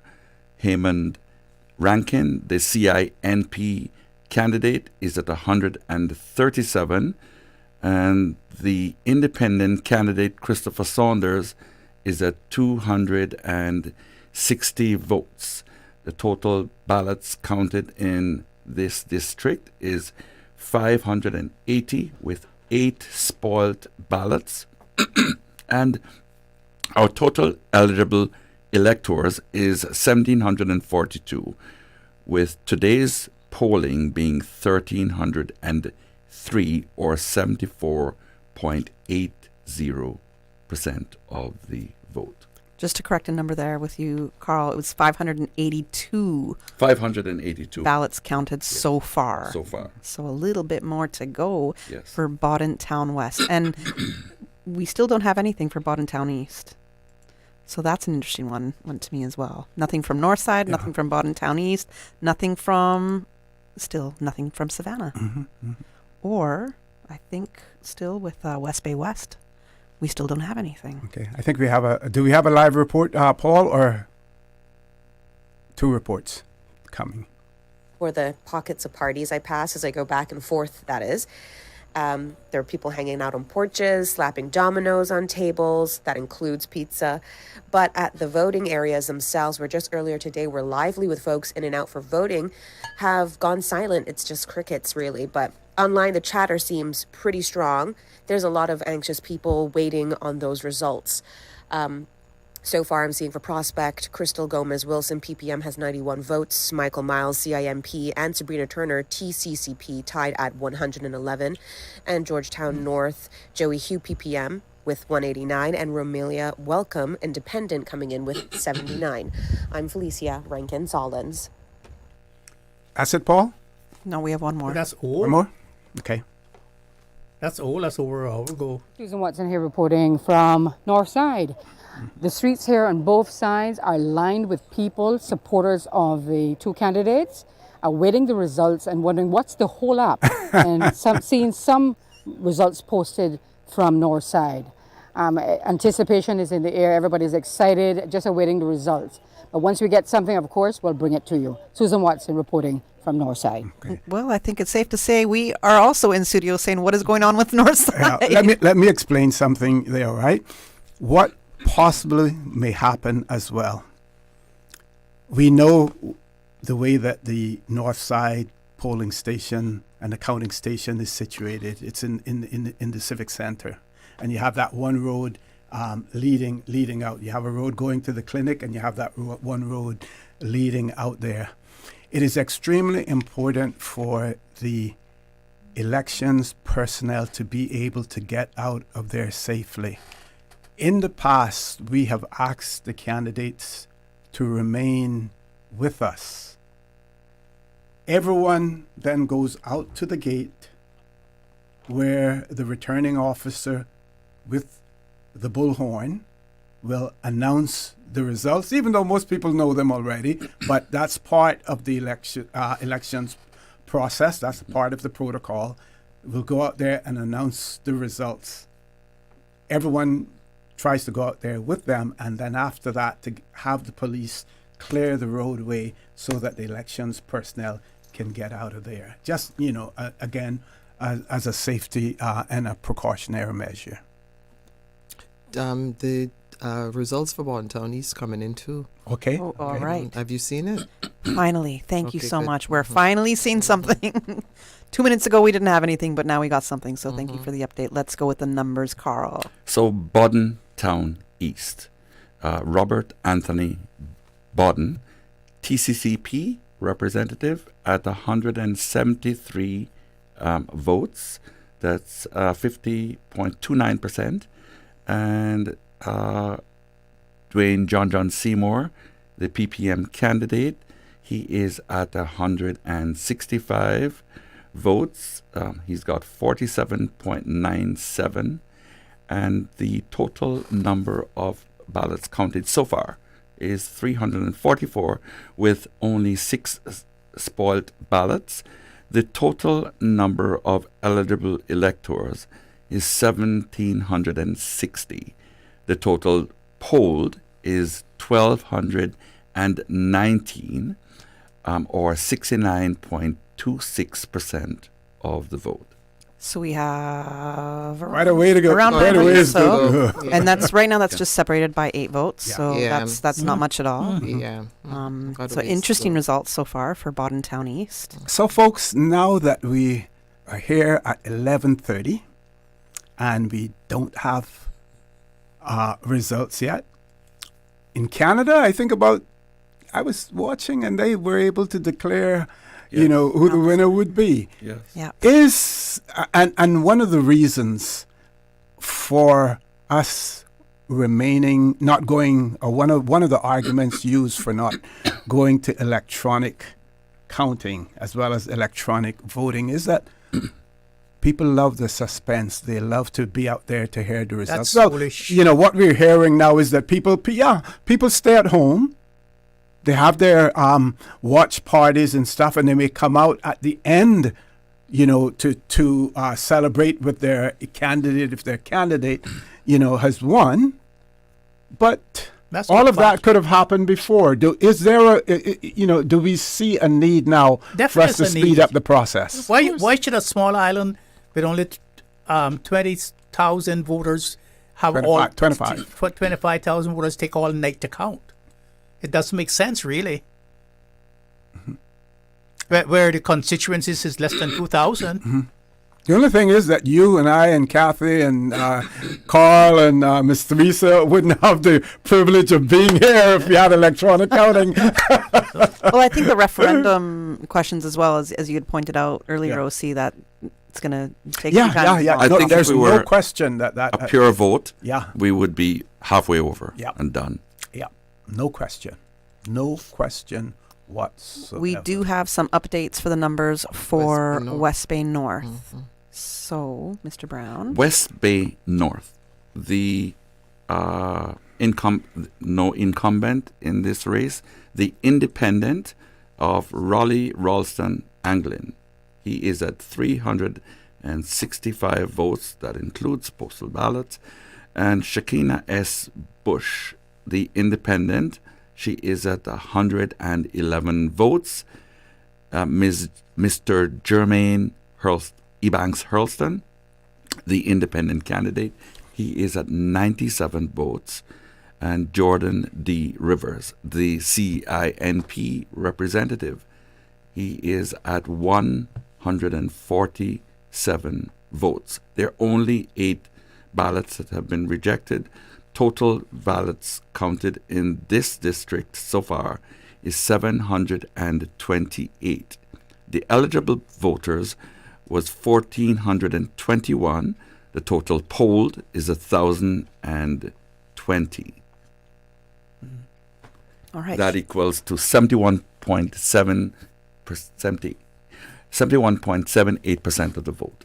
So let us turn to the referendum now. Let's go back to the referendum questions and ask, oh no, not this, and ask what the national results are so far for the referendum.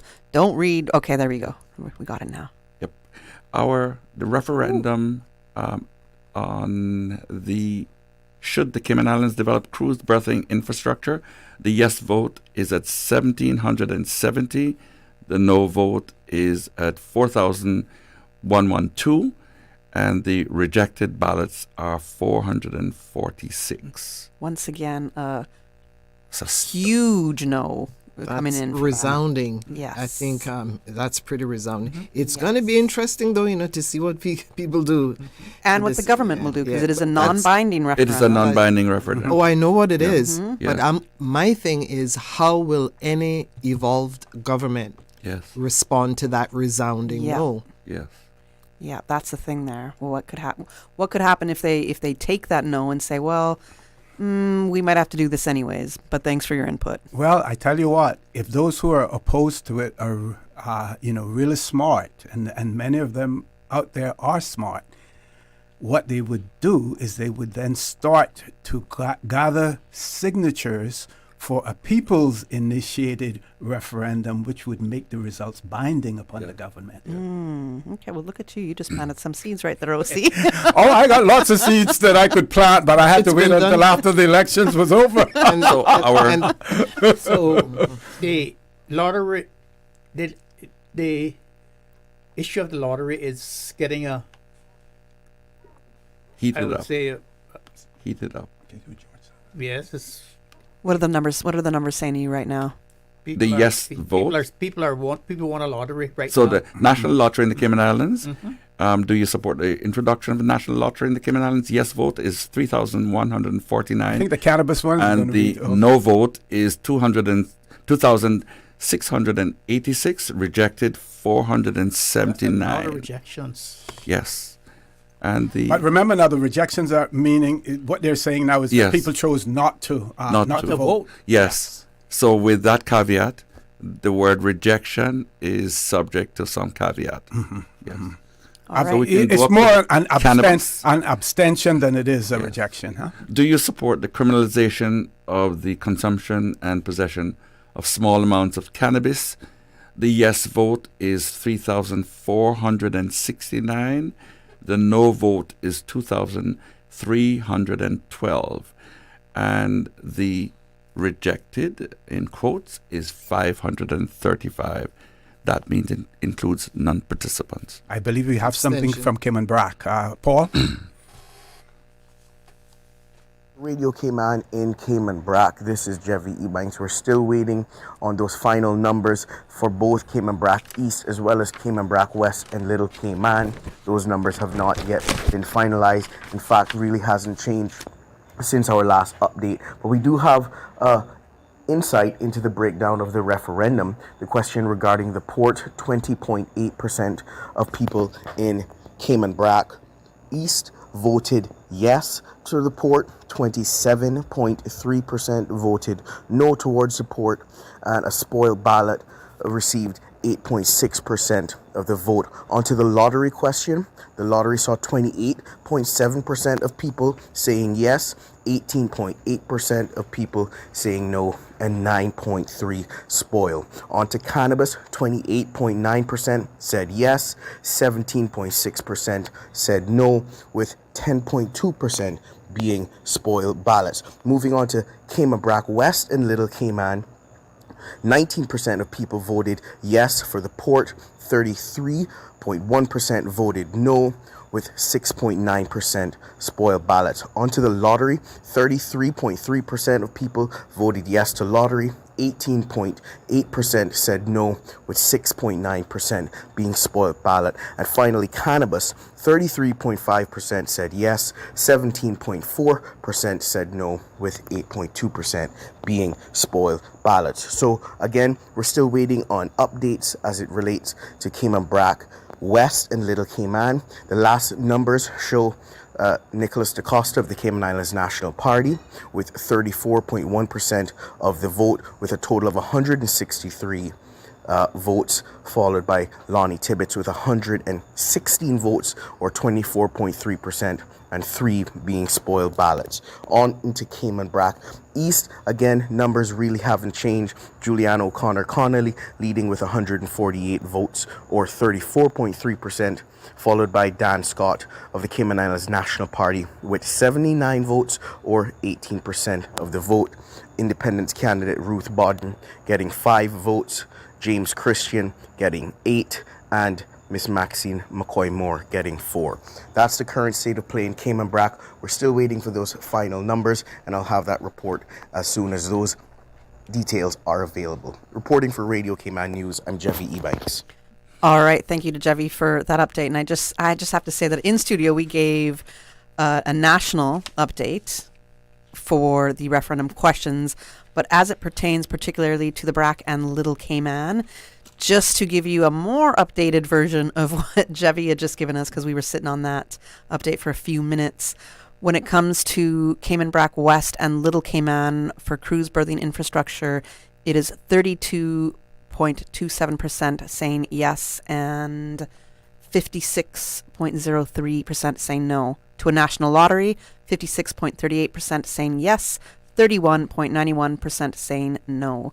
To the decriminalization and of the consumption and possession of small amounts of cannabis, it is 56.74% saying yes and 29.43% saying no. Now, to turn to Cayman Brac East, he also gave us different numbers for Cayman Brac East. The updated ones for the cruise berthing infrastructure, yes is 36.73%, no is 48.16%. National Lottery, yes at 50.61%, no 33.06%. Decriminalization of the consumption and possession of small amounts of cannabis, yes 51.02%, and 31.02% said no. So that is the Sister Islands specific updated numbers for the referendum questions. So Elvis McKeever still wins because his question has jumped over to another cycle. We got some north side. So before we go into what they're saying on the field, right now, we're just going to give the details in studio. So this is north side so far. J. Johnny Ebanks, the independent candidate with 348 votes. Justin Craig Ebanks, the PPM candidate with 117 votes. Total ballots counted in the district of Northside is 472 votes. There are 7 spoilt ballots. Eligible electors are 1,007. The total polled today are 849, or 84.31%.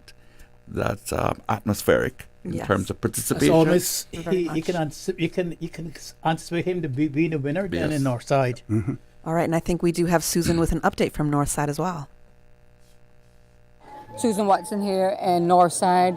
Car horns are blowing and people are excited with excitement and anticipation as they wait more of the results. But so far we can see Joannie J. Ebanks with 348, Justin Ebanks with 117, ballots counted per station 472. There were 7 total spoiled ballots, and we're just awaiting more results, but that is the result coming so far here in Northside. I'm Susan Watson. All right, thank you so much, Susan, for that. And I know we are still waiting to hear what is happening in Savannah. I'm a little surprised that we haven't heard anything as yet coming out of Savannah. And then I believe it's also West Bay West. We haven't heard anything from West Bay West. And Georgetown Central is another one that we still haven't heard anything from Georgetown Central. So I want to give some other numbers, and let's go back to West Bay South and remind people of what happened in West Bay South so far. So West Bay South is Andre Martin Ebanks. He is representing the TCCP. He is the incumbent, and he has garnered 163 votes, or 69.96% of the total votes. Sterling Dwayne Ebanks, independent candidate, has garnered so far 70 votes, or 30.04%. The total number of ballots are counted as of now is 233.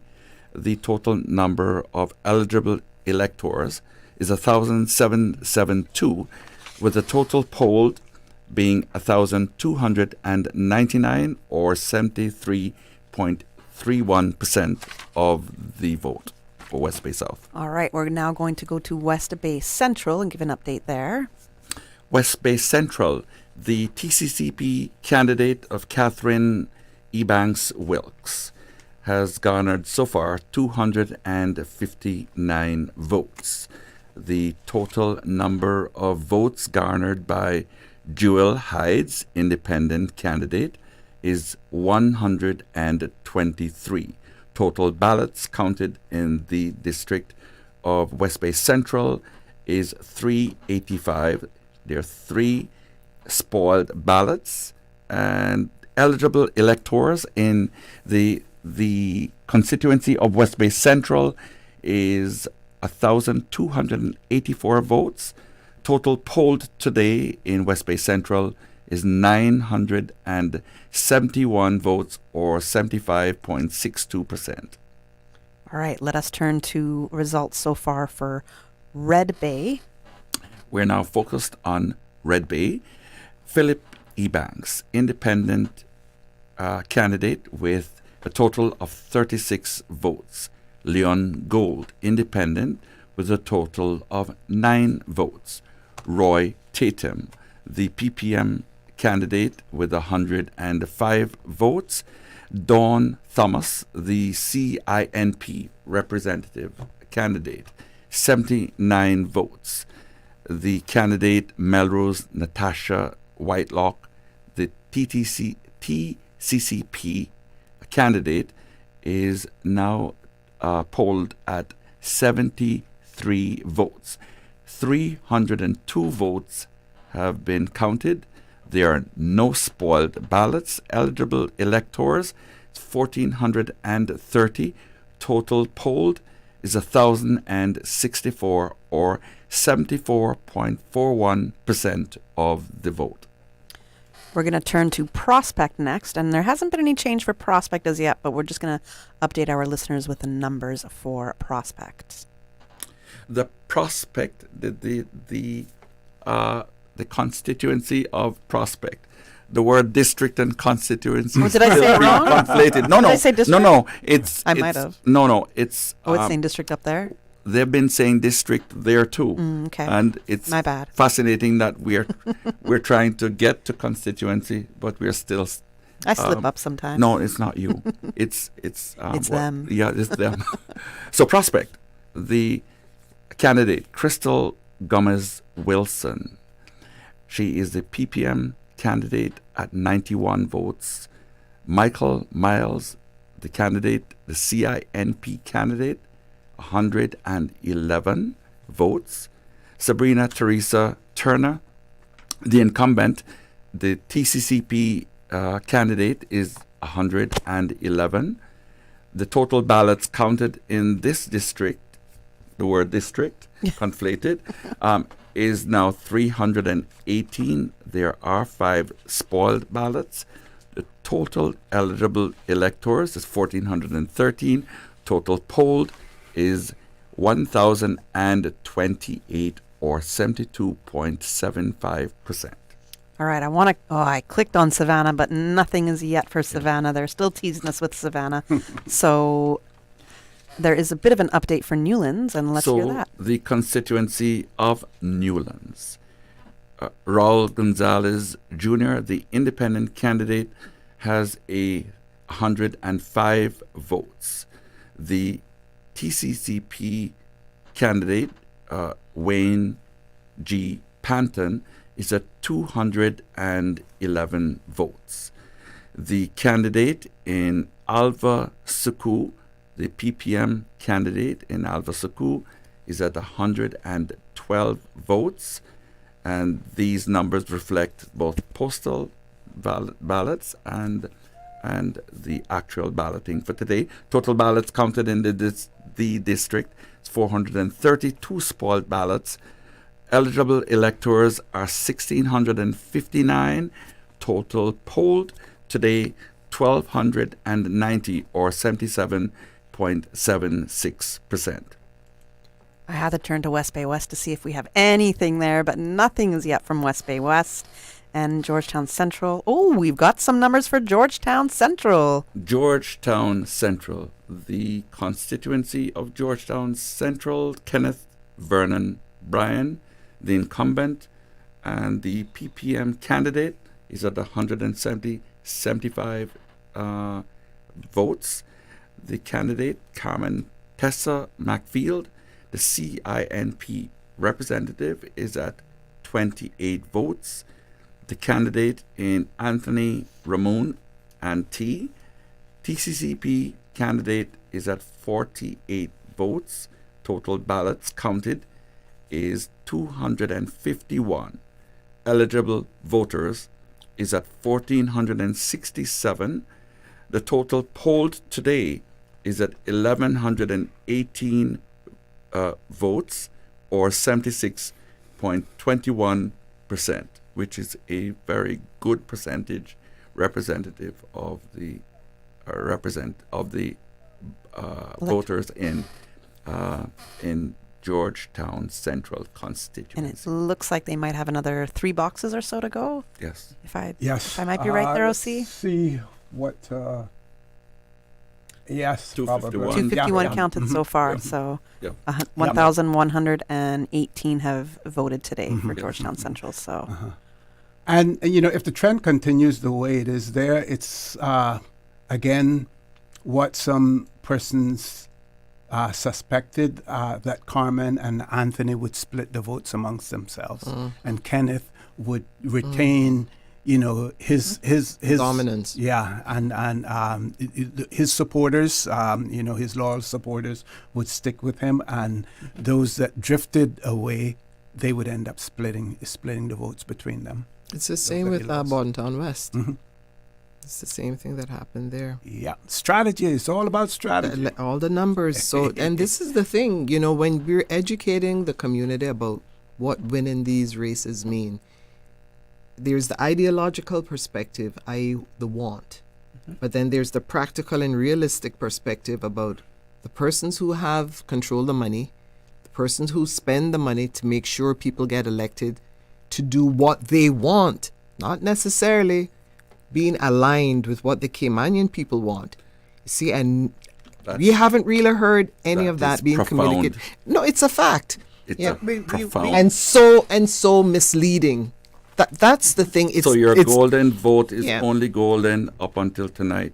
Well, so did I not? Tomorrow. Did I not say that Caymanians make a choice? They sell their votes because they know, based on decades and decades of experience, there is no guarantee that what they're requesting is going to be honored. And that's how far politics has descended in this community. Yes. It's shameful. And we have not moved too far away from the days when they would bring the cow and tie it up by the bar, and they would say, if you put me in, you can butcher. But if you don't put me in, it's going back to the grass piece. It's now went from the cow to the handouts, to the zinc on the houses. Now it's to not the fridge and the stuff, it's the money now. So much now. And that's how it is. Now, I'm used to working in constituencies when I was in Canada. I supported the Liberal Party in BC. And we got the first black people elected, Emery Barnes and Rosemary Brown, Jamaican, and an American football player who was going to my university. We got the first two. Emery Barnes became Speaker of the BC Parliament, and his running mate, Gary Locke, became Minister of Labour. I worked for them in their campaign. And what I'm used to is people bringing money and keep coming down to the campaign headquarters to stuff envelopes, to make telephone calls and so forth. It's the opposite here. You got to go and give them money to vote for you. In those other places, they give you money to get you elected, raise money for you to get elected. It's a complete how it can be the complete opposite, and that's how our politics have developed. And the one who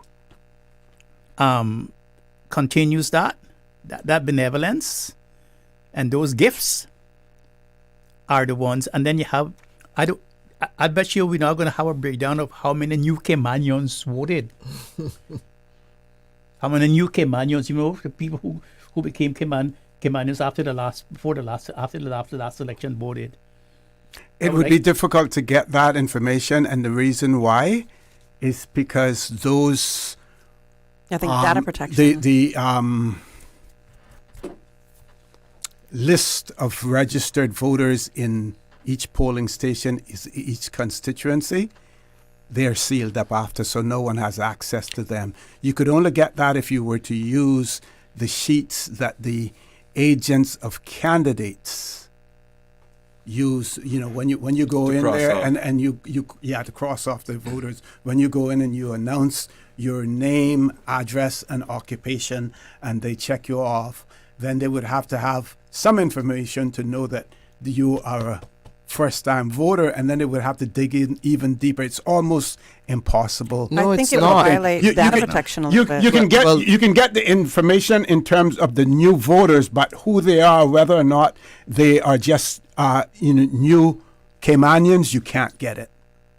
So what Trust I me. did when I was planning on running, I went and I got the voters list, and I knew from history who is Caymanian, and I knew who had status. So there were separate lists between who would be a new Caymanian versus who would be a generational Caymanian. And you can do an assessment. I mean, it's not going to be a precise science, OC, but that can give you an indication of how people will vote. That's right. And I mean, and I saw it in real life, certainly when I assisted Sam the last go round. And when you go to the polls now, they don't call your name anymore. They call a number. You just go and show them your ID, and they vote, and they mark your name off. They call my They call my name. Yeah. They call my name. They looked at my ID. I used my driver's license, and they called it out. Today? Yes. They didn't call my name and my wife's today. Yeah.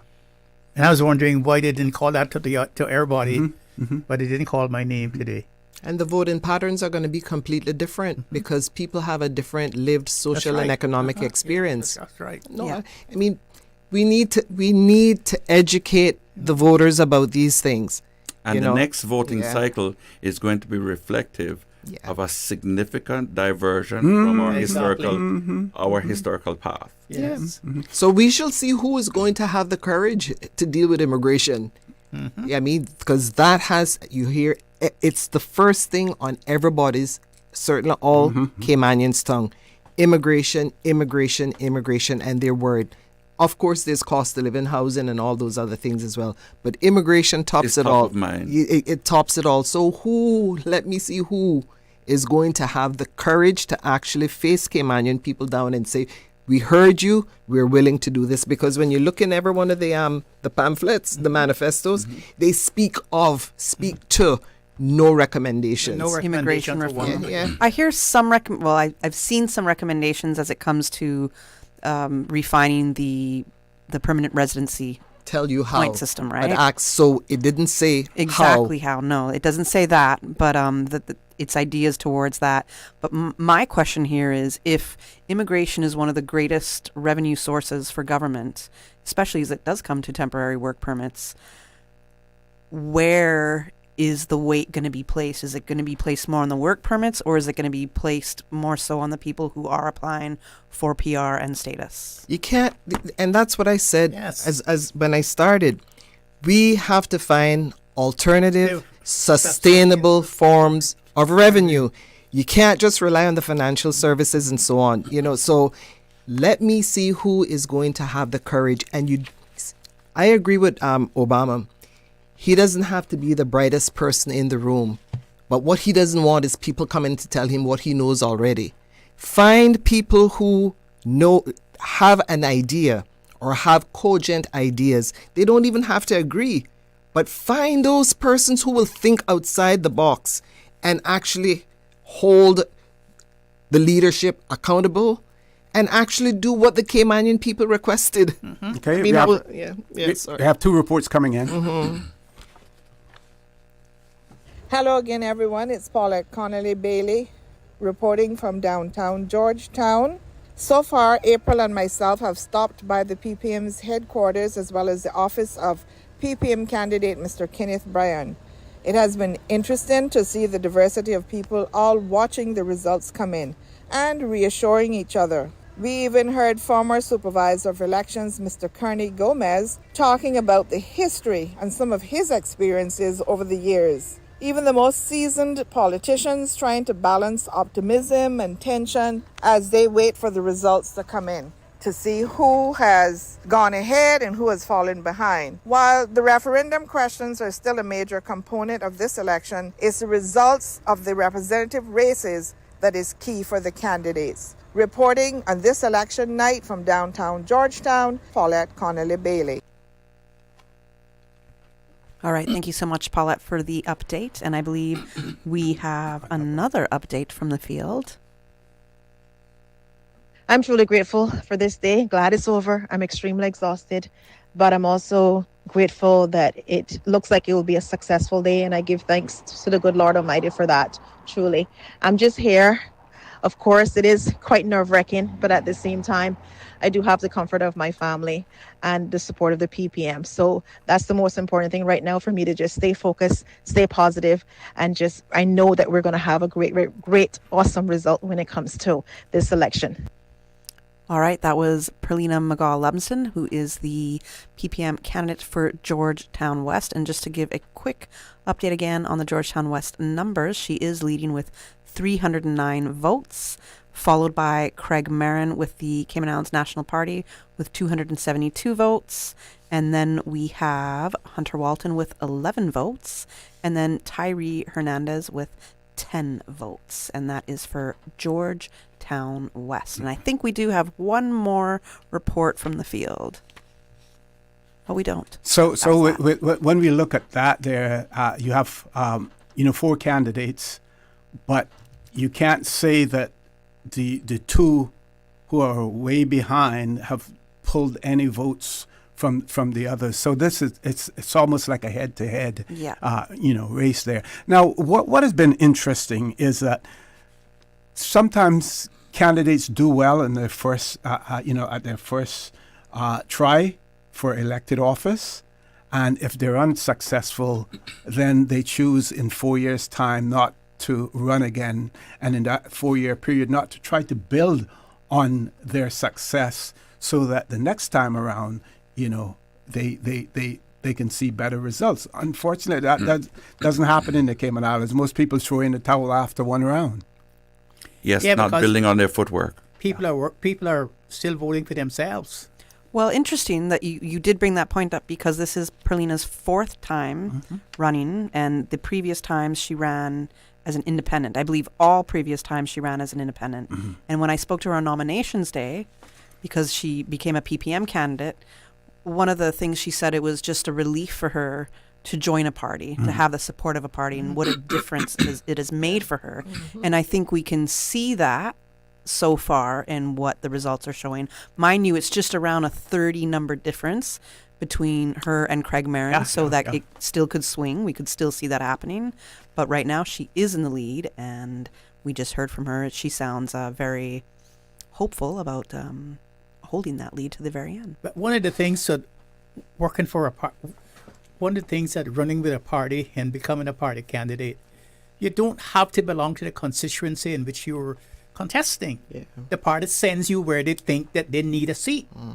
Because you're not running for the individual, you're running for the party ideology, for the party's support, for the party policies, and for the party manifesto. That's what you're voting for. You're not voting for Mr. X. You're voting for Party Y, MC. And so we have not caught on to that yet, except for the PPM, who I say has shown that they are have the workings of a party. I would put it that way. And the hope really and truly is that they do evolve and they become a lot more sophisticated and represent the interest of the Caymanian people, because so many people complain and complain and complain, rightly or wrongly, because I'm not going to go down that rabbit hole. But, I just hope that they become more coherent and more in tune with the social realities in the community, Okay, we have reports coming in from Georgetown North, as well as Prospect from Miss Felicia, I believe, Paul. Those votes are still being tallied as the night goes on, but just to give you a quick rundown of the latest numbers that I'm seeing, in Georgetown North, PPM's Joey Hugh has 69.1% of votes. That amounts to 601. And independent Romelia Welcome, 27.9%. That's 243. Moving to Prospect now, PPM's Crystal Gomez Wilson has 91 votes, while CIMP's Michael Miles and TCCP's Sabrina Turner remain tied at 111. That's all from me for now. I'm Felicia Rankin-Zollins. Okay, Paul, you want to take a 5-minute break at this point in time and we'll come back? Okay. I can definitely say we don't have any updates yet for West Bay West still. Yeah. Nothing there. What's happening there. And let me turn to Savannah, and still nothing for Savannah. And I think those are the only two places that we haven't heard from as yet. Yeah. So really, really interesting. I don't know who the returning officers are for those both areas, because the elections office has a tendency, like in the older days, we knew West Bay was going to be a challenge. We knew Georgetown was going to be a challenge. Georgetown in terms of the numbers, West Bay more in terms of the postal ballots and everything else.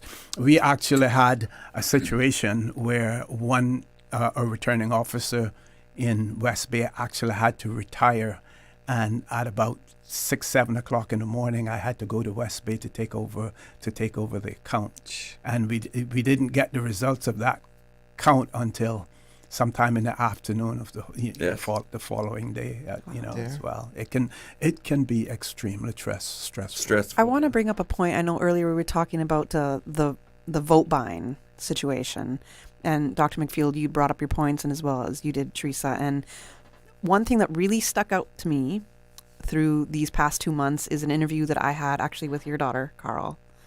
And what she had said to me was, we do know that buying votes is a criminal offense. It's absolutely illegal to do that.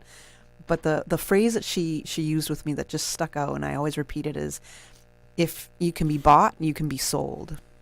And I think that's just an important thing to remember. If you can be bought, you can be sold.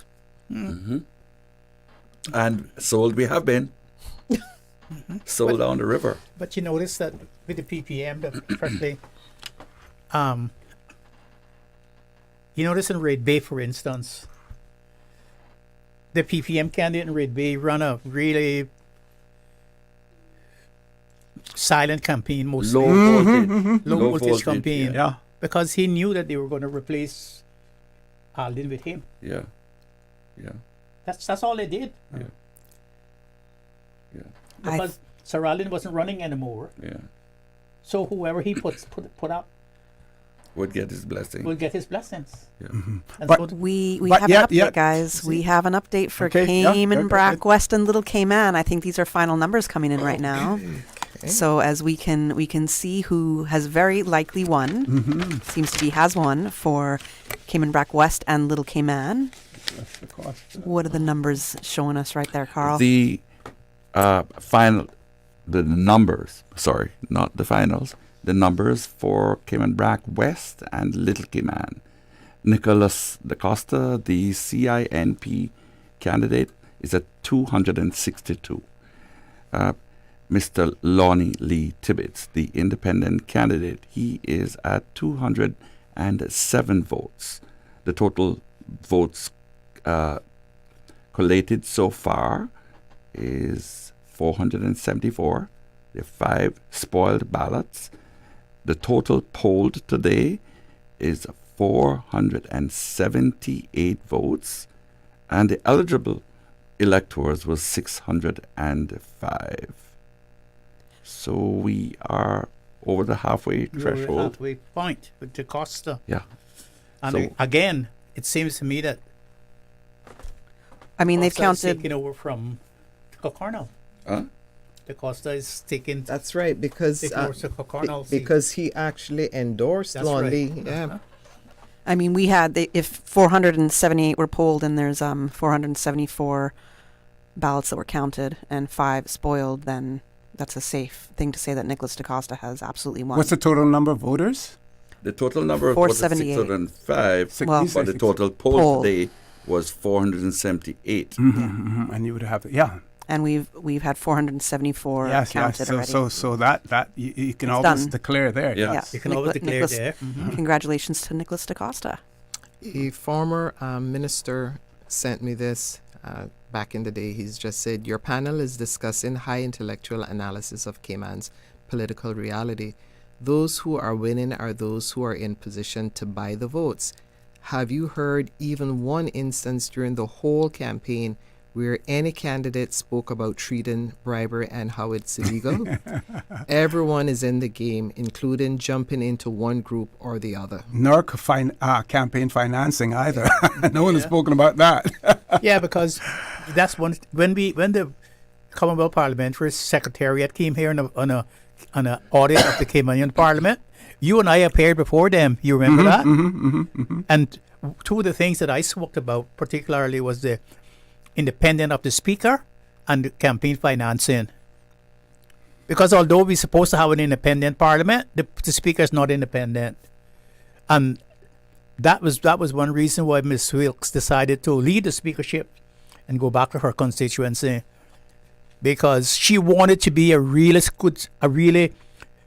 traditional speaker, where the speaker does not have to enter into confrontational politics, where the seat is safe, and where the speaker, if the speaker wants to continue as being a speaker and still maintains the confidence of the House, they don't run anyone against the speaker in that district, and she gets what she wants by her council giving the premier or the prime minister what the package that she needs for her district to keep getting elected. And she knew that people would not understand that she was not there, and they were saying that she had deserted them, and that's why That's a template out of England too. You see? Yes. Yeah. So all of those things that the reforms that we need to have, I wish they could start coming and campaign financing. Can you imagine that in a real party system, that parties have their treasurer and the stuff, they have to keep books. They have to report every donation they get from anybody. Yes. We do have an update for Newlands. You see? Yes. The constituency of Newlands. And the candidate, Mr. Raul Gonzalez Jr., the independent candidate, has now garnered 195 votes. The candidate for the TCCP, Mr. G. Wayne Panton, is at 409 votes. Mr. Alva Suku, the candidate for the PPM, People's Progressive Movement, is at 213 votes. Total ballots counted in this district is 822, with 5 spoiled ballots so far. Eligible electors is at 1,659, and the total polled was 1,290, or 77.76%. But you always could call that too. Exactly. 2/3. You almost can call that word. Yeah, we're about. We got. I think it looks like one more box. Might be. You're about you're probably in the- two-thirds so far. So we're almost there for Newlands, and Mr. Panton has. It's a lot of ground for anyone to make up. Well, he's been leading almost by double since the count began. So. Someone is sending me a note saying that one of the candidates in West Bay West is asking for a recount of one of the boxes, and that may explain why. That was something that I was thinking about Why we haven't before. heard Yeah, anything. yeah. Whether or not we had, but wonder I if didn't that's the see same any as other that. numbers that were that close that a recount was necessary in all of the other districts or constituencies. I didn't see that. where someone would ask for a recount. But West Bay, because it wasn't that close. So it'll be interesting to see what last numbers are like elections that. with West Bay West in particular? Well, yes, it is. Yeah. Usually you end up asking for a recount because you have the elections office, the returning officer has their counter, their tally clerks, right? The candidates have their tally clerks as well. And as you're counting, you may reach a certain point in a box and you stop. The returning officer or the deputy returning officer will stop and say, let's make sure that everyone is at the same numbers. Mm-hmm. And if you find a discrepancy, if it's one person, then you know that 70 million Frenchmen can't be wrong. So you just straighten that one person out, right? And you do that as you go along so that by the time you reach the end of that ballot box, everything is reconciled already. Yeah. So both for Savannah and West Bay West, we're still not seeing any numbers. So I wonder if the same thing has happened in Savannah. Quite possibly. Yes, quite possibly. Yeah, interesting. Yeah. Paul, we're still waiting to take that break. We can now. Folks, let's take a break. It's 10 minutes past midnight. We're going to be here. Kathy, you have a show tomorrow, as well. You may just have the bunket here, or we'll just continue talking right through until the buzz in the morning. I might be leaving you for a short period to go to my house, bring my bus, and come back and join you until my tour. Folks, we're going to take a commercial break. We will be back shortly.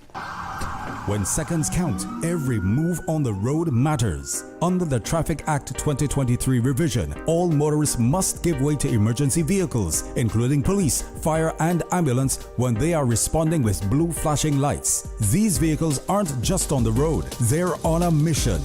Your corporation could save a life. Remember, don't block, don't delay, stay alert, give way.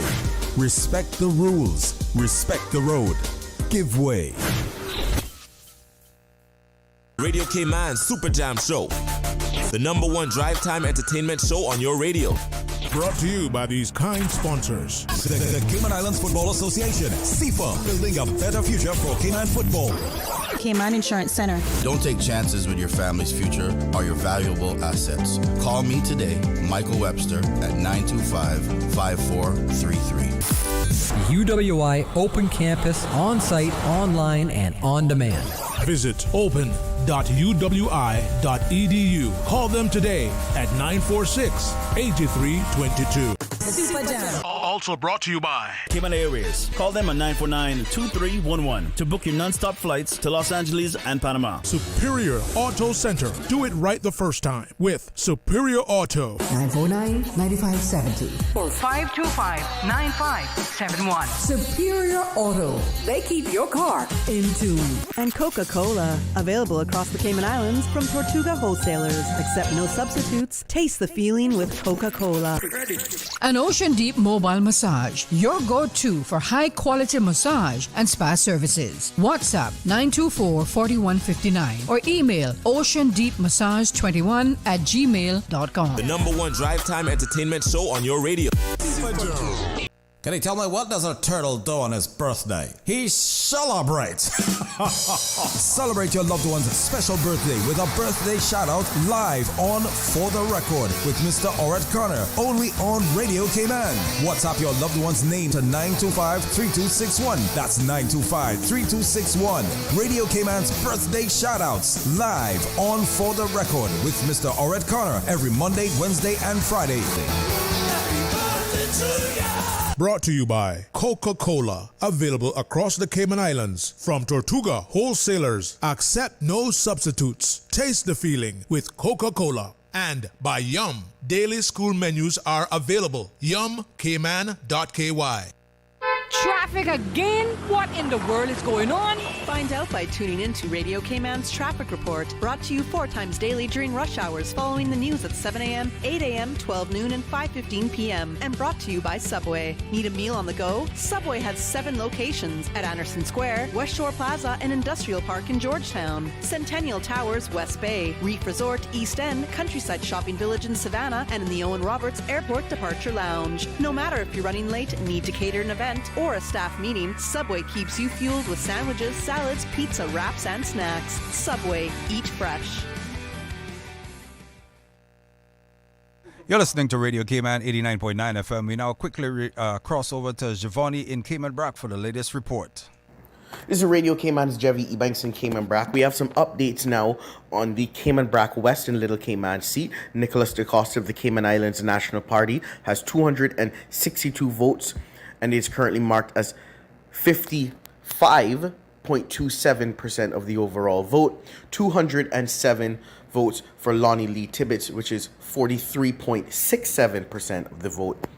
So we're starting to see those final numbers coming in. Still no changes yet for Cayman Brac East, but I'm sure that we'll get an update from them in a little bit, and I'll make sure to bring it to our Radio Cayman listeners right here on 89.9 FM. Reporting for Radio Cayman News in Cayman Brac, I'm Jevy Ebanks. For the Health of It, heard on Wednesdays at 7 p.m. and repeated on Saturdays at 9:30 a.m. is brought to you by The Light Room. Tired of being unwell and struggling to find the energy and vitality to live the life you desire? Come get recharged from the inside out at The Light Room. Our non-invasive, holistic energy enhancement system detoxifies and energizes the body, enabling self-healing and balance. Book online at www.thelightroom.ky or call 938-HEAL, 38 Pasadora Place, GT. The Ministry of Youth, Sports and Heritage invites you to take part in Emancipation Day 2025, a week of meaningful events happening May 2nd through May 11th across the Cayman Islands. This year's theme, Unity, Strengthening Our Legacy, is a call for reflection, pride, and community, from cultural celebrations and historic tributes to church services and panel discussions. There's something for everyone. Don't miss the Emancipation Day commemoration on Monday, May 5th, and be a part of this important moment in our national story. Follow at MYSCH_Cayman on Instagram or visit www.gov.ky/YSCH for the full schedule. Let's honor our past and shape our future together. You're listening to Radio Cayman 89.9 FM, 93.9 in Cayman Brac. Another report from April Cummings. April, what's going on?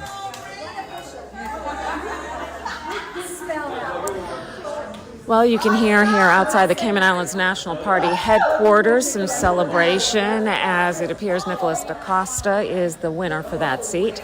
The crowd here has been waiting and watching carefully throughout the evening, and they are optimistic, although very tense in some cases, but you can hear the support here for their candidates.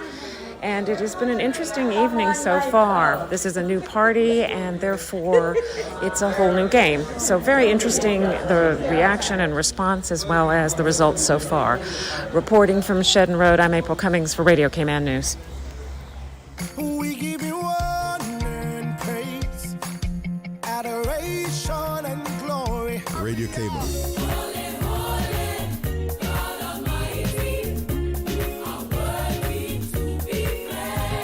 Praise time. Praise him, praise him. Come and let's praise the Lord.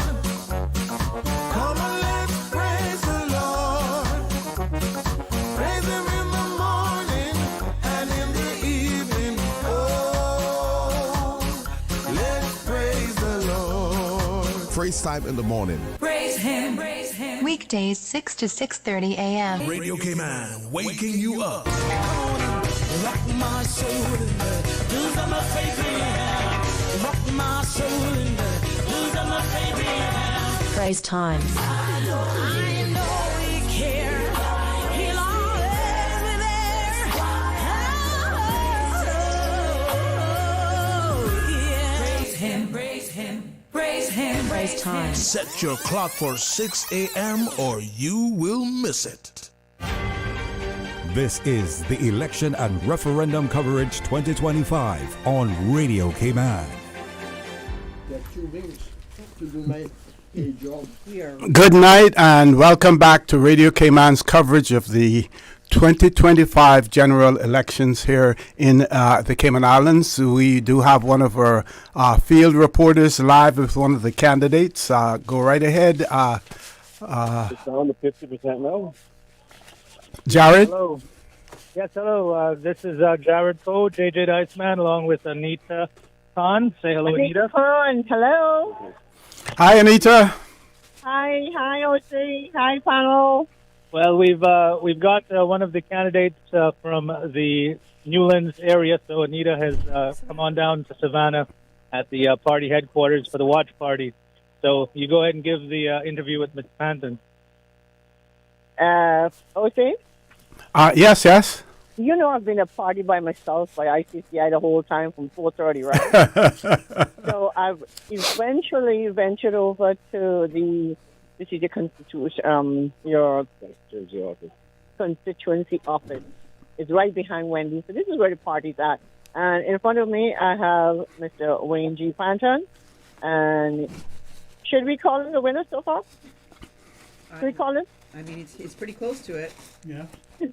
Not yet? Not yet. No, we wait for we can say project. We say projected. We can say projected winner for the seat. Yes. Projected. Okay. All right. Let's hear from Wayne. Ms. Panton. Good night. Oh, good morning. Yeah, it is morning. Good morning to you. And how are you feeling? Well, I'm feeling optimistic, I guess. I'm very grateful to the people of Newlands who have expressed their confidence in my ability to continue to represent them and to do a great job in the circumstances that they face and the country faces, the challenges that we have. I think that I have the knowledge and the skills to be able to contribute significantly to the solutions. And my colleagues in the Caymanian Community Party and I are very pleased so far with the indications. We feel that it's a reflection of an adoption by the country of our perspective and our approach. And as I said, we're all very grateful. We've had some very good indications so far. And I'm very happy to be in this position. So the bottom line for me is I want to thank the people of Newlands once again for putting their confidence in me. Obviously, we can't call it just yet, but it seems very likely that no one will be able to catch me. And I'm just so grateful. I'm humbled by the confidence they placed in me once again, and I can't wait to be able to get to work with my colleagues. Hopefully, we'll be able to form government, and we'll be able to move forward and address the issues both in our constituencies and nationally, the benefit of the people of this country that we love so much. Well, you've answered all the questions that I'm supposed to ask you, right?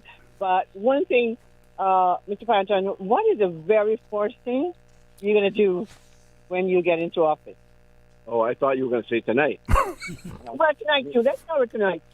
Well, it'll be a while before I get any sleep, I imagine. But I think for us, the very first challenge is when we get into office is to assess the financial position of the country, the true financial position of the country, and work out how best we can make changes to those priorities and those financial decisions that have been made in order to restore a sustainable fiscal trajectory for the country. Because without that, we are failing out the gate. So yes, we're going to have to spend a bit of time doing that. I don't think it will take long. I think that we'll be able to move forward and to be able to make the right decisions to restore confidence and put us back in compliance with the Public Management and Finance Act and the framework for fiscal responsibility that's set out therein. And of course, I'm referring to the issues that we have been made aware of by the pre-election financial update. Okay. Paul or OC, do you have any questions? After live, do you have any questions for Mr. Panton at this time? Does he have any figures or heard anything from his other colleagues in terms of their positions, as far as the numbers are concerned? Yes, well, prospect seems to be looking better and better. I hope that track continues. Red Bay is improving, and I really hope that track continues. As you know, OC, we have had a perfectly gender-balanced party. and I really would love to see so many of our ladies win. We don't have any clear indications just yet, but I think something has just come in relation to Savannah, which shows that that Miss Heather is doing quite well. So I'm so pleased for her, and I would love to see Sabrina take her seat, and I really would love to see Natasha win Red Bay, because she has worked so hard, and she's an amazing young lady, and she has gone through so much, particularly with a very recent personal family tragedy, that I think this would just be an amazing, situation for her, given all of that background. And so, many congratulations, I look forward to Wayne. being able to talk to you more, as the picture becomes clearer. Yep. But we will get back. We will no doubt be able to take that forward in terms of discussions. And, the party leader, which is Andre Ebanks, or who's Andre Ebanks, he will be able to speak more specifically in relation to the Caymanian Community Party's position. So, Wayne, before you leave, we've been saying that it's likely a coalition between, for example, the PPM and some of the independents, but it could equally be a coalition between your party and Mr. Scott's party, with a few independents as well. I think that's fair to say, yes. Absolutely. Yeah. Absolutely. Yep. Okay. Just one more question, since we're on that topic. We know that the number of candidates that you fielded. Are there any independents out there that are likely to lean towards your group, your party? I think along the way we have had indications that there may be some that would be interested, but I'm not going to state a position in relation to that at this point. I will leave that to the party leader to specifically address. Okay, sir. Thank you very much, Anita and JJ. Thank you as well. Thank you very much, Casey. And we'll probably touch base with you as we get the final results. Awesome. Thank you so much. Okay. We have two big updates to give now. Two of the constituencies that we have not heard anything about, but when we started that interview, we did see the results so far come in, and there's quite a lot. So I think they might be counting, I want to say, almost a last box here. But in saying that, for Savannah, this is for Savannah. We didn't have anything for Savannah until now. So for Savannah, right now, we have Carl Brown. Give us the numbers. Heather Diane Bodden, who is the representative for the TCCP. She has garnered 569 votes so far. Donna Bush, who represents the PPM, has garnered 384 votes. The total ballots counted in this constituency is 965. There were 12 spoiled ballots. Eligible electors are 1,601. Total polled for today are 1,171, which represent 73.14 of the total ballots for the constituency of Savannah. All right, and saying that, so 965 ballots counted so far for Savannah, and there's total 1,171 polled today. So we're looking at just over 200. Just over 200. One more and box. it looks like Heather might be taking this as well, unless almost every single one of those votes that does come in that next box is for Donna. So I think it's safe to project that Heather will be winning for Savannah. Now let's go to that district that we're all looking to hear from right now coming out of West Bay. We got West Bay West. Number of votes cast for candidates by the polling station West Bay West. McKeeva Bush, the independent candidate, stands at 181 votes so far.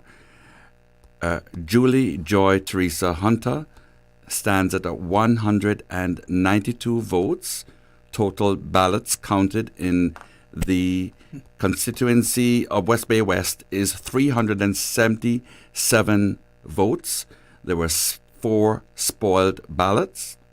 The eligible electors for the constituency of West Bay West is 1,380. Total polled is 947 today, so 68.62% of the vote. So they're about halfway through those votes right there for West Bay West. And right now, Julie Hunter is leading by 9 votes. And this brings me back to, the 2021 elections when it was McKeeva Bush and Mario Ebanks. And Mario lost by a very tiny margin of 27 votes. So that was why we had that recount over there as well, because of the difference of 9 votes.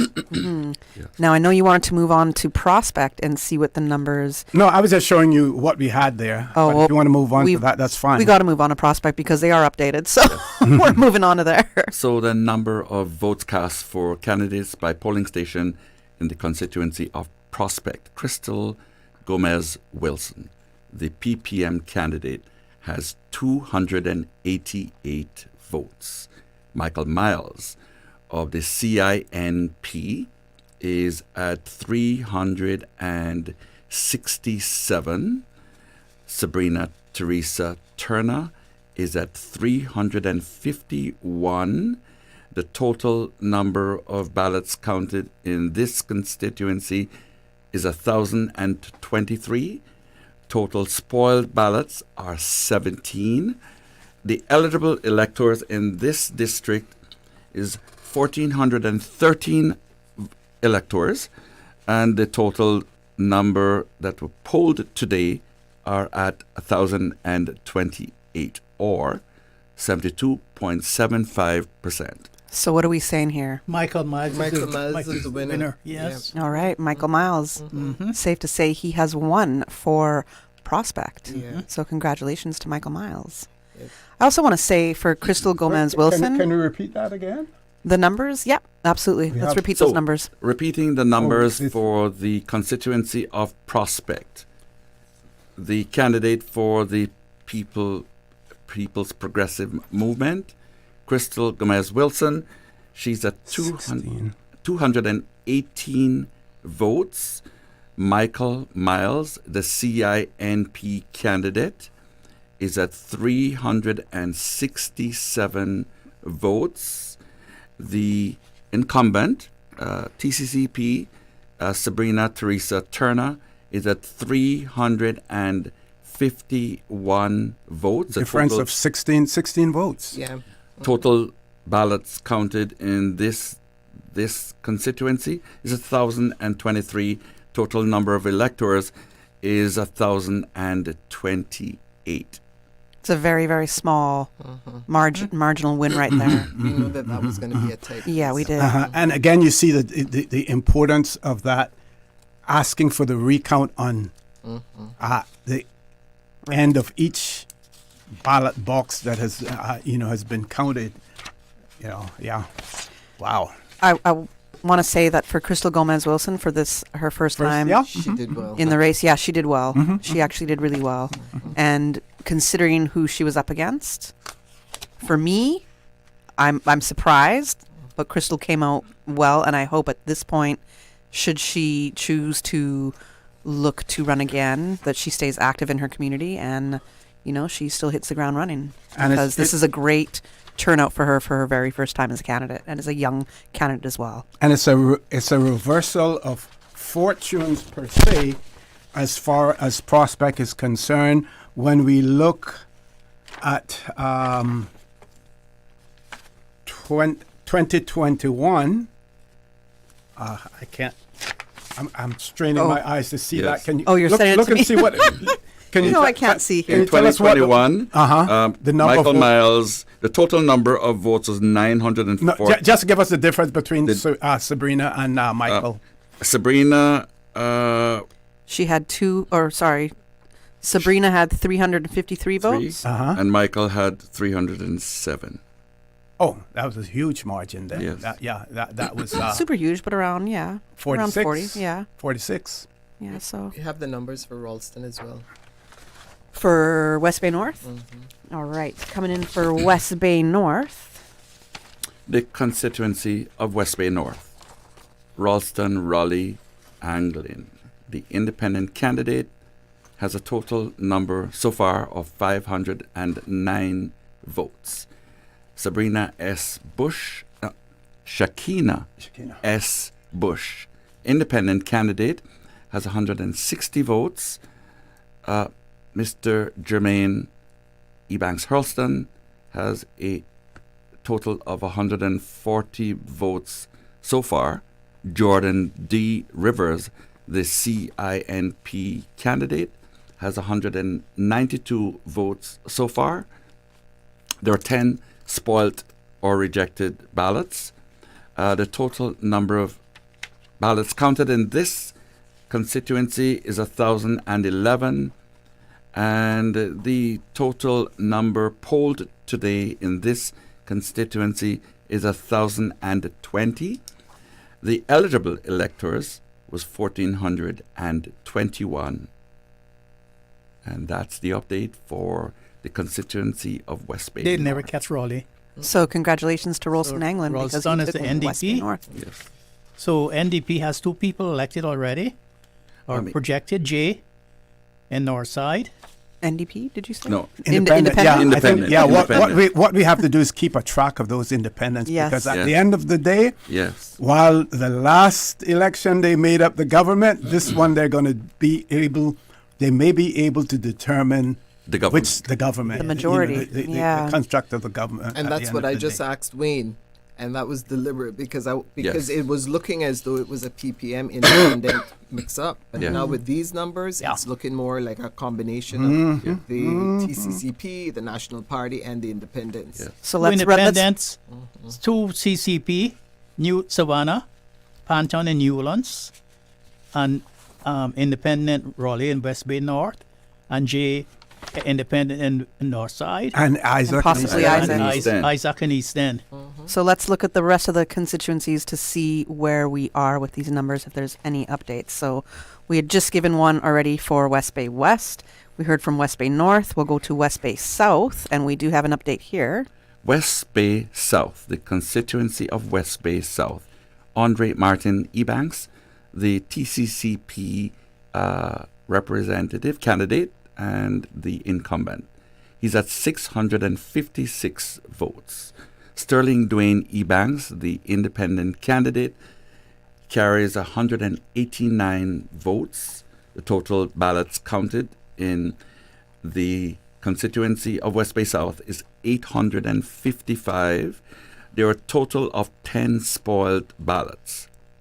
The total polled today was 1,299. Eligible electors is 1,772. And that total polled represents 73.31%, which is fairly and decently high. So I think it's safe to say. Ebanks is projected winner in West Bay South. Yeah, absolutely. Yes. Because even if CCP. Andre Ebanks, because yeah. we have 2 Ebankses. that's true, that's very true. I see what you did there, Dr. McField.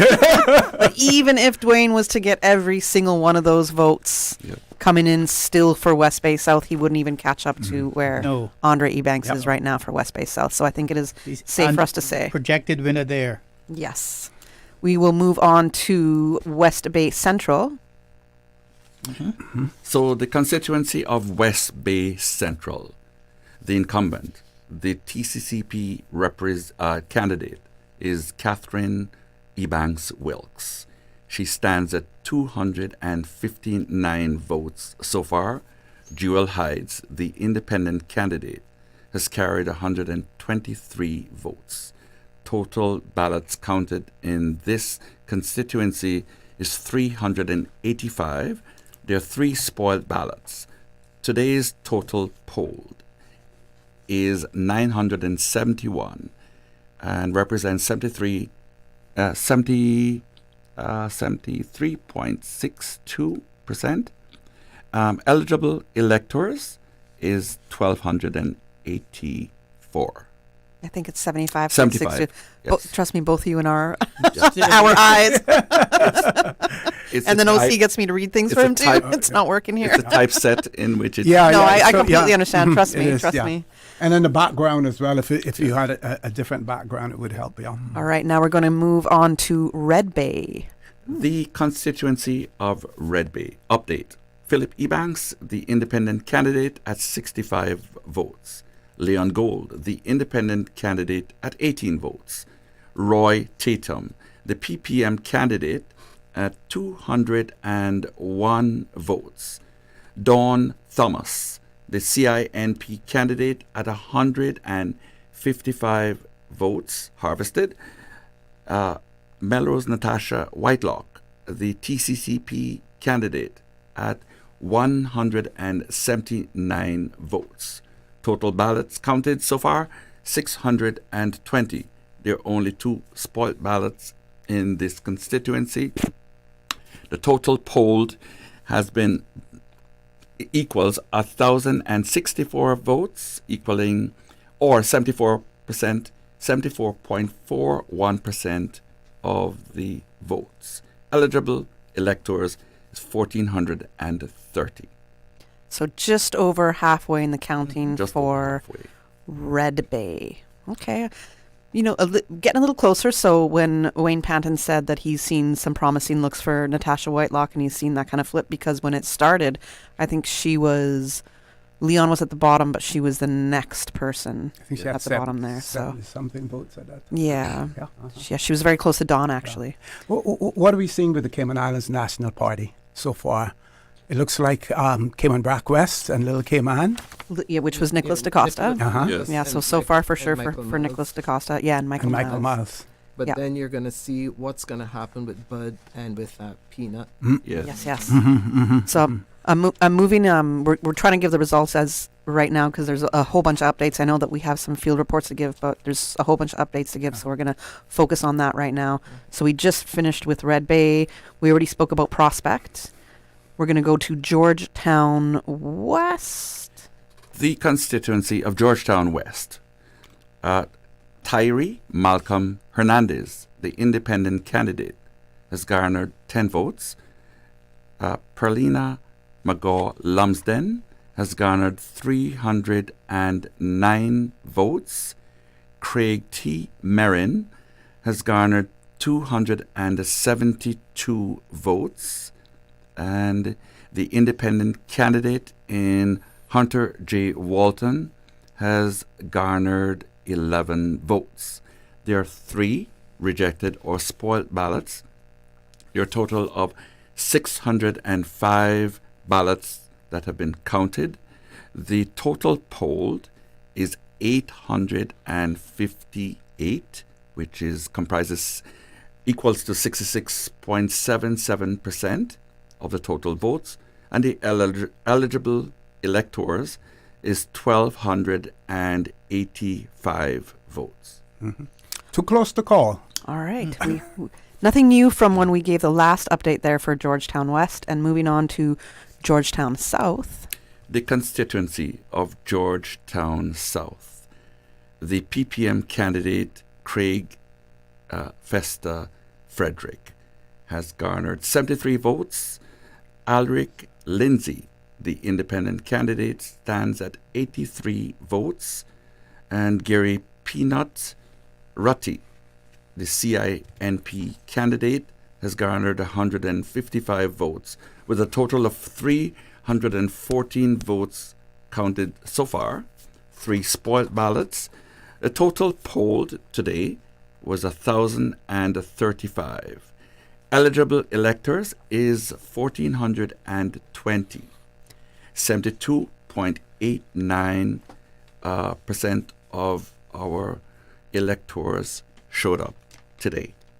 I have a feeling that they're about to finish counting their second box for Georgetown South, and they might have another box left after that because there's only 314. Yeah. They're Dallas coming Cannon in. so far. They're coming in pretty slow. Yes. They're coming in pretty slow. So we already know with Georgetown North, we already called that. We know that, again, congratulations to Joey Hugh, who won for Georgetown North. And moving on to Georgetown East, we have an update here. So the constituency of Georgetown East. And Oscar Bodden, the independent candidate, has secured 19 votes. Emily DeCue has secured 182 votes. Bud Johnson Jr. has secured 328 votes. Roy McTaggart, who is the flag carrier for the constituency of Georgetown East and representing the PPM, has secured 339 votes. There are a total of 873 votes so far counted in this district. There are 5 spoiled ballots. The total polled today is 1,133 electors, which represents 71.66. And the eligible electors who could have appeared was 1,581 voters. Let's look at those numbers separating incumbent Roy McTaggart and Bud Johnson. 11 votes. Close. With one more box to go, it looks like, but 11 votes. That's a very, very close race as well. Quite interesting race. All right, so that was Georgetown South. That was Georgetown East. My bad. That was Georgetown East. Georgetown Central. We're now moving to the constituency of Georgetown Central. Kenneth Vernon Bryan, the PPM flag carrier and the incumbent. He has garnered 175 votes. Carmen Tessa McField, the CINP candidate, has secured 28 votes. Anthony Ramon, the TCCP flag carrier, has secured 48 votes. The total ballots counted in this constituency is 251, and the total polled is 1,118, which constitutes 76.21% of electors showing up today. Eligible voters is 1,467 electors. No update since then. You have a more recent update, Ms. Steve, for Central? Well, this is coming straight off the elections office website. Yeah, someone sent me a note. Oh, understandable. There's but some the thing is, field stuff out there. You have to be different. You have to be doing a lot of work right now to catch up to Kenneth Bryan. So unless nobody is voting for him in the next what might be 2 more boxes to go. This came from someone in this camp, but someone sent. Give us a suspect. Give us a suspect. No, because we can't do that. I don't ever call names. We can't. No, I'm not that. talking about the names. I'm talking about the details in terms of the figures. If you've gotten figures other than what we have up there. Yeah, we can't do that. But what I will say, I've received quite a few notes about the performance of Radio Cayman compared to other. Says good night to each and every one of you, the panelists and all reporters in our districts, including smaller islands. I love Radio Cayman. It's number 1. I certainly appreciate our election coverage very much. Mr. OC, you're doing an excellent job. Also, the history from one of Radio Cayman's historian, Mr. Banks. I thank God for all of his knowledge and including Mr. Steve. I love listening to them no matter the topics or discussions. The questions asked to Mr. Rolston earlier, I believe, is one of the main reasons why he answered the way he did. I don't know who's that. Yes, even though he spoke as though he already won. Who's that you referred to? It was Dion. It was likely Dion. Oh, yeah. Yes, even though he spoke as though he already won, that should be a factor. That shouldn't be a factor. I'm happy in the way in which he also responded.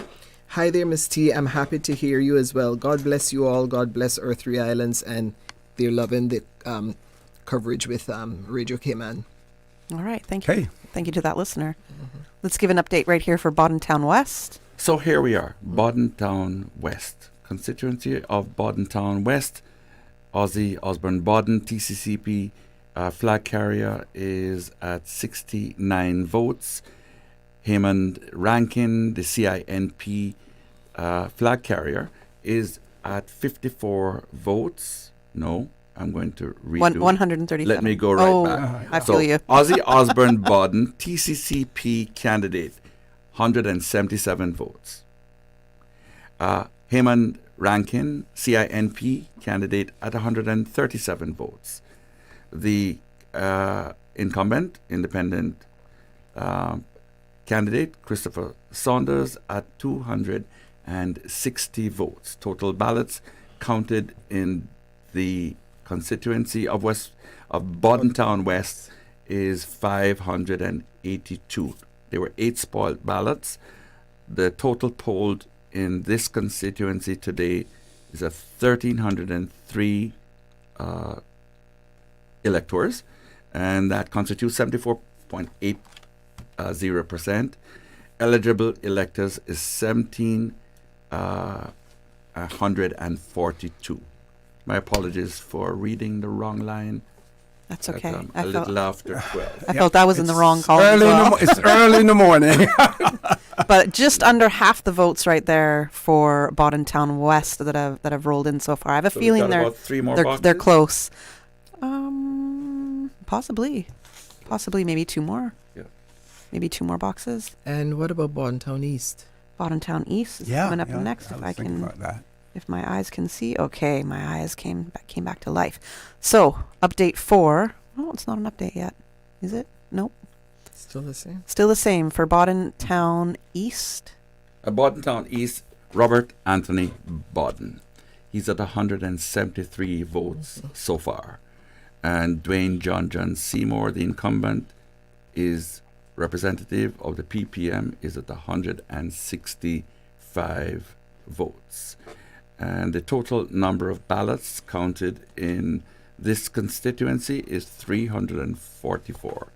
There were 6 spoiled ballots, and the total number of electors polled today was 1,219, which represents 69.26% of the total of eligible electors, which is 1,760 voters. All right, we're just going to interrupt our updates right now on the constituencies because we do have an interview with Heather Bodden that we'd like to air.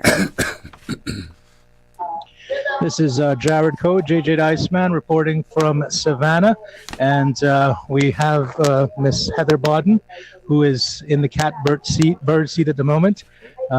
You seem to be ahead by quite a bit, and I don't know how much votes are left to be counted, but how do you feel at this point in the night? I'm humbled. I thank all my people who came out and voted, and I really, I'm excited now to continue my service to my community of Savannah. Yes, and it looks like your co-party man there, Mr. Wayne Panton, looks like he'll probably take the seat in Newlands, so you'll have both be returning, and that the community has spoken. Yep, loud and clear. We thank all those that came out and voted this morning and up until 6 o'clock this evening. It's a long journey, but we have been successful, and that's why I'm excited and happy tonight. I just want to continue serving my people. I have done so much in my community all my life, and tonight now just shows that I am here to continue what I've started. Okay, and at this point in the night, they've been calling a few seats, so we have a couple of surprises so far, and it looks like there's going to have to be some cooperation in forming the government. Earlier, we had OC talking to Mr. Panton about maybe teaming up with some of the independents and such. Well, how do you feel? Listen, whoever's there, I'm sure we can work something out and we can all work together. That's why we all are voted in. Obviously, there's reasons why people are returning. Obviously, there's reasons why there are new candidates. But we can all work together. We have to do this for our country. This is our country, and we all have to work together. It's just, Yeah, and your party is community, and this is a local community, and looks like you'll be successful again. Congratulations from us to you guys. TCCP. Thank you That's our very community. much. Thank you very much. Reporting for Radio Cayman's News, this is Jared Coe, JJ the Iceman from Savannah. All right. Thank you so much for that update. And I believe we also have another update from April Cummings with Gary Ruddy. It's been quite a night. I'm following him over. He's waiting to see what the latest numbers are and how things are going. It's really tight right now. He's looking at the Georgetown East numbers.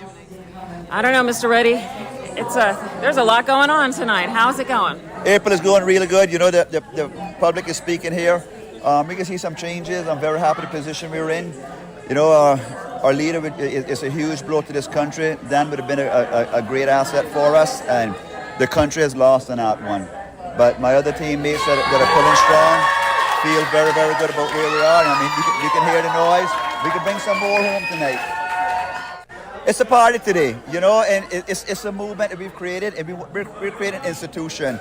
And what we want to do is what no other party has done, is we want to have a succession plan. We want the youth to get involved. We want them to come behind us, because if we can't teach them and train them from early, this is all for waste. We have to have them included at the table. All right. Thank you so much for that interview with Gary Ruddy. Thank you, April Cummings, for that. And I know that we also have another update coming from Giovanni in Cayman Brac. This is Radio Cayman's Jevy Ebanks in Cayman Brac. We have official word of the 2 seats, Cayman Brac West as well as Cayman Brac East. We're going to start in Cayman Brac West in Little Cayman. Nicholas DaCosta has been declared the winner with 262 votes, or 55.3% of the vote. Independent candidate Lonnie Tibbetts got 207 votes, or 43.7% of the vote. In Cayman Brac East, Ms. Juliana O'Connor Connolly, the incumbent, won 236 votes, or 54.6% of the vote, followed by Cayman Islands National Party candidate Dan Scott with 160 votes, or 37% of the vote, followed by Ruth Ann Bodden with 2.5%, or 11 votes.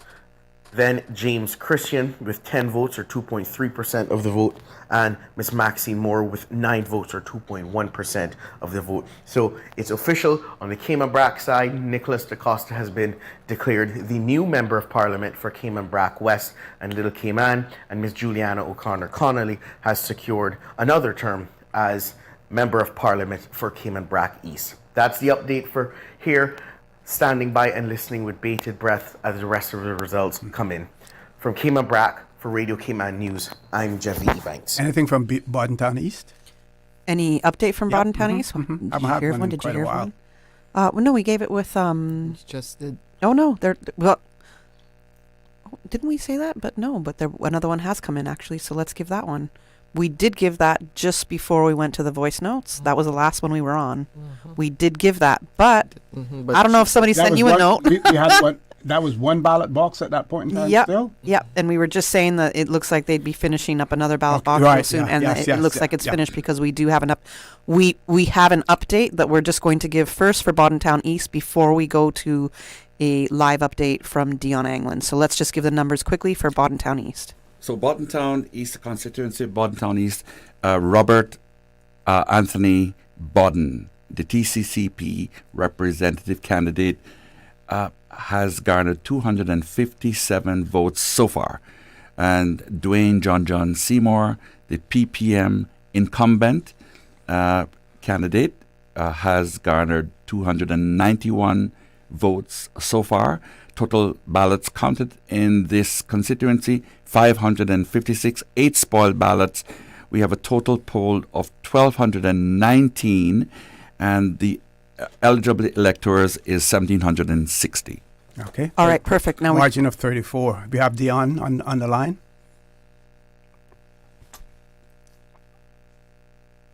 Can you guys hear me? Yes, we can. Hear you. All right, awesome.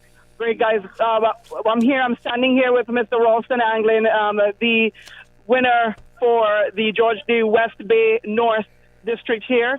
And I'll have you guys take over. But before we let you guys take over, I'm going to ask him, how do you feel, sir? Feel relieved, ecstatic. I want to thank thank God, thank my family, thank my committee, and thank, obviously, most importantly, well, thanks to God, the good people of West Bay North who have put their confidence in me and trust in me. But feel relieved. I'm going to turn it over to you guys. Any questions you have for Mr. Ralston, go right ahead. Okay, he is run as an independent candidate. He's now an elected politician as well. We want him to be as transparent as he possibly can. Where does he stand in terms of the parties?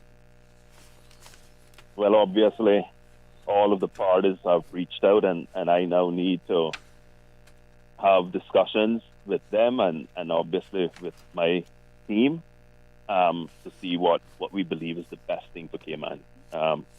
Osi, my good friend during the campaign, I say that sincerely. I know, yes. During the campaign, I was asked this question on talk shows. I made it clear at public meetings. I made it clear everywhere I went that I was not going to jump and just react to someone calling me and saying, here is a seat, come take it. It has to be what's best for Cayman, and I have to be assured that their policy positions are going to be best for Cayman. Yep, thank you very much for that. Anyone else? Questions? No, not now. But Raleigh, good luck to you, and congratulations. Congratulations. Yep, congrats. Ralston. Thank you very much, my friend. This is your second go round, and you get the opportunity to do the people's bidding again as chief servant for your district of West Bay, but your constituency of West Bay West.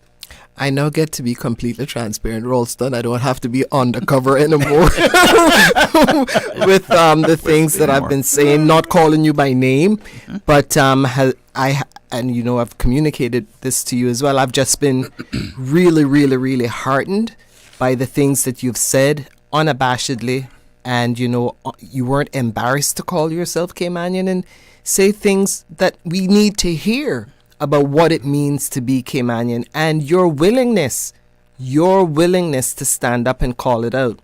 And I've shared obviously with you during the course of these last few weeks exactly how I felt, and really heartened knowing exactly how you feel also about education. I really want you to be a beacon and somebody who I won't be disappointed in, honestly. So yeah, I'm being real with you, as I always am. I just don't want you to embarrass me based on the things that you have said. Yes, well, what I can tell you and tell the entire country is, I along with my committee took weeks. Well, it was months in development, but weeks just to do the actual review and refining, because of course everything that was in there elicited debate, point, counterpoint, to ensure that at the time we had 28 people on the committee. It eventually wound up at 32, but at the time we had 28 people. And obviously when you put 28 Caymanians or any people in a room, there is going to be a lot of discussion when you talk about complex issues like immigration, education, housing, healthcare. But what I can say is, if Cayman does not work for Caymanians, then what are we doing? And Cayman must work for Caymanians. We have to ensure that we pull and the country back. I have said clearly this foolishness about us being at a crossroads. We're not at a crossroads. We're through the crossroad. And it's time for us to stand up and ensure that we're going to take the very difficult decisions. Some of them are going to be unpopular. Yeah. Some of them are going to cause people consternation. Because I said to my committee just last week when we were meeting and doing our final planning, I said, folks, this looks very good. We had done our canvassing. We felt we knew where we were in terms of a vote count. And I said to them, here are the things that you've got to get your minds prepared for. When we stand up and talk about immigration reform, we are going to have Caymanians who are going to kick against it. When we talk about reform around trade and business licensing regimes, we're going to have Caymanians who are going to kick out against it. But we have to do what is best for the entire Cayman Islands. not just a few who might want to have things their way. This has to be about the Great Cayman Islands. Theresa, I said this a long time ago, and I didn't coin the phrase, but I always said education is the great social equalizer. And I know that it was because of the education system that I went through, the opportunities I took, and it's the reason I'm on the radio with you this evening. And so I have to ensure that every single child, whether they have additional or special education needs, has that opportunity to maximize their God-given potential. Yeah. We have left too many Caymanians behind. Yeah. We have not paid attention to a lot of issues that aren't quote-unquote sexy, and we have to do the work now and show that commitment. What I can say is, and I make this very, very plain, as it relates to a coalition, I am going to be the best coalition partner that anyone can dream of having, because I'm going to work my tail off for the Cayman Islands and for our people. But I am also going to be potentially one of the roughest you're going to have, because I am not going to sit by and say, oh, we're going to compromise on this and compromise on that. If there is compromise to be had, because the majority voice that or what position I may take is not a majority voice, the public will know. The public will know, and then the public will decide who they think is best. That's the teams of a coalition, and that's what we've got. But it has to work, and it can work once you have men and women who are going to do what's in the best interest of Cayman.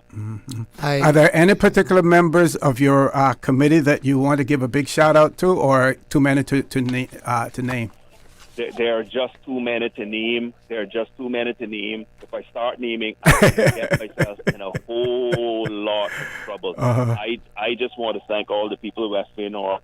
Thank my good Lord and Savior for bringing me to this point in my life where I'm now in a better position to serve this country than I've ever been. And I say to people all the time, redemption and redemption stories don't come around often. Yeah. This is my redemption story, and God's willing, I am going to make sure that it is an inspiration to all those who may have slipped and fell in their personal lives, to show the world that you don't discard good people. Okay. And I've worked with you before, so I know how hard you work. And I know that you've been working on this from December, even when people sought to plagiarize the things that you brought to bear. But I am so very, very proud of you, Ralston. Yep. Thank you. Okay, thank you very much. Get some rest, because you know they're going to be offering the turtle meat or the caviar. We changed it from turtle meat to caviar. Yes. Beluga caviar. Thank you, guys. All right. Okay. Congratulations. What you've done during covering the election.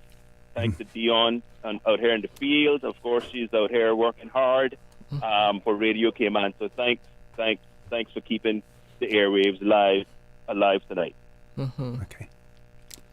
All right, we got a big update coming right now for Red Bay. Let's get those numbers. The constituency of Red Bay, we can safely say the winner of the Red Bay race constituency, Roy Tatum, the PPM's flagship carrier, is at 334. Mr. Philip Ebanks carried 120 votes. Mr. Leon Gold, 21 votes. Ms. Dawn Thomas of the CINP carried 267 votes.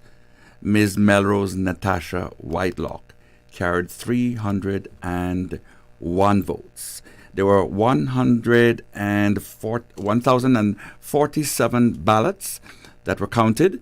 There were total polled of 1,064 ballots, and that is out of 1,430 electors. A big congratulations, congratulations to Roy Tatum. Yep. You know, someone asked me if I were to be a candidate, which constituents I would run in, and I said Red Bay, and the reason why is you had no incumbent there, so it was almost, I say, a level playing field. Now we saw and heard a lot of criticism of Sir Alden McLaughlin talking about not being present in the constituency, hadn't done anything, for the constituency as well. But yet we see the PPM candidate prevailing in that constituency. So that tells you something. Not only that, Roy is from the district of Cayman Brac East, and he had decided that he was going to go back to his roots, and he started by joyfully renovating his old family home, and then he had a change of heart and was guided to return to Grand Cayman, where the seat of government is, and he has now reaped the benefits of having worked to help to have others win. Yes. And done so with significant sweat and dedication, and we can look forward to very good contribution from him. So with that, then PPM has taken 3 seats with the seats that are called and the projected seats. PPM has 3. The Cayman National Party has 2. The Independents have 3, and the CCP has 3. So there are 8 more seats to call. Yeah, close, and there was still the PPM leading in 2 of the constituencies from our last update with that. So we'll see if they're still going to hang on to those leads as well. And I just want to also give my congrats to Roy Tatum, because I do consider him a friend of mine, and I have met him from my very first election here in the Cayman Islands, which I believe that might have been around the time I met you as well, Theresa. And that's when I started handling the PPM campaign here at Radio Cayman. And Roy has been such a great, helpful person, and I've always seen how hard he works. And when he said he was going to kind of pivot this time and actually run, I was like, okay, Roy, as a civil servant, I can't encourage anybody to do anything when it comes to politics, but I was happy to hear that for him, and just so many congrats out to him for going in this race and doing well and succeeding. So it seems to me that there are not too many more seats for the independents to win, because there are not too many more independents, and they're all within the same breadth of each other. What are the remaining constituencies that are Georgetown Central, Georgetown West, Georgetown South, Georgetown East, Bordentown West, Bordentown East, and Northwest Base. Going too fast. Georgetown Central, Georgetown West, Georgetown South, Georgetown East, Bordentown West, Bordentown East, and West Base Central. And then East End and North Side. East End and North Side, we can call them already. You're safe Jay to call? and Isaac. Jay and Isaac, yeah. Yes. All right, you're safe to call East End and North Side. Yes, if you call them your North Side. All right. Cayman Brac East, Julie. West Bay North, Ralston. West Bay South, Andrew Ebanks. West Bay, Red Bay, Tatum. Prospect, Miles. Savannah, Heather. Newlands, Panton. And in Georgetown, North Hugh. We have another update, I think it is, for Bordentown East. This is another update, right? I don't remember these numbers. Another update for this is another Bordentown update. East. And the update for the constituency of Bordentown East, Robert Anthony Bodden, the TCCP candidate at 326, and Dwayne John Seymour at 417, and the total ballots counted in this constituency is 758. Total spoiled ballots is 15, and eligible. The total polled is 1,219, and the total eligible electors is 1,760. How many boxes are left? I would assume at least one more, because if there's 1,219 polled, and we're at 758. It looks like John will take that. Possibly. It might be a little too soon. Yeah, so too early to call. Yeah, but possibly. Possibly. If I could You could bet say with you, I would bet with you. Project. Yeah. Yes, yes. The path is. I might agree with you, though, so I don't know if I should bet with you anyway. So remember, the gambling referendum is only an advisory one, so you can't gamble yet. Well, you know, it would be an in-kind. It would be more of that. And to turn to Bodentown West now, we do have an update in the numbers for Bodentown West. Bodentown West, Osborne Boden is at 327. Heyman Rankin is at 250. And Christopher Saunders is at 462. Total ballots are 1,051, and there are 12 spoiled ballots. There are 1,303 who were polled today out of a pool of 1,742. All right. I think that's another projected winner. Yeah, projected. That's another projected. Saunders is another projected winner in Bodentown. Yep. Bodentown West. Yep. Looks like it. It's pretty close. It's pretty close. It can be close, I should say. But right now, with the lead that he has, it looks like Christopher Saunders may just take that. We do have Dion Anglin live on the phone with, I believe it might be Andre Ebanks, the winner for West Bay South. Yes, we do. And, you know, you guys just missed the horns. You missed all the horns of the celebration before. But I am standing here with our second candidate for West Bay that has been, you know, elected here. And Mr. Andre Ebanks is with us. I'm going to put you on to our live broadcast here at Radio Cayman. Tell us, how do you feel? I feel extremely excited for the people of West Bay South. I also feel extremely excited for the people of West Bay Central. Clearly, we have struck a nerve as the Caymanian Community Party, and the country has seen the sense of our policies and our party. Oh, I thought that was it. That was a quick interview right there. I didn't know if they already followed.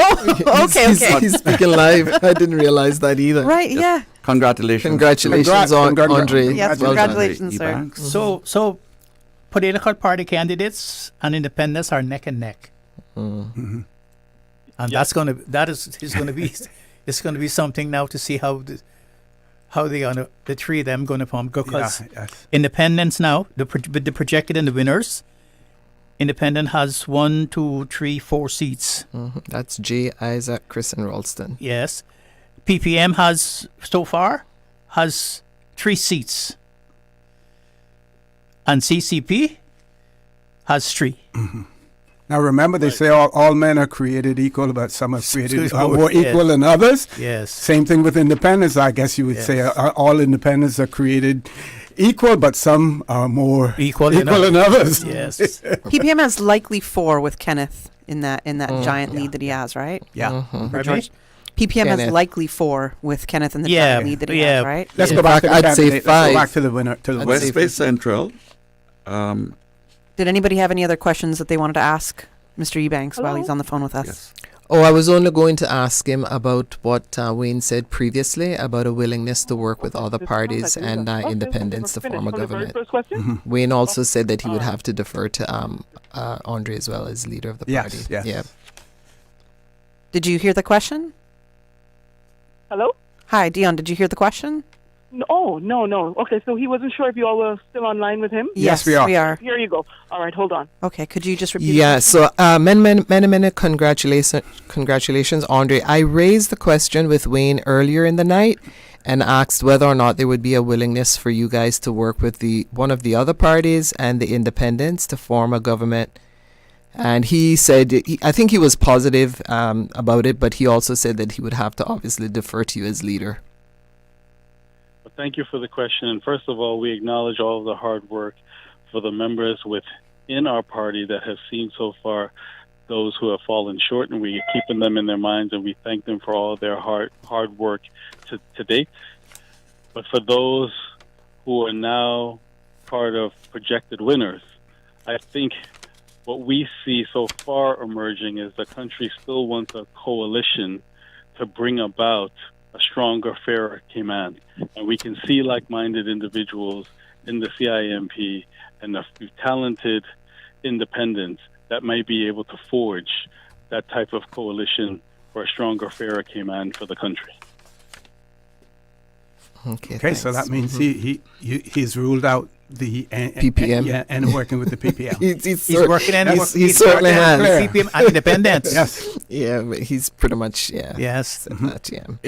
But the CNP only has 2 people elected so far, projected elected so far. But TCCP has is Catherine Ebanks Yes. I think so. It would be Catherine. It They have would be 4. Andre. They have 4. Heather, yeah. So it's Andre, Wayne, Heather, and Kathy Yeah. so far. And with the National Party, you have Nicholas and Michael Miles and Peanut. And there's a tight race between Bud and Mr. Roy McTaggart. Yeah. 11 votes, I think, still separating them. Yeah. And we still don't have an update with Georgetown West, where Perlina McGaw Lumsden is leading. She's got a good little lead right now, but the next person under her, she has 309 votes. The next person under her is Craig Marin at 272 votes. And Do you all have a read on West Bay West? West Bay West. Oh, I didn't know you were still there. Yes, we can give you that read right now.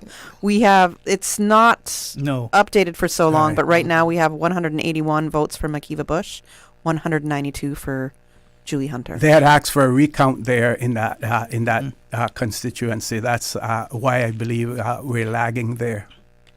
Interesting. Yeah. Well, thank you all. Thank you. Congrats Thank you. again. Congratulations. Yes. If you wish, I can have Miss Catherine Ebanks will say a few words. She's Absolutely. Oh, if she's there, fine. Yeah. Yes. All right. Say a few words. This is Radio Cayman. You are live.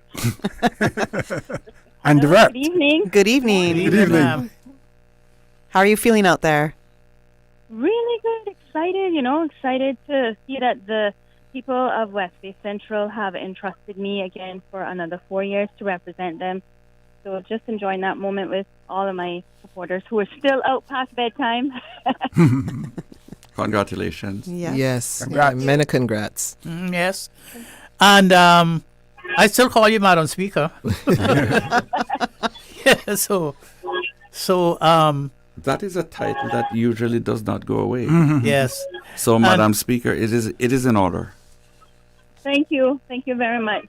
And yes, ma'am, and I saw why you decided to do what you said you would have to do, because your people would not have understood when you wanted to be the perfect speaker, the traditional speaker, and when you left that seat, although it was more financially beneficial to you, you took less pay, you took a lesser job, and you went back onto the front bench, and I congratulate you for making that decision and for to represent your people in the confrontational politics. And I think you made the right decision.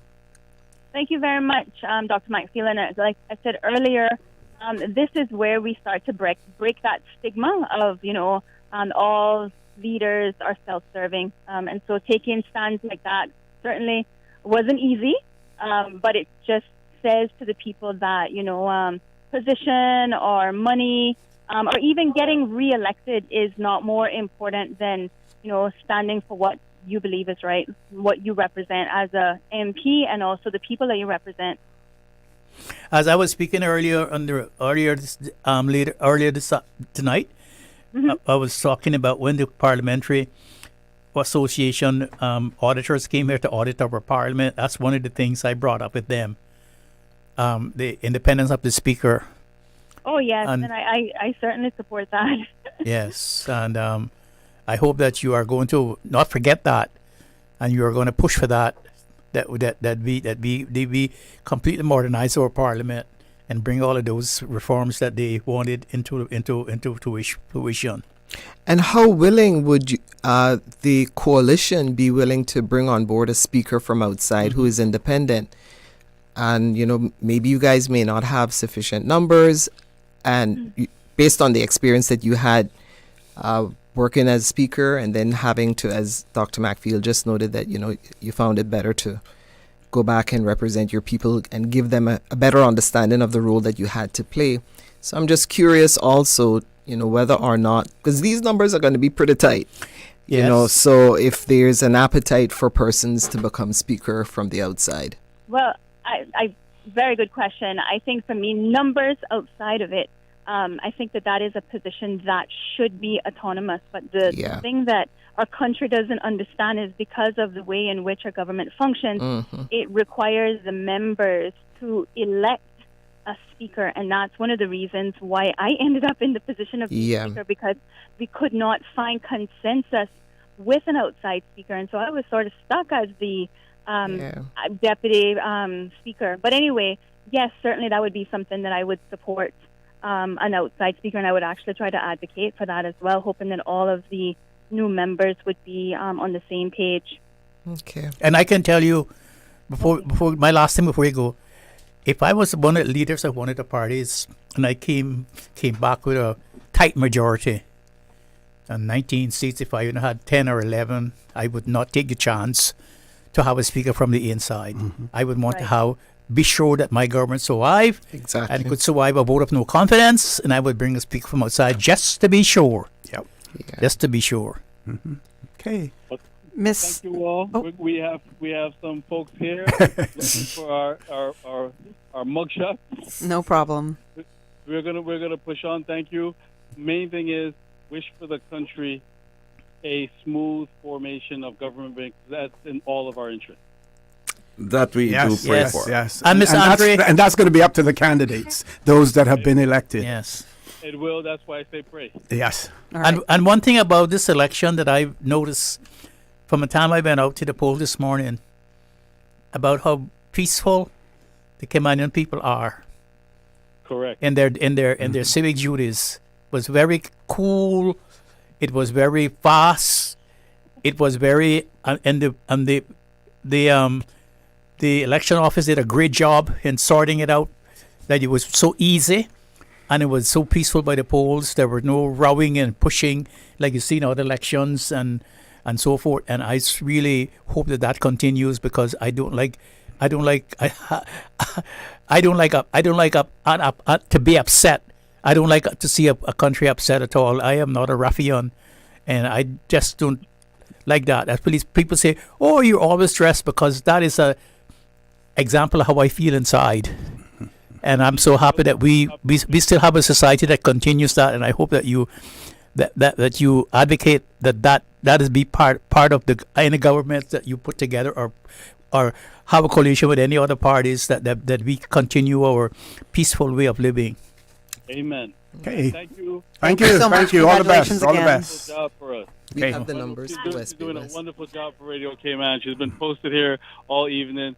Give a shout out to Miss Anglin. She's been doing a fantastic job. Certainly, She has yes, been. yes. Well done, Dion. Okay. Good morning, Cayman. Thank you. All right, we have some updates right now for West Bay West, and again, this is really, really close, everybody. So the constituency of West Bay West, the McKeeva Bush, the independent candidate and the incumbent, has 332 votes. Julie Joy, Theresa Hunter, the CINP candidate, has 313 votes. Total ballots counted in this constituency is 657, with 12 spoiled ballots, and the total number of those polled today were 947 electors. The eligible electors is 1,380. Margin of 19, margin of 19. 19, and it's still not in that constituency. The margins are so close. Yes. And McKeeva is still fighting for his survival. So we have another Literally. box? Another box? Absolutely. Or two? Yes. Another Maybe box. One more. They have 657 counted so far out of 947 cast. So one more box, it looks like, for West Bay West. You have any more updates? Anything to share with that? No stuff? Well, they sent me something, but I can't share it. They cautioned me I can't share it. Okay. I like how they're sending you stuff that you can't share while you're on radio. Thank you. You could send it to her in the morning, please. No, but so I Not always even, not, ask, in, not even in hypothetical format. I always ask first, can I say it? And then if they come back with a resounding no, it's a no. No is a no. All right, we do have a bit of an update for Georgetown South, and this is a clear winner here. Yeah, peanut. The constituency of Georgetown South goes to the CINP candidate, Mr. Gary Peanut Rutty, That's a who carries it with victory. 516 votes. And the second runner-up to him is Alric Lindsay, the independent, carrying 278 votes. The PPM flag carrier, Craig Festa Frederick, carries 212 votes. A total of 1,019 votes were counted in this constituency. The total polled for this constituency is 1,035. All right, so congratulations to Gary Peanut Ruddy on winning there for Georgetown South. And on the phone, we have a winner for Cayman Brack East, our incumbent and our premier, Miss Juliana O'Connor Connolly. Now that's upset because the CNP party leader has lost a seat. Has not won a seat. We have Miss Julie on the phone right now, about to go. But we're going to come back to that point after. Yes. Yes, absolutely. Good evening or good morning. Good morning. Congratulations. Congratulations. Good morning. That is so able to do. Morning, everybody. Good morning, ma'am. Good morning, Julie. Good morning. How are you doing? Dr. McField. Well, Except for being tired and looking forward to hop over to the Big Island early in the morning to try to see if we can keep this country an even keel, form a government and respect the wishes of the people. Well done. Well done, by the way, Julie. Well done. Thank you. As you said to me, I believe, Miss Julie, in the BRAC last week or a couple weeks ago with OC when we were on the buzz, you said to me that God equips the called. And while you were not sure that you were going to be running in this election, the people had spoken to you and you'd said, okay, yeah, I'll do it again. And that phrase that you left me with has not come out of my head, and I think I've repeated it so many times to myself and to other people in these past few weeks as we've gone through it. So fantastic. Yeah, it really hasn't left my head. So into, you were called again for another reason to continue to lead in the way that you do, and especially for the people of Cayman Brac and your constituency of Cayman Brac East. Absolutely, and I've said that many, many times before, and it bears repeating. It wasn't a political ploy. I had absolutely made up my mind that I was going to transition into another type of minister.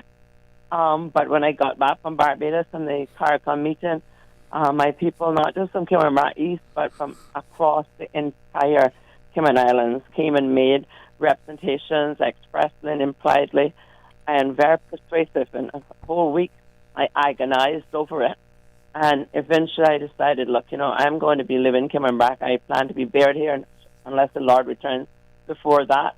And I cannot turn my back on the people. They're asking me to run. It means they were looking for an alternative or a continuation of what has worked for them. They're my employees, and I'm happy that they saw fit once again tonight to renew my contract.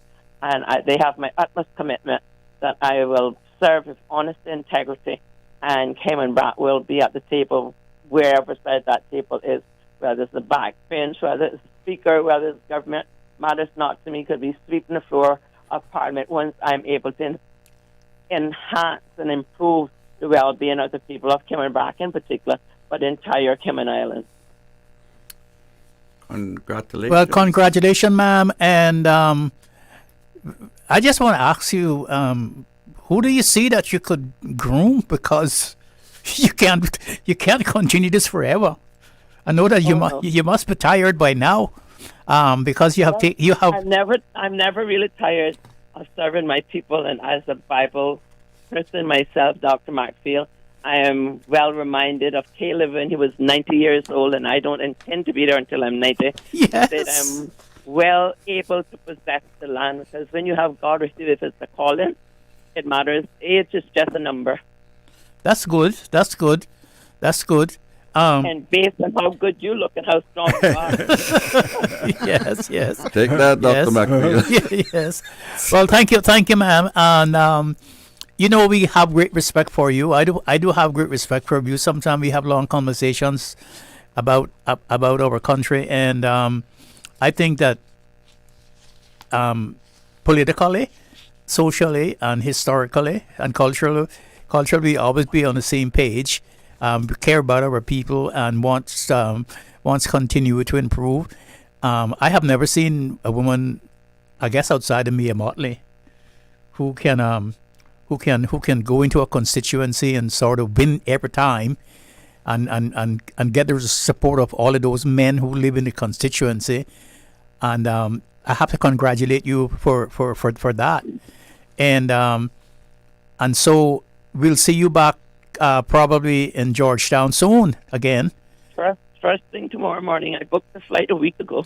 Yes, ma'am. Yes, ma'am. So congratulations again, ma'am, and we'll see you when you come into town. Thank you very much. How many hours have you been up? You have been up from about 6. I laid down about 4:30 yesterday morning. My alarm went out at 5 o'clock. I started preparing my snacks and lunches for my agents, and got on the computer and started doing my matrices, my numbers, and executing logistically and strategically what I thought I needed to do to get the vote in. And I think the result shows that we were successful in getting the vote out and getting it out very early. Yep. Congratulations again, Premier. Congrats. Thank you. So I'm looking forward to 4 more years of Radio Cayman and getting the things that we promised completed. Yes. All right. Thank you. Thank you. I'd like to hear that. God bless you all. Yeah. We love and appreciate each and every one thank of you. over here. Sleep well. Thank you. Sweet With dreams. that upset, I think this is the only second time in history, in our political history, that a leader of a party, well, yeah, Mr. Ormond won, but did not get to lead the party, did not get to lead the country. In 1962, when the National Democrats and the Christian Democrats faced off to fight that election, when we were getting a new constitution. And now we have 3 party leaders, and one of the party leaders didn't even win the seat. Mm-hmm. Mm-hmm. And I wonder, I don't know who's the deputy of the party. I don't know if any of the people who won seats of the CNP who won seats are the deputy leaders of the party. That we don't know that, because we know very little about their party structure.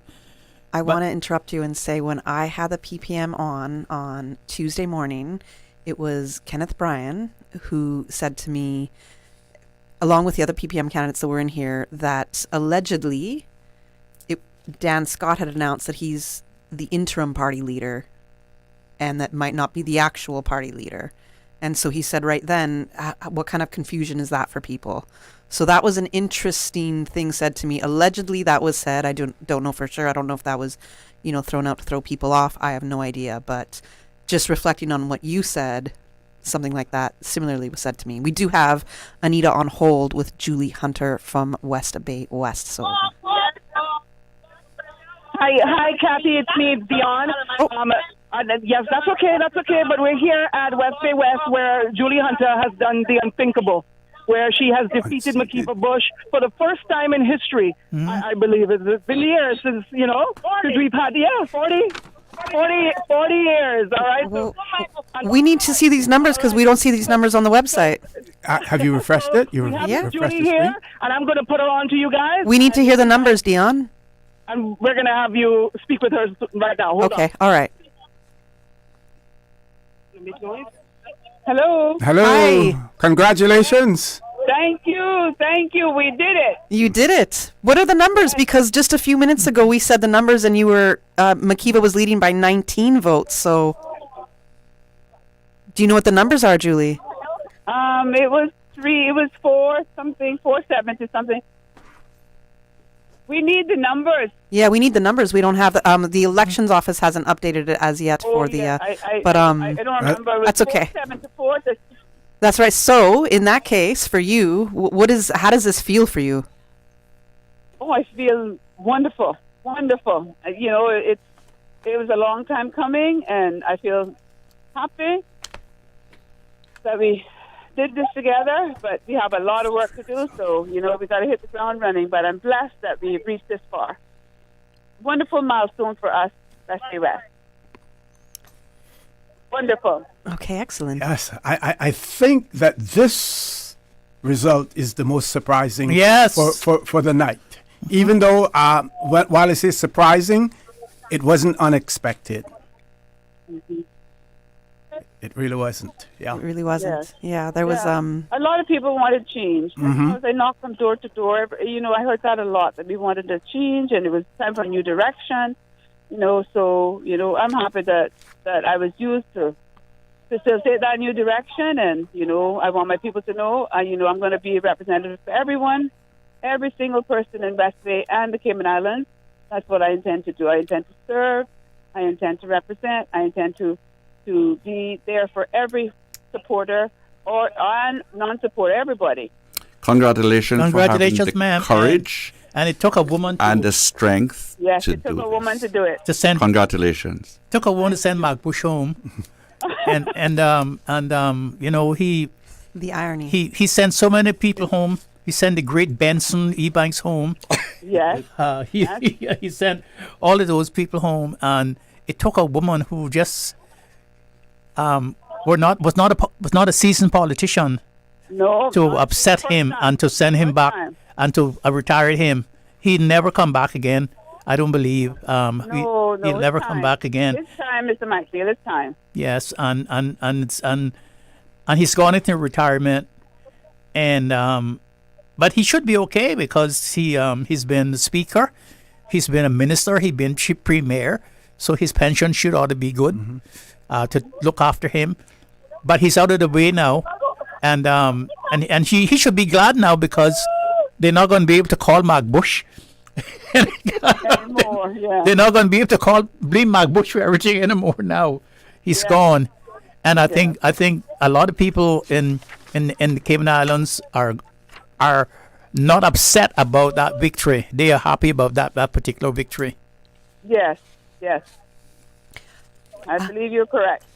How would you say that you would lead differently? Yes. Compared to McKeeva in the constituency of West Bay West? I'm going to be just really, really on the ground with my people. You know, they're going to hear from me. Like I told them when I was campaigning, it's not going to be a member of parliament that you're going to see every 4 years. I'm going to be knocking on those doors often. You know, I'm going to be continue to feel your concerns. You know, I have my West Bay constituency office up and running from February the 19th. People have been coming by, and even more so now that I'm elected. You know, I'm going to be having those meetings. I'm going to be having town halls. I've committed to going on the radio once a month. You know, one of the first things I want to do is get my district council up and running. I already have some people earmarked for that. You know, that's an important role in my mind, and one that we've been mandated from how many years ago that haven't happened. So that is going to be one thing that I'm going to get done. Ms. Hunter. And I feel that. Now, apologize for interrupting, but your party leader has lost his seat. Where does the party stand now, and where do those successful candidates stand? Well, I think we all have to now regroup and see where we're going, because you know that there is a lot of speculation right now, but we can't go on speculation. We have to get together as a group of elected officials. You know, all of us have been elected. The island has spoken, and we now have to take this forward and be responsible. We have to get together as a group of elected officials and look at what's best for the country, and that's what we intend to do. So, you know, come tomorrow, we will do that. So, in that does that intention include then having a party conference as soon as possible to elect another leader? Because you can't have a leader who's not elected running the party when you have members in parliament. And indeed, would they use this as an opportunity? That is our plan. Right. That's So our plan. I'm just curious if you would use this as an opportunity to merge with the TCCP. I'm not saying that this is going to be a must, but when we talk about how parties evolve and how parties are constructed and so on, would both parties use this as an opportunity to find common ground and see whether or not they could work together and, you know, be a party? Because what's demonstrated by the public clearly is that they're disenchanted with voting straight. You know, nobody didn't get any straight votes. So I guess it's going to be an interesting time for us politically as well. Yes, it is. And well done, by the way, Julie. Well done. Congratulations. Thank you. Okay. Thank you, and good night. Good night. Yes. Good night. Okay. Thank you again. Congratulations. Paul, we have any live updates coming in? Anyone? Oh, yeah, we have a bunch of them. Well, good morning, everyone. I'm here with Jiva Richards. How are you feeling after the results tonight? I'm feeling, not elated that I didn't win. I'm very happy that democracy is alive and well in the country and that people came out to vote in East End. What would you say to your supporters after all of this? I want to say thank you. Thank you for supporting me. Thank you for opening your doors to me. Thank you for listening. And ultimately, thank you for voting. Thank you very much. Thank you. That was Jiva Richards, and we're going to try and find Isaac Rankin, who has won the East End seat. In the meantime, I'm Charles Glidden. I'll be seeing if I can speak to some of the other candidates. This is Charles Glidden in East End. I've been trying to get a word with the winner, Isaac Rankin, but he said he didn't have time for an interview. He was going to go celebrate with his people. But Isaac Rankin has taken the seat in East End and has been returned to Parliament. And he did it pretty much hands down from the numbers that we've been seeing. That's it for me in East End. Have a good Thursday morning. This is Jared Coe, JJ Iceman, reporting from the district or the constituency of Boddentown West, and it's getting later in the night. The numbers are coming in, and we do have an accountant that is here to let us know what he thinks of his chances at this point in the night. Mr. Christopher Saunders. Good night, JJ, again. I kind of moved from cautiously optimistic to optimistic. I'm liking where the numbers are trending, and I just really want to say a big thank you for the good, decent, aspirational Caymanians of Boddentown West. There's a saying in politics that politicians choose their voters before their voters choose their politician. This is my home. These are people I grew up with, and at the end of the day, I put my trust in them, and more importantly, I put my trust in the Lord. And I just knew that despite everything that was going on, that the people would have seen through it and know exactly what was really going on, and I'm happy where the numbers are trending. Well, as an independent candidate if you're successful with the final numbers when they come in, you'll be in a position where you can work with all parties for the benefit of your community and the Cayman Islands as a whole. So that it's a good. Some people said it's a good strategy to have stayed as independent. I think at the end of the day, one of the main reasons why I chose to stay as an independent, and I've said it before, is that we can't have true reform in this country until a campaign finance reform. And there was a lot of money that was being spent in this campaign. And now I'm curious now to see what favors may be coming with all of this spend, because I can tell you, corporate Cayman do not donate what they donate for nothing. So I'd just be curious now to see what's going on. But I can tell you right now, the main objective, I guess myself and others that I've spoken to, other independent candidates, that is to ensure that we build a Cayman that give more Caymanian opportunities. This is not about creating equal outcomes, it's about creating equal opportunities. And Jared, I can honestly say to you, hand on heart, that while we can't have a Cayman where everybody is rich, we can have a Cayman where nobody needs to be poor, where nobody needs to be struggling. And that's the Cayman that we want to create to give our people those opportunities. And that came directly from the candidate for Boddentown West, Mr. Christopher Saunders, at this late hour of the night. And this is where we're going to say so long from this part of our coverage here on Radio Cayman. Thank you very much. Most welcome, and keep up the good work at Radio Cayman. Thank you. Reporting for Radio Cayman, Jared Coe, JJ the Iceman in Boddentown West.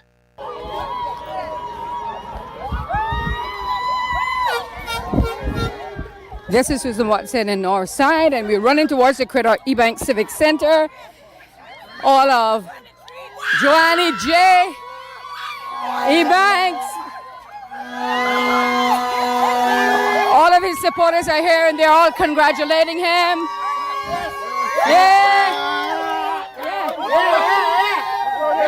The place is abuzz with excitement. Congratulations for Joannie J. Ebanks, who has been re-elected for the electoral district of Northside, where all his supporters have got him hugged. How do you feel? Great! We're a winner!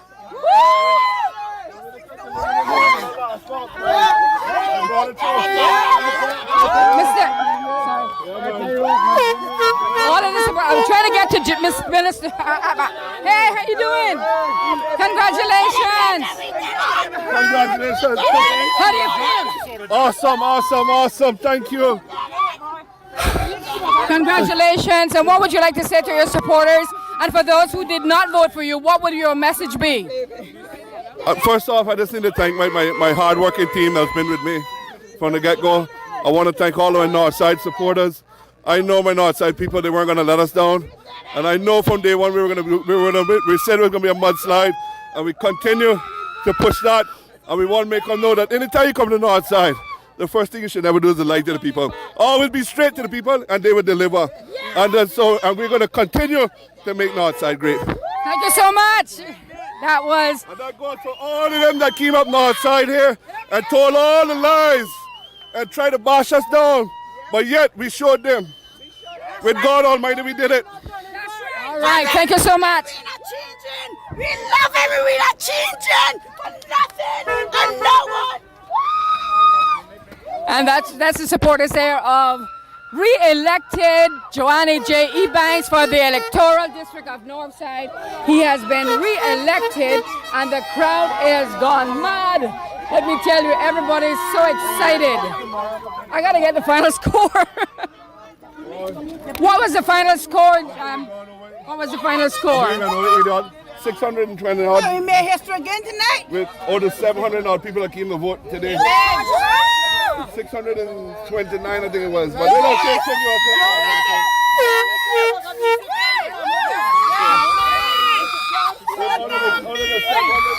out. Once again, congratulations to re-elected Joannie J. Ebanks. For Radio Cayman, I'm Susan Watson reporting. What an exciting election this has been. You know, I'm deeply honored and humbled by the trust the people of Cayman Brac West and Little Cayman have placed in me. This victory tonight belongs to all of us. It reflects a desire for fresh leadership, real solutions, and a stronger, more united future for everyone. I, of course, want to take the opportunity to thank my family, especially my wife, my children, my campaign team, and every single supporter who believed in this vision. But now the real work begins. I'm ready to serve with integrity, transparency, and purpose, and to deliver on the issues that matter most to our daily lives.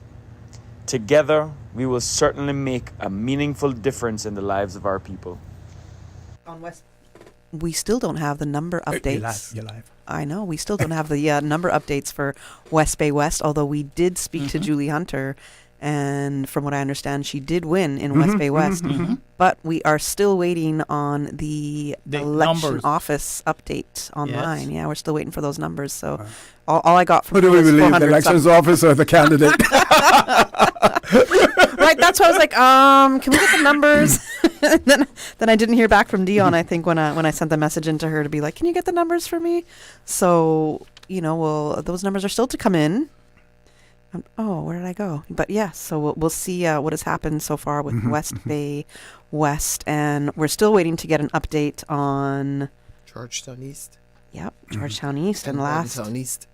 Roy McTaggart was leading by, I think it's 11 points, 11 votes in Georgetown East. And Bud Johnson's just behind him. Unofficial? No.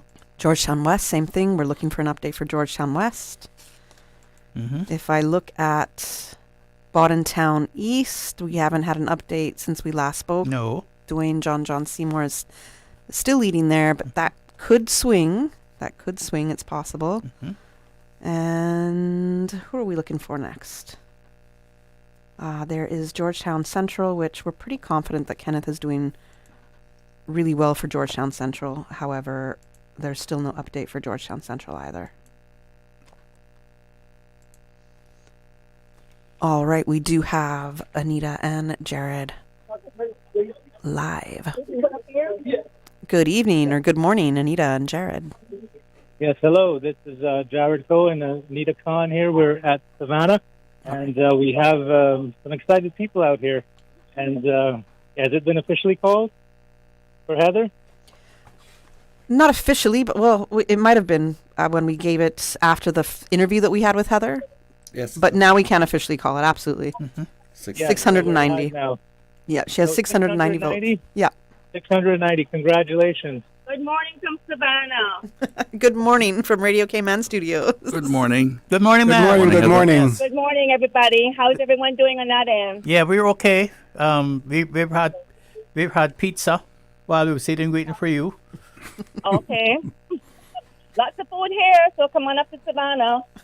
We're excited. We're having a little get-together out here, and the motorcade is going to be rolling in a minute. So a lot of excitement going on in Savannah. Thank you all for staying with us, and I want to thank all of our people who came out and voted and all of those that are out here supporting us at this hour of the morning. It's been a great day. Thank you guys so much. Congratulations, Member of Parliament for Savannah. I'm going to Thank send. you very much. 4 more years. Thank you. 4 more years. All the best. And those I texts, serve my people faithfully. and Heather, those texts between us at 2 and 3 in the mornings. Oh, Theresa. Yes. I can still do that this morning too, because I'm not going to go to bed at all. So you may get another one from me, okay? Neither is she. An all-nighter. Yeah, we know. It's been a great day, folks. Been a great day. Well done. Thank you. Okay, all the best. All the best. Thank you. That does it for Anita and myself, Jared, here at the Savannah Constituency Committee office at the watch party. Thank you. Good night. Good night. Thank Good morning. you. I was you so wondering much. if Ms. Hunter said that they would be considering having as soon as possible having a convention to elect a new leader. Out of the groups of people who you think out of the groups of parliamentary electors, the parliamentary elected, who you think would be their leader? Out of the National Party? Yeah. It is likely that they could retain their leader as It depends on what their constitution says. Depends on what their constitution, because Canada's conservative leader is still holding on. Yeah, but they haven't a party convention soon to replace him. Okay. You can't have a leader of a party with parliamentary members when he's not in parliament. That's never heard of. You have to replace that quickly. And that was the reason why I said, would they have an appetite for considering merging these two parties, because they've just started. I mean, one of the points Steve made at the beginning of the discussion was, how are you going to have a party when you don't have any card? Members can't have a card. Right. Yeah. Yes, How are you can going to have a a- convention if you don't have Yeah. members who are supporters of the party-carrying members who can vote at a convention? And whether their ideologies are aligned, whether or not that's something that would work now that we have one main party being the PPM and then a second main party. So with the CNP, you have Hunter, and you have Da Costa, and you have Miles, and you have Peanuts. So which one of them you think would be party leader? It could be between Peanut and it could be between Michael Miles. And the reason I say that is because of Michael Miles' time in government and what he has been able just to also execute on his own when it comes to the vocational training. And then you have Peanut with his experience in business, but not necessarily in government itself. So Michael Miles might have more of that all-around experience when it comes to governance and entrepreneurship, whereas Gary Ruddy is mostly entrepreneurship. And then again, Julie has, as bona fides, as having been a campaign manager for McKeever for years. For years. She's his cousin. Yes. Yeah. But outside of that, she does have the corporate heritage that is shared with other members of the party. But she's accustomed to being within the political cauldron, so to speak, and knows how to build a steam for the whistle. So she's not unacquainted. So leadership is not necessarily outside of her realm. The thing is, though, none of these in this particular group have any parliamentary experience. No. And then I was just looking at that makeup, and you combine it with the TCCP, and again, that's one of the reasons why I'm presenting. Would they consider having some type of merger? I don't know. Yes. It seems as if the margin of victory in West Bay West may have been something like 9 votes. Wow. That's what I'm... Well, Dion sent me something saying 474-9, and I said, what is the 9? So I'm assuming Julie got 474 votes, and McKeever got less 9. Yeah. So she might explain to me clearly here. I think that's what it is. Yeah. Mm-hmm. But getting back to this whole party, situation.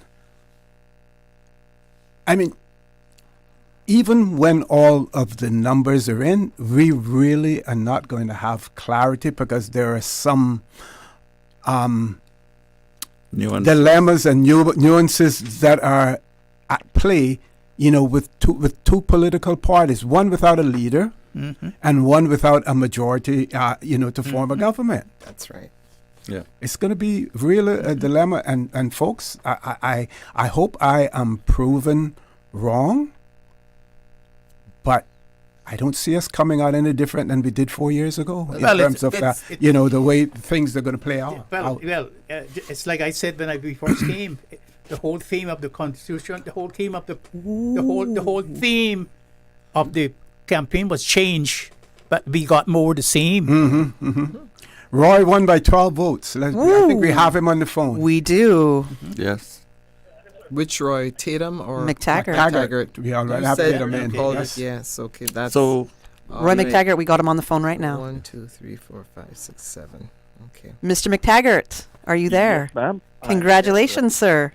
Well, thank you very much. It was indeed a very close one. That's the narrowest margin of victory I've had in my 4 attempts. It was a pretty narrow one, but not as narrow as I want to say as. That is actually very narrow. Almost as narrow as West Bay West. I hadn't looked at those final results yet.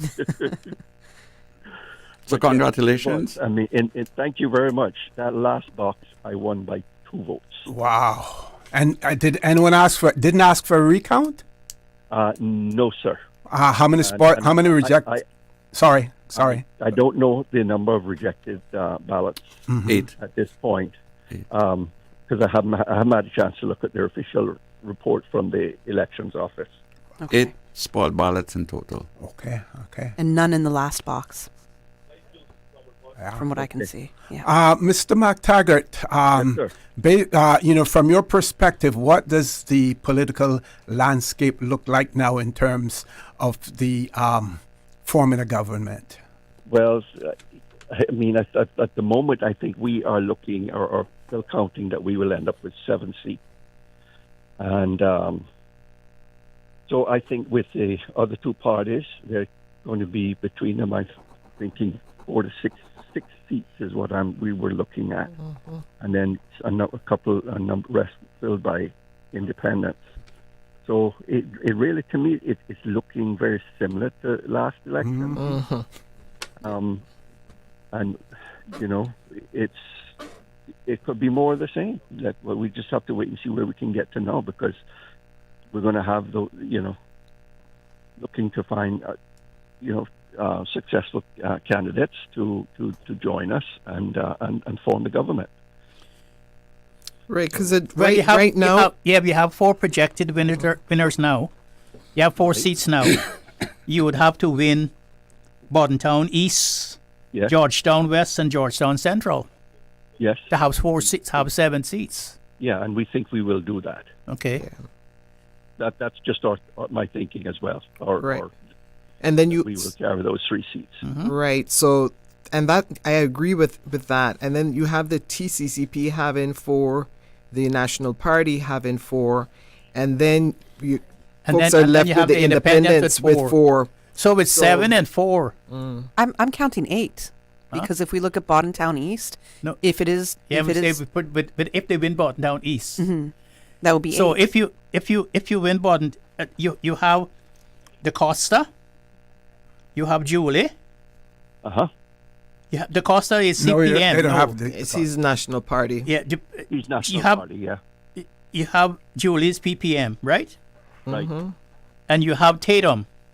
Right. And you have McTaggart. That would be. And you have Hugh. Right. That's 4. And John as well is the likely. John, you would have to get Bordentown East, Bordentown West, and Georgetown Central.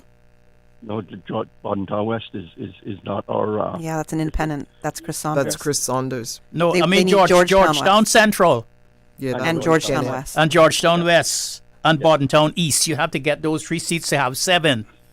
And we think that will. So if you got those 7, and then you have 4 independents already. Right. You wouldn't need the other parties to work with them if you work with independents. You would have a majority. Yeah. So we look at what the feel of what the final outcome is, and we'll take it from there. Yes. And you wouldn't be willing to align with either members from the TCP or the National Party? Just curious. Yeah, no, I mean... I'm just being curious and playing devil's advocate here. Look at it and see what can be negotiated. Yeah. I mean, we've got 19 people in there, and somehow, we have to find a way to put a government together. Yeah. And Mr. McTaggart, this is where we have heard on the campaign trail people talking about for what is best for the people of the Cayman Islands. Let's see how truthfully that will ring now, or whether or not people will be thinking what is best for them as a successful candidate. Right. And of course, sir, you wouldn't want to go in with a slim majority, like 1 or 2, because you don't know that somebody might not be sick, might not be there, and then and you walk into a no confidence vote. Yep. And so you would want to have I wouldn't say extra majority, but you would want to have a cushion majority. Yes. So you would want at least 12 or 13. Yes. Yes, I agree. Yes. So so would you be thinking about being a speaker from the outside then, to make sure that that you didn't lose one of your members? We haven't discussed that point. I haven't even spoken to any of my winners, man, and neither my leader. Your leader, fair enough. Yeah, I have not seen him tonight. Fair enough. So, well, again, congratulations, sir. Congratulations. If it weren't a political contest, Taggart and Johnson would make a good, what do you call it? Your shingle on a law firm. Taggart and Johnson, but not in a political contest, right? Yes. So congratulations, Mr. McTaggart. Thank you all very much for talking to you, and always be speaking again. Okay, certainly will. Thank you. Thank you all very much, and good night. Good night. So, folks, now here's the situation when it comes now to talking about forming a government, right? What we have to start looking at is we need experience in a cabinet. You don't need 1 or 2 people leading the other 5. So that is one of the things that has to be examined. Who is cabinet material? Well, that bothers me because we don't always think that the way you think.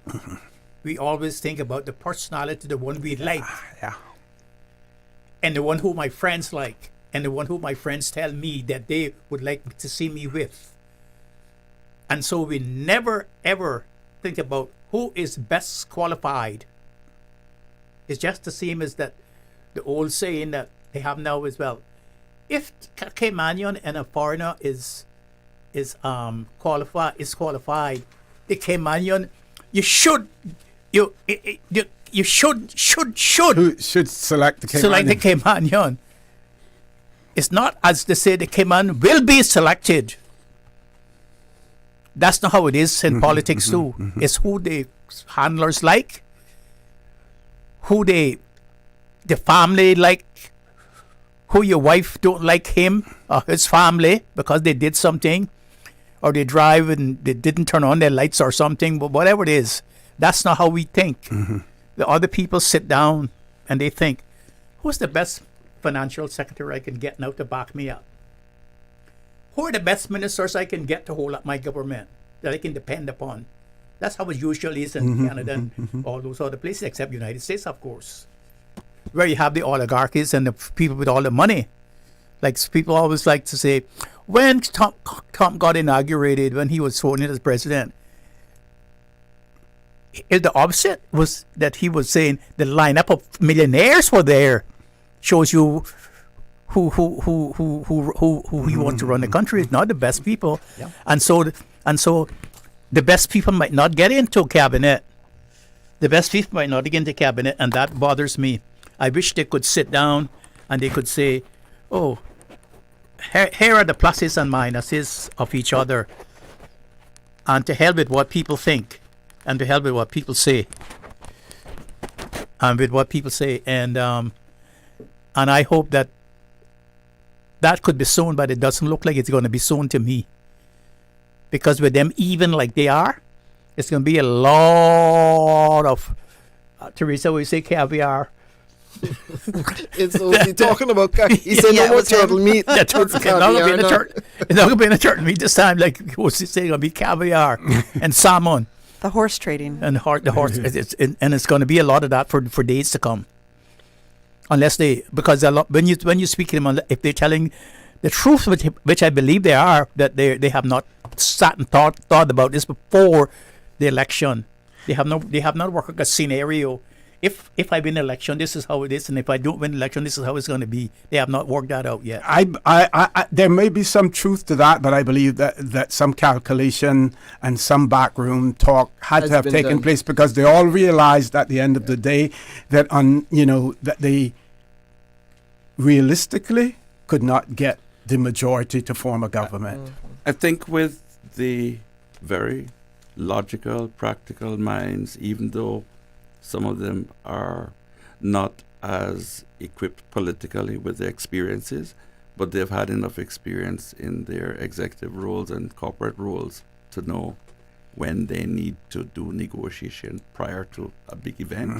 And this was a big event. So my feeling is that they could not have gone to this juncture without having had some understanding about the lay of the land, having done their internal pollings, and having assessed the viability of some of their own crew without making some provision for contingency. I think so too. I do believe that we can be assured that with the individuals, as much as they are not as equipped politically with the experiences that we know we'd like them to, they're equipped otherwise to guide them to be halfway down that street before we had this night.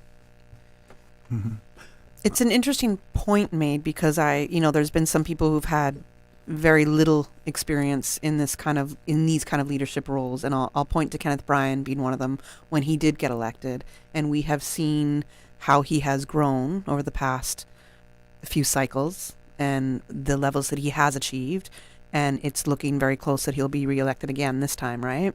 So we have that, but then we also have our parties, or at least the PPM, which has been the longest running party, sometimes we get other parties that pop up here and there, as we've seen in this election cycle, right?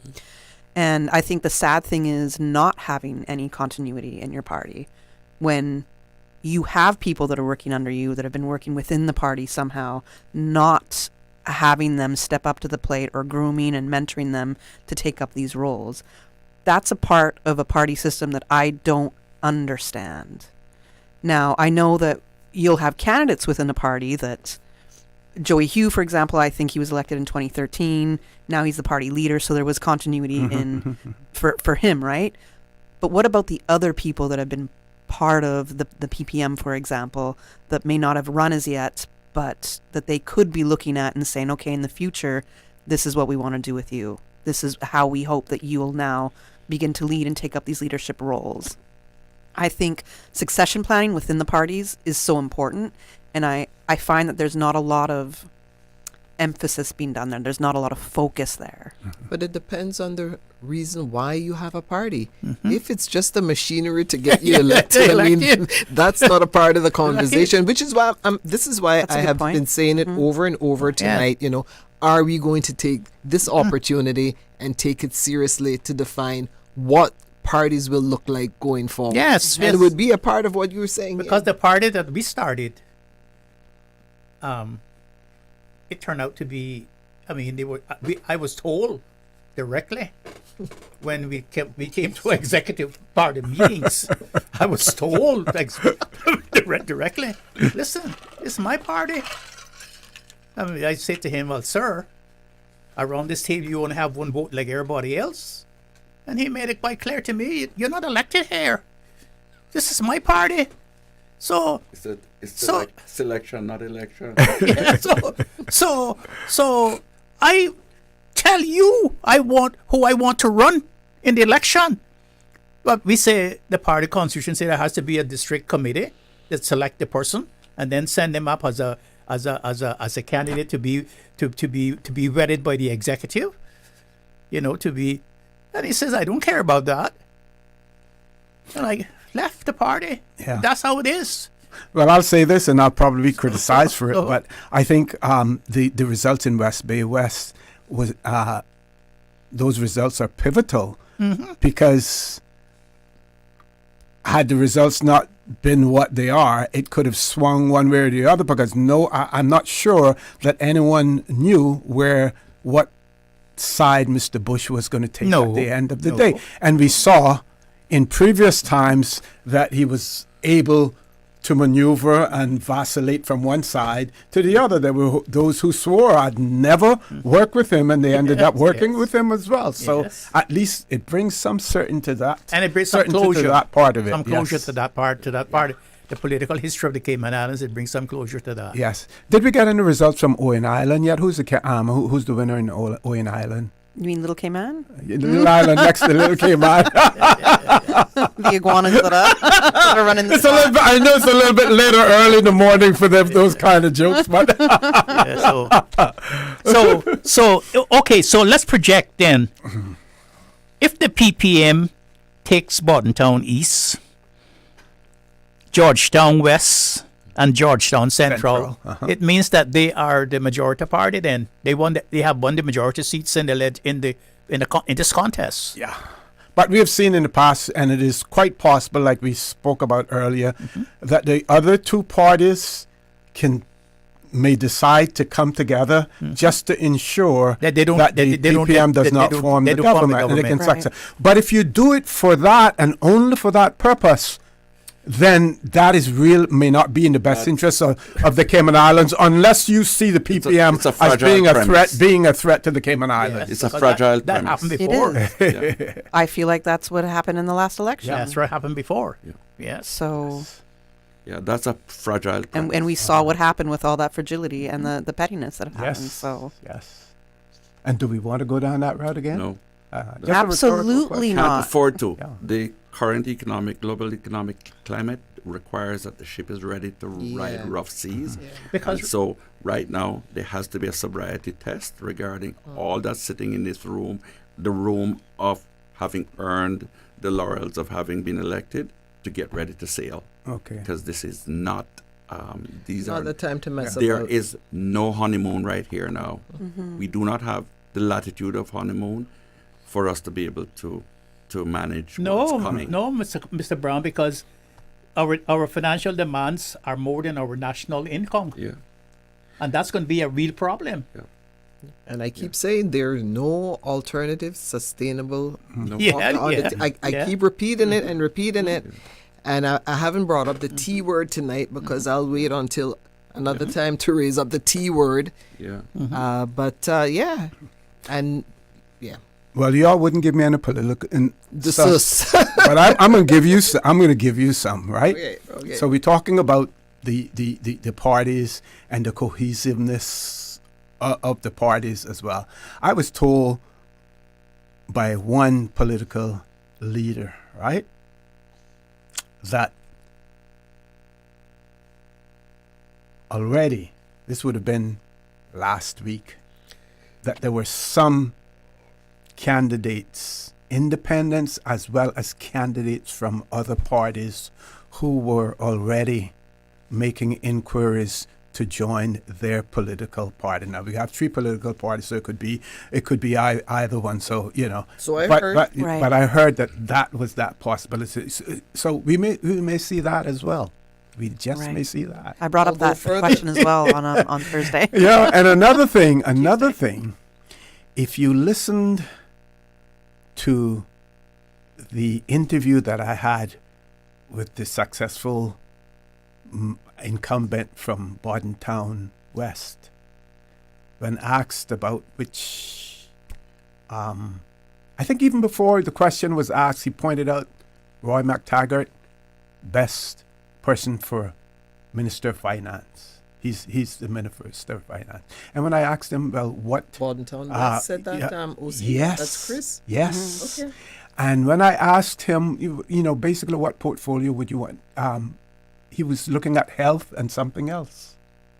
Chris. The numbers guy. And to me, that spoke volumes. Mm-hmm. That spoke volumes when he identified Roy McTaggart as the best person for Minister of Finance.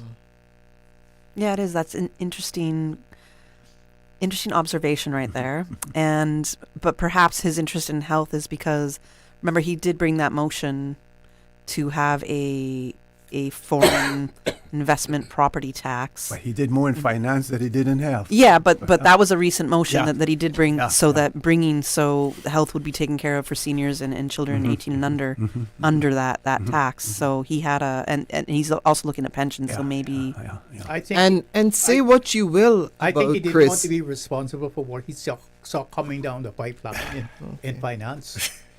Yeah, that's a possibility too. But I got a little bit more insight than that into it. Well, come on, you guys! You can't ask Theresa to share I can't make it any windows and- clearer than I did. What I didn't do was I didn't name the leader. That's the only thing that I didn't do. I didn't So name the leader. say what you want to say about Chris. He is the most well-read. Yes. He is the yes. most well-read Prepared politician and that we prepared, have. yes. Always. Mm-hmm. So like I said, I'm not gonna get into personalities, not get into get with people with sinners and who aren't sinners and come into Jesus and redemption. For me, it's about looking at the best persons now, given this makeup, who's going to be ready, as Carl rightly says, to take the ship on a certain trajectory, because we don't have any time to mess about. Yep. Right? So that's really surprising with that comment that you've shared, because he's probably best poised to do that. When you listen to the guy sit down and talk about stuff, he runs circles around folks. Oh yeah. So it's how best you're going to use those strengths that you bring to the table, because we've been talking about experience all night. Having said that, I obviously don't know what's going on with, in all these circles and the drama and so on. OC knows all of the stuff. Right? Yeah. But he wants you to share your messages. I shared mine. And another thing, he was the Minister of Immigration and Border Control. He had that as well. And he was the one who was bringing the immigration reforms and had started that. And they all agreed to what he was doing until he left the ministry. And then they all said, said to me, "Don't forget it. It's not going to happen." Well, and I'm just thinking back now, I believe that another factor is going to be how many of those successful Cayman Islands National Party candidates are going to remain loyal to their party without a leader. Well, I just hope that Ms. Hunter is right, that probably as soon as the election is over, they're going to see a party convention. She was tired. I mean, that might have been misspeak. A party convention and a new leader being elected, because you really can't go into parliament without having a parliamentary leader. Yeah. All right, I was Elected. checking to see if we had some updates for Boddentown East, Boddentown West, Georgetown Central, and Georgetown West, but not as yet. And still, we do not have the official numbers as per the elections.ky website. For West Bay West. Correct. We still do not have the official numbers on the website. We have reported it. As we said, I understand. What were the numbers that Dion gave me? 474 votes for Miss Julie Hunter and 465 votes for Makiva Bush. That is unofficial because it is not on the website. However, I believe there's another credible media source that has also announced that Julie Hunter has won. What? So we're not the only one who made the announcement. That could only be the compass. So moving on Credible. from that, I think we should give some sort of a referendum update as well. Yes, people are asking for that, and some people are asking for us to give them a rundown of all of the results that we have so far as well. I don't know if we... Yeah, okay, we can do that. Let's start with the referendum. So I just have to get my bicycle so that rather than, Were you gonna go I'll ride? just have to ride from here. Only kidding. Yeah, I was like, okay, not tonight or this morning. All right, so the first question, should the Cayman Islands develop cruise berthing infrastructure? The yes is Wow, 4,443, and the no is 10,416. That's pretty resounding. That's pretty well gone. And with 1,107 that have been undecided or rejected. Wow. 10,000 people say no. Wow, that is incredible, actually. That's absolutely incredible.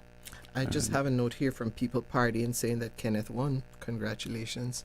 Well, maybe the people who update the website went to sleep. I don't know. Or their party. Or their party, one of the two. Do you support the introduction of a national lottery in the Cayman Islands? The yes, have 8,216 and the no's are 6,811. Well, okay, that's could be a huge revenue stream as well. Yes. It also could come with different complications. So there are things to think about there. Third question. The decriminalization of the consumption and possession of small amounts of cannabis. 8,988. 8,988 say yes. 5,900. So that didn't surprise me because a lot of families voted yes for that. Yeah, they'll be lighting up tonight because they didn't want their children to get criminal records. They didn't want their young teenagers to get criminal records, and because a lot of them, couldn't travel to certain places and had to drop out of school and all that sort of stuff. So, in order to counteract that, they voted yes. People make mistakes. Mm-hmm. Yeah, people make mistakes. Yeah. But I wouldn't have marijuana in my society because it's a tranquilizer. And it's a tranquilizer. And Caymanian people are reluctant to get up anyway right now.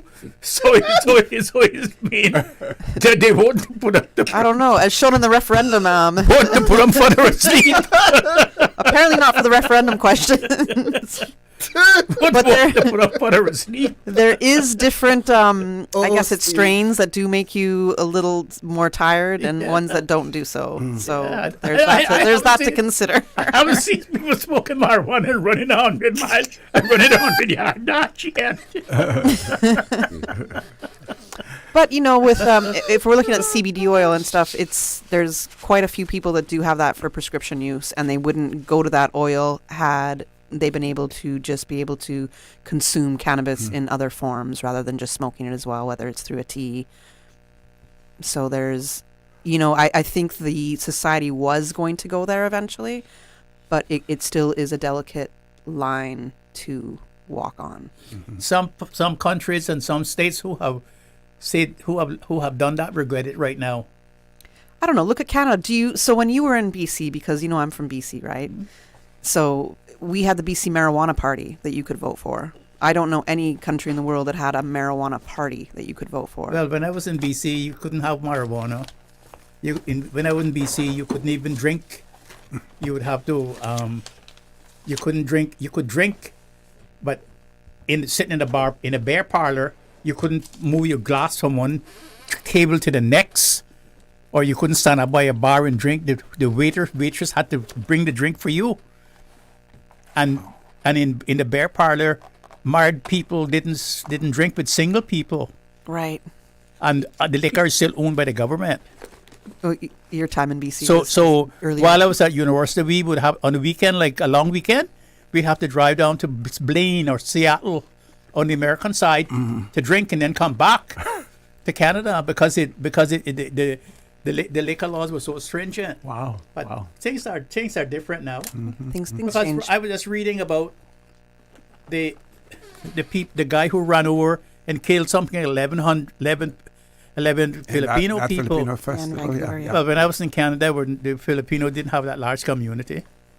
Yeah. When I was living there, it was only the Japanese and the Chinese that were large communities, not Filipinos. Oh, huge community. For me growing up, absolutely huge community in Canada. Absolutely huge. Yeah. Let's talk a little bit more about these coalitions. I have another. We have a update. Got an update? With Okay. April Cummings with Kenneth Bryan, I We'll believe. come back in. Which, as Theresa said, maybe it's a winning update that we're gonna. The elections office hasn't updated the website, so maybe we'll hear something from this update with April. Well, sir, I see you covered in glitter. People are celebrating. Can you share with Radio Cayman how you're feeling right now? As high as the Georgia pine. I am so elated by the fact that, the relationship between me and my good people at Georgetown Central is still strong. By the numbers that it came out in, even after being opposed by two strong, fully funded parties, I took them on head on, and they still believe in me, and I still believe in them. And I got work to do because we got a lot of issues to solve, but we need a form of government, because I know I can't do it by myself, and the country needs to come together now with a group of people who are going to be able to solve these problems. So that's the mission for now. So I'm off to some more work, because the work is never done. The people's work is always going. And I think that's it. Thank you so much for that update. And I think because the elections office has not as yet updated. Oh, they did. So I lied. We have a little update here for Georgetown Central. And the numbers for Georgetown Central are... Mr. Brown, I'm looking at you. Oh, so the constituency of Georgetown Central, Kenneth Bryan, PPM, is at 334 votes, and Carmen Tessa McField, a CNP representative, a candidate, is 61 votes. Kenneth Bryan is a PPM candidate and an incumbent. And Anthony Ramon, anti-TCCP, is at 93 That's only votes. two boxes. That's only two boxes. Correct. So that's 490 votes out of the possible 1,118 cast. Yes. So... But the way he was speaking there was as if we had final results. Right. Yeah. Well, they're Like we behind. way behind. He's declaring victory. This is what our news director sent to me, that he has declared victory. Mhm. So is there any possible way that the other two winners could get every single vote left? There is always a lag time between what's taking place at the polling station and what we're getting from the command center, the elections office. There's always that lag time. A lag time, but look at West Bay West. We still don't have the updates for that. Oh, now we do. Look at me. Listen, Carl Brown, you saw me. You saw me a minute ago on that West page. Bay West, and this is coming in now for West Bay West constituency. McKeeva Bush is at 455, and Miss Julie Joy Theresa Hunter is at 474 for CNP candidate, and Mr. Bush is the independent candidate. That's the 19 votes there. Yeah. That's the 19. So it was said 9, but it's actually 19, 19 yes, votes yeah. that she won by. Yes. So Roy McTaggart's win was the smallest margin. So I think so far. Yes. Right? Or we got to go back and look at what prospect showed between Sabrina Turner and Michael Miles. And Michael Miles, yeah. Because Roy's was by 11 votes, I think. And so he won against Bud by 11 votes. And then if we look at prospect. 11 or 12? I think it was 11. In my mind, I counted 11. It could be 12. Math is not my strong point. You could be right. You could be right. So where are we at? 367 for Michael Miles and 351 for Sabrina Turner. So that made the PPM now has 5 seats. Just go wait on John John's results. You But have I'm to wait remem- Oh, let me go there now. You have Let to me go wait there on now. John John's. We still don't have an update, at least from the website, the elections office website. Let me see if I can fandangle that. So it's Perlina and John now we're waiting on. Yep. So let's look at Georgetown West. Just in case, Georgetown West as well, so far by the elections office website, has not been updated. So I can't give you a definite right there. But Perlina was leading signal. By the way, remember on one of the talk shows we were on, Kenneth actually called you out and said that if he was in a position with government. The mic. Sorry. Kenneth mentioned that if he was in a relevant position to form a government, that he would call persons like you on and ask you to advise the particular government on certain matters, whether it's labor, immigration, and those things. Why that memory is coming back to me, I don't know, but I do recall him saying. Oh yeah, I remember that saying that to me too, and I would follow up with asking whether or not you would take on such a role if that were offered by, if that party was in Kenneth in that group, whomever. Well, if they asked me, I would probably do it at this particular stage in my life. Remember, I worked for the government for 4 years, 3.5 years actually. I represent the Cayman Islands before the UN. I represented Cayman Islands in the Overseas Countries and Territories meetings. And I was one of the founders of the Caribbean Overseas Countries and Territories Association. I drafted it with Mr. Wheatley, who was like me, a young man working for the government. I was young. I'm older than him, but they didn't know how old I was. And now he's the premier of the British British Virgin Islands. Okay. Mr. Wheatley, and he was working in the office in Europe. And the usual thing. We come back, we go to meetings, we didn't get what we wanted, and we sit in a hotel and start arguing with ourselves. And I said, ladies and gentlemen, why are we doing this? It's always that we don't speak with one voice in Europe or anywhere. Why don't we form an association so we can speak with one voice and have a leader? Oh, they said that's a good idea. Yeah, because I said that's all we do. And it came over the fact that they were offering the Pacific Overseas Countries and Territories meeting 100 million euros to fight invasive species like the lionfish and stuff and things like that. And I was asking them, give us some money to fight the invasive species, the iguana and the lionfish. And they said, we can't do that because you have the latest GDP. You don't need it. And so they said, well, why don't you and Mr. Wheatley get together? So I came home and I started drafting, and he started drafting. We sending things back and forth. And then McKeever didn't want it to join them. He did. I don't want to be with them. Be different.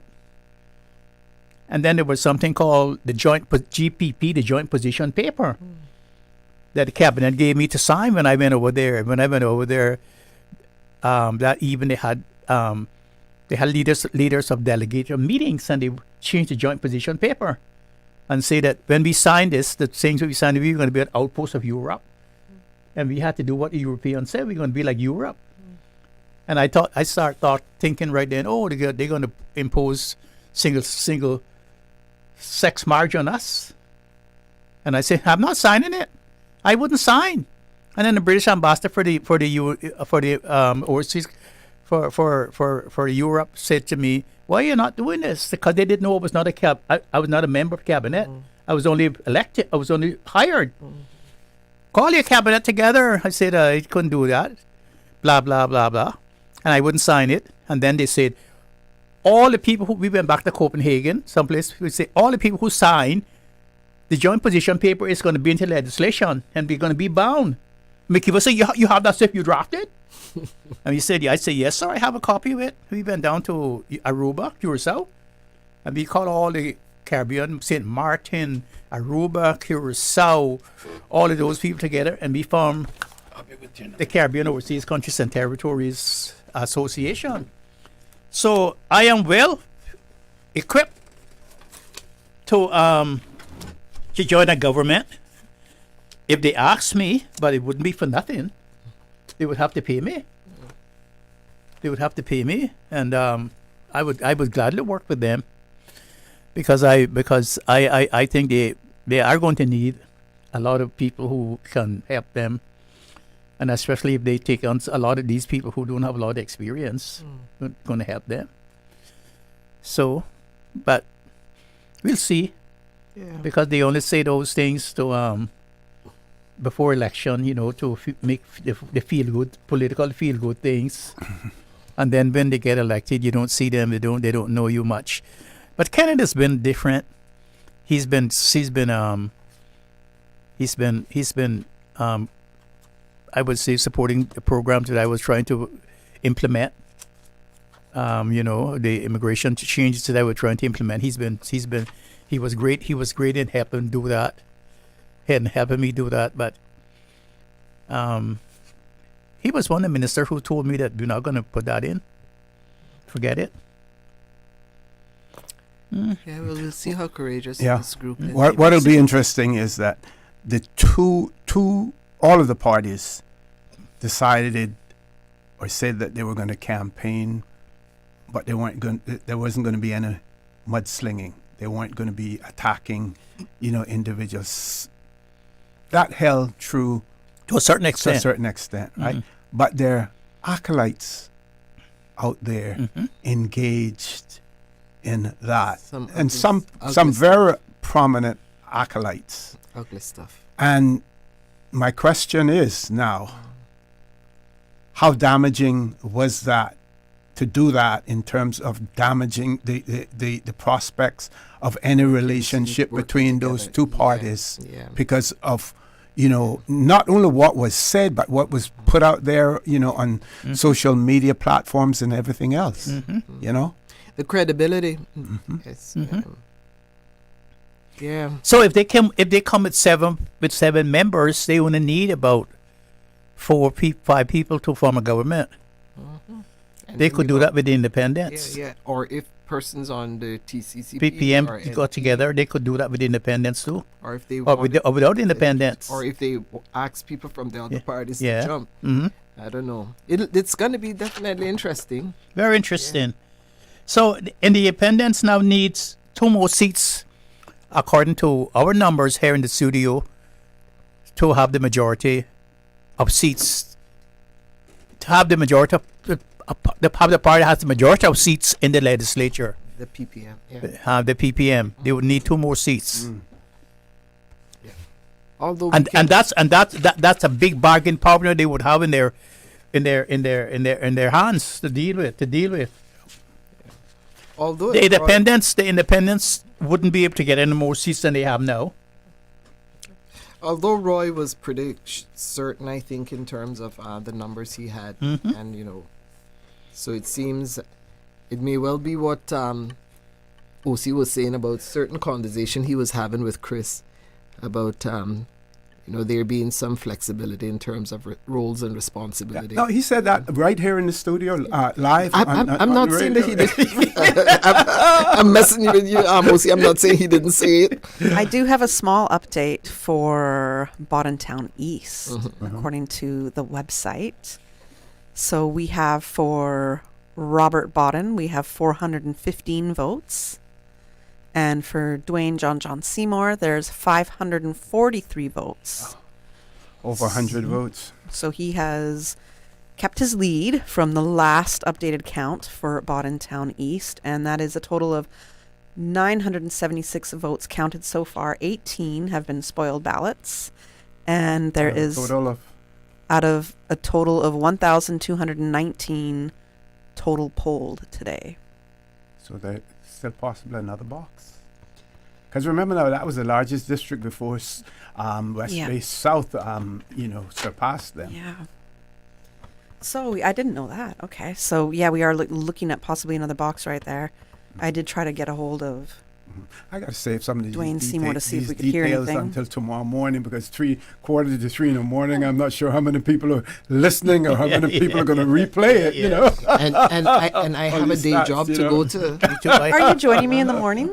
You want me to? Are you going to be back here at 7:30? I might just sleep here. Oh yeah, I should have brought you to. I should have brought a change of clothes. I have one other guest coming, but yes, please. So at this late hour, I can make predictions that the PPM is going to win 7 seats, the Independents 4, the CCP 4, and the CNP 4. Yeah, I'm going to be like other people now and talk about how many people we have on YouTube. We have over 400 people watching us on YouTube still at 2:45 in the morning. Well, that's amazing. Thanks, everybody, for hanging out. Yes, thank you. So, OC, I will have to leave you guys, honestly. It's kind of late. You sure you want to go? You sure? Really? You sure it's early? 2:45. It's early, you know. It's early in the morning. She's going to actually start work now. This is her schedule. But thank you again for all of your insight, and a lot of the Radio Cayman fans, they love you. When you come on, especially with Dr. Me Steve too. McField, because you make the conversation so interesting, so Eccentric. so real, as well. Yeah. Huh? Yeah, my daughter's now saying, because I asked her to drop me off because I thought I'd be a little tired going home. So she's just pinged me. She says, Mom, we're up listening. Shall I come for you now? So I said, yes, please. Yeah. Oh, that's great of her. Sorry, you finished? Yeah. Go on. As a deputy supervisor of elections, I recall, and I did this several elections, about sometimes even earlier in this, because we would have the after the elections count, I would make it a point to drive through, at least in West Bay and Georgetown and Bordentown, and you saw the peacefulness and the quiet of the island. And I say to myself, I would say to myself, we at the elections office did such a good job, because look at how peaceful the Cayman Islands are after that, and everything was so serene. We have an update. Okay, let's an update. So for Georgetown West, which is my constituency, Perlina McGaw-Lumsden does win Georgetown West. So congratulations to Perlina. To her, yes. She has 438 votes, and she's a PPM candidate. So that is another seat for the PPM. And following Perlina is Craig Marin with 369 votes. Craig did well first time around. Craig did great, yes. So that's the election then. Almost. We're waiting on Bordentown East. Well, you can call that now. Yeah. You can call that now. Yeah. So Kind of. PPM has 7, Independence has 4, CPP has 4, and CNP has 4. So the talks when you come on tomorrow morning is who will form the government. Should going to be who is going to be forming the government and who is going to be premier. Let me just finish off with. Well, I may announcing be the mixing number up the of people caviar, so I may not be able to come on. Everybody, 400 people on the YouTube just heard you say that you're coming. I don't know how many listening to radio and who's on Facebook, and CIG TV, don't forget. So we have 15 votes for Tyree Hernandez, and we have 22 votes for Hunter Walton. Both of them are also first-time candidates. That young man, Walton, he can talk. He can handle himself. He can talk. Maybe one of his most interesting points to me, which was also the most controversial, was that expats shouldn't be driving cars. I was like, all right, sir. He will learn to be less reckless with his thoughts and have them under control. I agree. Yeah, but that's somebody I'd like to see continue in the game here. I'd like to see more coming from him. Be active in the community and there's a place see. ahead. There's a place ahead on his journey. There is, as long as he continues. That's how I see it. So congrats to Pralina for winning Georgetown West. So if the government, if the PPM forms a government with the independents and one of the other political parties, Joey will become premier. Well, it depends. We're done. I mean, what if one of the independents that they need, like they really, really need, say no? I'm not saying that that's going to happen. No, I'm not saying that's going to happen too much. But we've been talking about the cohesion in terms of the other parties. We still need to look at the cohesion in the PPM itself. You know, they're not necessarily coherent. What's the type of glue that they use now? The most popular one now, some kind Gorilla of glue. Gorilla. Yeah. They're not, put together with Gorilla glue either. I mean, they're much more robust, but they're practical. Yeah. They're practical and do what is necessary to win. But now that they're in, that's when the negotiations actually gonna start, and it's a whole. What's that term we used to use? Corn squabble. What's that? Corn squabble. Yeah, corn that's what you. That's Roy Button. That's what you have. It's now a Pyrrhic victory, another Roy's thing. But that's what you're gonna have, and they're gonna have to define what their leadership is gonna look like, because like I said, Caymanians kept saying we don't want PPM, we don't want PPM. That may not have been the result. But that's what they were saying. Well, they just got another PPM winner with Town East. Because Dwayne John Seymour, even though we just gave an update, there's another update in here. 680 votes. So the PPM And Robert Bodden got 504 votes. That's 1,210 ballots counted. 26 were spoiled. That's quite a lot. I think that's the constituency with the most spoiled ballots. So that's the election then? That's it. That's it. 1,219 polled people from Bodden Town East today. So that is it. That is done. PPM has 7 seats. Independence has 4. CCP has 4. And come to the mic, Doc. PPM has 7 seats. Independent has 4. CCP has 4 and CNP has 4. So that also says that there's you can't discard or discount the fact that the new parties won't actually link with the independents as well to form a group. And I'm not saying that that's what they're going to do, but those numbers combined puts them in a majority as well. But, according to what they said, when you asked Mr. Andre Ebanks about that, he only named one of them.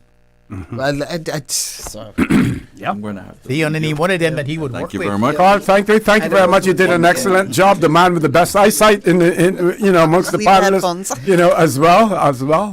Take care out there. Thank you very much. Not the man with the best eyesight. Helps it. Yeah. Okay. Vision. Well, you got to tell me that too. Hello, I'm the one who needed you to read for me. Yeah. All right. Yes, the man with the best vision. I'm going to be back in an hour. Thank you so much. Thank you so much to everybody. All right. I'm going to bounce out of here too, because in about 3 hours I'm going to be back on air. So 3.5 hours. I'm just done. And OC, you're going to be joining me. Somebody said to tell you that they're watching to the last drop, Miss Theresa. I'm trying to see who it was again that sent that message out. Well, that was pretty much the last drop right there. Oh yeah, who's that? Because we only had to wait for Bodden Town East results to come in. Bodden Town East has come in, so we know. If we're going to give just a really quick rundown of who won, what happened, we have Catherine Ebanks Wilkes, who won for West Bay Central. We have for West Bay North, we have Rolson Anglin, winner for West Bay North. West Bay South, we have incumbent Andre Ebanks. For West Bay West, we have Julie Hunter, who has a huge victory in West Bay West against McKeeva Bush. For Georgetown Central, we have Kenneth Bryan, incumbent and deputy premier and deputy party leader for the PPM. For Georgetown East, we have Roy McTaggart, incumbent. For Georgetown North, we have Mr. Joey Hugh, who is also the PPM party leader. For Georgetown South, we have Gary Peanut Ruddy for the Cayman Islands National Party. For Georgetown West, we have Perlina McGaw-Lumsden, PPM candidate. For Prospect, we have Michael Miles, Cayman Islands National Party candidate. who beat out incumbent Sabrina Turner. For Red Bay, we have Roy Tatum, also with the PPM. For Bodden Town East, we have Dwayne John Seymour, PPM candidate. For Bodden Town West, we have Christopher Saunders. At least we're pretty confident that I think we already actually called that and done for Bodden Town West. For Newlands, we have Wayne Panton, TCCP candidate. For Savannah, we have Heather Bodden, also TCCP candidate and incumbent. For Northside, we have incumbent J. Johanny Ebanks, or it's Johanny J. Ebanks, I should be saying. For East End, we also have incumbent Isaac Rankin, who really swept East End, also incumbent and independent candidates. For Cayman Brac East, we have Premier, the Honourable Juliana O'Connor Connolly. And we have, for Cayman Brac West and Little Cayman, Cayman Islands National Party candidate Nicholas DaCosta. So those are our newly elected members of Parliament. So a couple young ones in there. Yeah, we got a couple younger ones in there, I should say. We have we have a handful of very experienced people, and some new candidates altogether coming through to form our members of Parliament. And I think the date that the returns have to be sent to the governor, I think it is the 2nd of May. I'm almost certain it's the 2nd of May that the returning officers really, via the supervisor of election, must send the official returns to the governor. Because the governor has to get them first, and then they will have to decide when Parliament is going to meet. Of course, when Parliament meets, the first thing that they have to do is Parliament has to elect. You have to select a speaker. Now, bearing in mind that members of the Legislative Assembly are still members up until a particular time, the question now will be whether or not Mr. Bush, as the father of the House, will sit in the seat, or at that point in time, whether or not, because they get paid for another 3 months, but he's no longer elected after today. If an emergency was to come up and a Parliament had to be recalled, I believe it would be the newly elected members of the of the Parliament, not the ones who were there before. Doc, do you have a view on that? If you're listening, I know you're writing there, so you may not be listening to what I was saying. No, I was saying when the Parliament meets now, the father of the House will usually, or this, I should say the senior member, because it could have been a female as well, sits in the chair so that the speaker is elected, because the first thing that has to be done is the speaker has to be elected. Who that be now? Because McKeever's not there anymore. Precisely. But could he still be asked, even though he hasn't been? No, he wouldn't be enabled to he's sit. He's not a member of Parliament. No. But I still thought if they all agreed, they could ask somebody that wasn't. No, that's not how it works. All right. No. You have to be a member of Parliament. Yeah. Okay. That is something that we have to look at. We'll do a little bit of research on that, within the day or so, Doc, if you find anything. It would be whoever's senior in the House now would sit in the House as in the seat. And then they would elect the Speaker, and then the Speaker would take the seat. Would preside. That would be possibly Roy McTaggart. Roy McTaggart, would be the one who would be the senior one in the House now. Yeah. Quite possible. And then it is 1, 2, 3, 4, 5 new members of Parliament who has never sit in Parliament before. 5? Wow. Perlina, Tatum, Miles. Almost a quarter. Julie, and Peanuts. I had a nice. And Nicholas DaCosta. Yeah. But the thing is, Roy, did you mention Nicholas DaCosta? He won for Cayman Brac West and Little Cayman. DaCosta too, yes. Yeah. And then the other point that I want to make there is. So that's 6 then, 1, 2, 3, 4, 6 now. Roy Tatum hasn't sat in, but he's been so close to it as the previous political advisor to the Premier. Who? Roy Tatum. Yeah, he's been involved in government. But he's not a member of Parliament, though. No, not He's necessarily. never been no. elected. Right, correct. So you have 6 people the new ones who've never been elected. Yeah. The majority of them are the new parties. This PPM will have 2 people who have never been in Parliament before, Perlina and Tatum.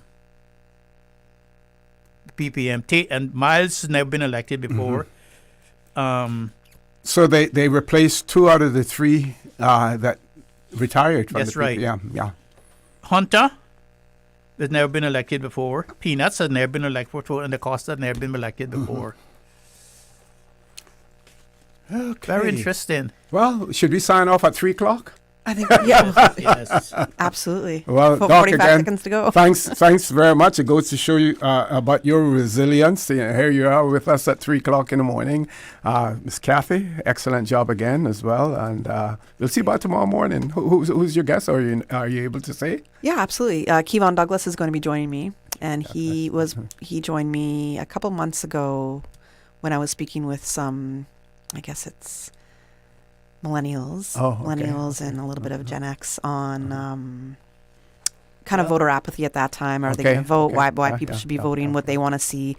So a little bit from a bit of a younger perspective again on what they want to see happen and the changes that they want to see for their country. So he was pretty vocal last time he came on, and so it's a pleasure to have him back on. I know that he did some marketing work as well for one of the parties.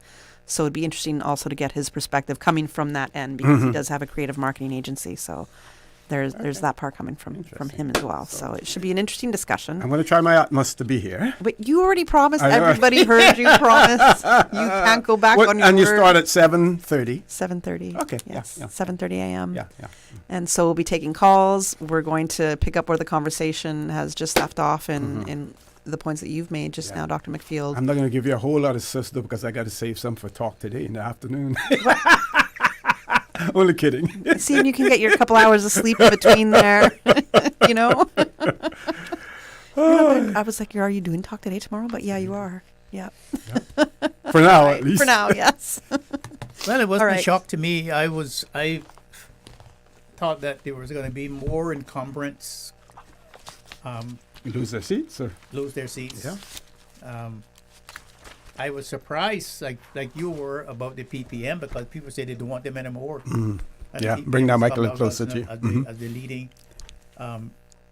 members in the legislature, as the numerical members in the legislature, and I'm surprised of that. But it goes to show you that what people tell you on the streets is not always, you can always rely upon that. And of course, we do not have any political forecasters. So we just have to go depend on what people tell us. But I tell you what, the laypersons out there, they're pretty good at it. They're pretty good. Yeah. I think we called Christopher Saunders, but we're still at, I think, another box that they're counting. Really? Well, according to the elections website, I mean, I can always call him at 3 o'clock in the morning just to check. You know, we can always do that. But he, the last count that we do have for him is at 462 votes. And that's followed by Ozzy Bodden with 327 votes, and then Heyman Rankin at 250. And total votes counted was 1,051 so far, according to the website. And out of total polled number? is 1,303. 1,051. Yeah, I think they would have done better so. if he had gone back and run in Georgetown and Bordentown East. Well, he said he had already lost to John once in there, so he figured, that. But he wasn't he previously a PPM candidate as well? Yeah. He was No, he's previously PPM too, yes. right? So Yeah. Yeah, he was. I remember once I there. found it interesting actually that he didn't rejoin the PPM. I found that more interesting. Yeah, I remember one election. I think it might have been the 2009 one, when we had to move the count from Prospect because it was school the next day, and we had to move it to the Family Life Center.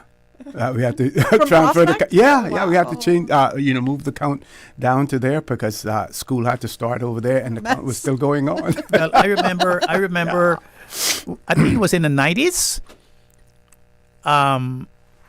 the count went on till the near 11 o'clock the next day. Yeah, that was in one in West. Georgetown. Yeah, and then we had that in West. That was when they had buried.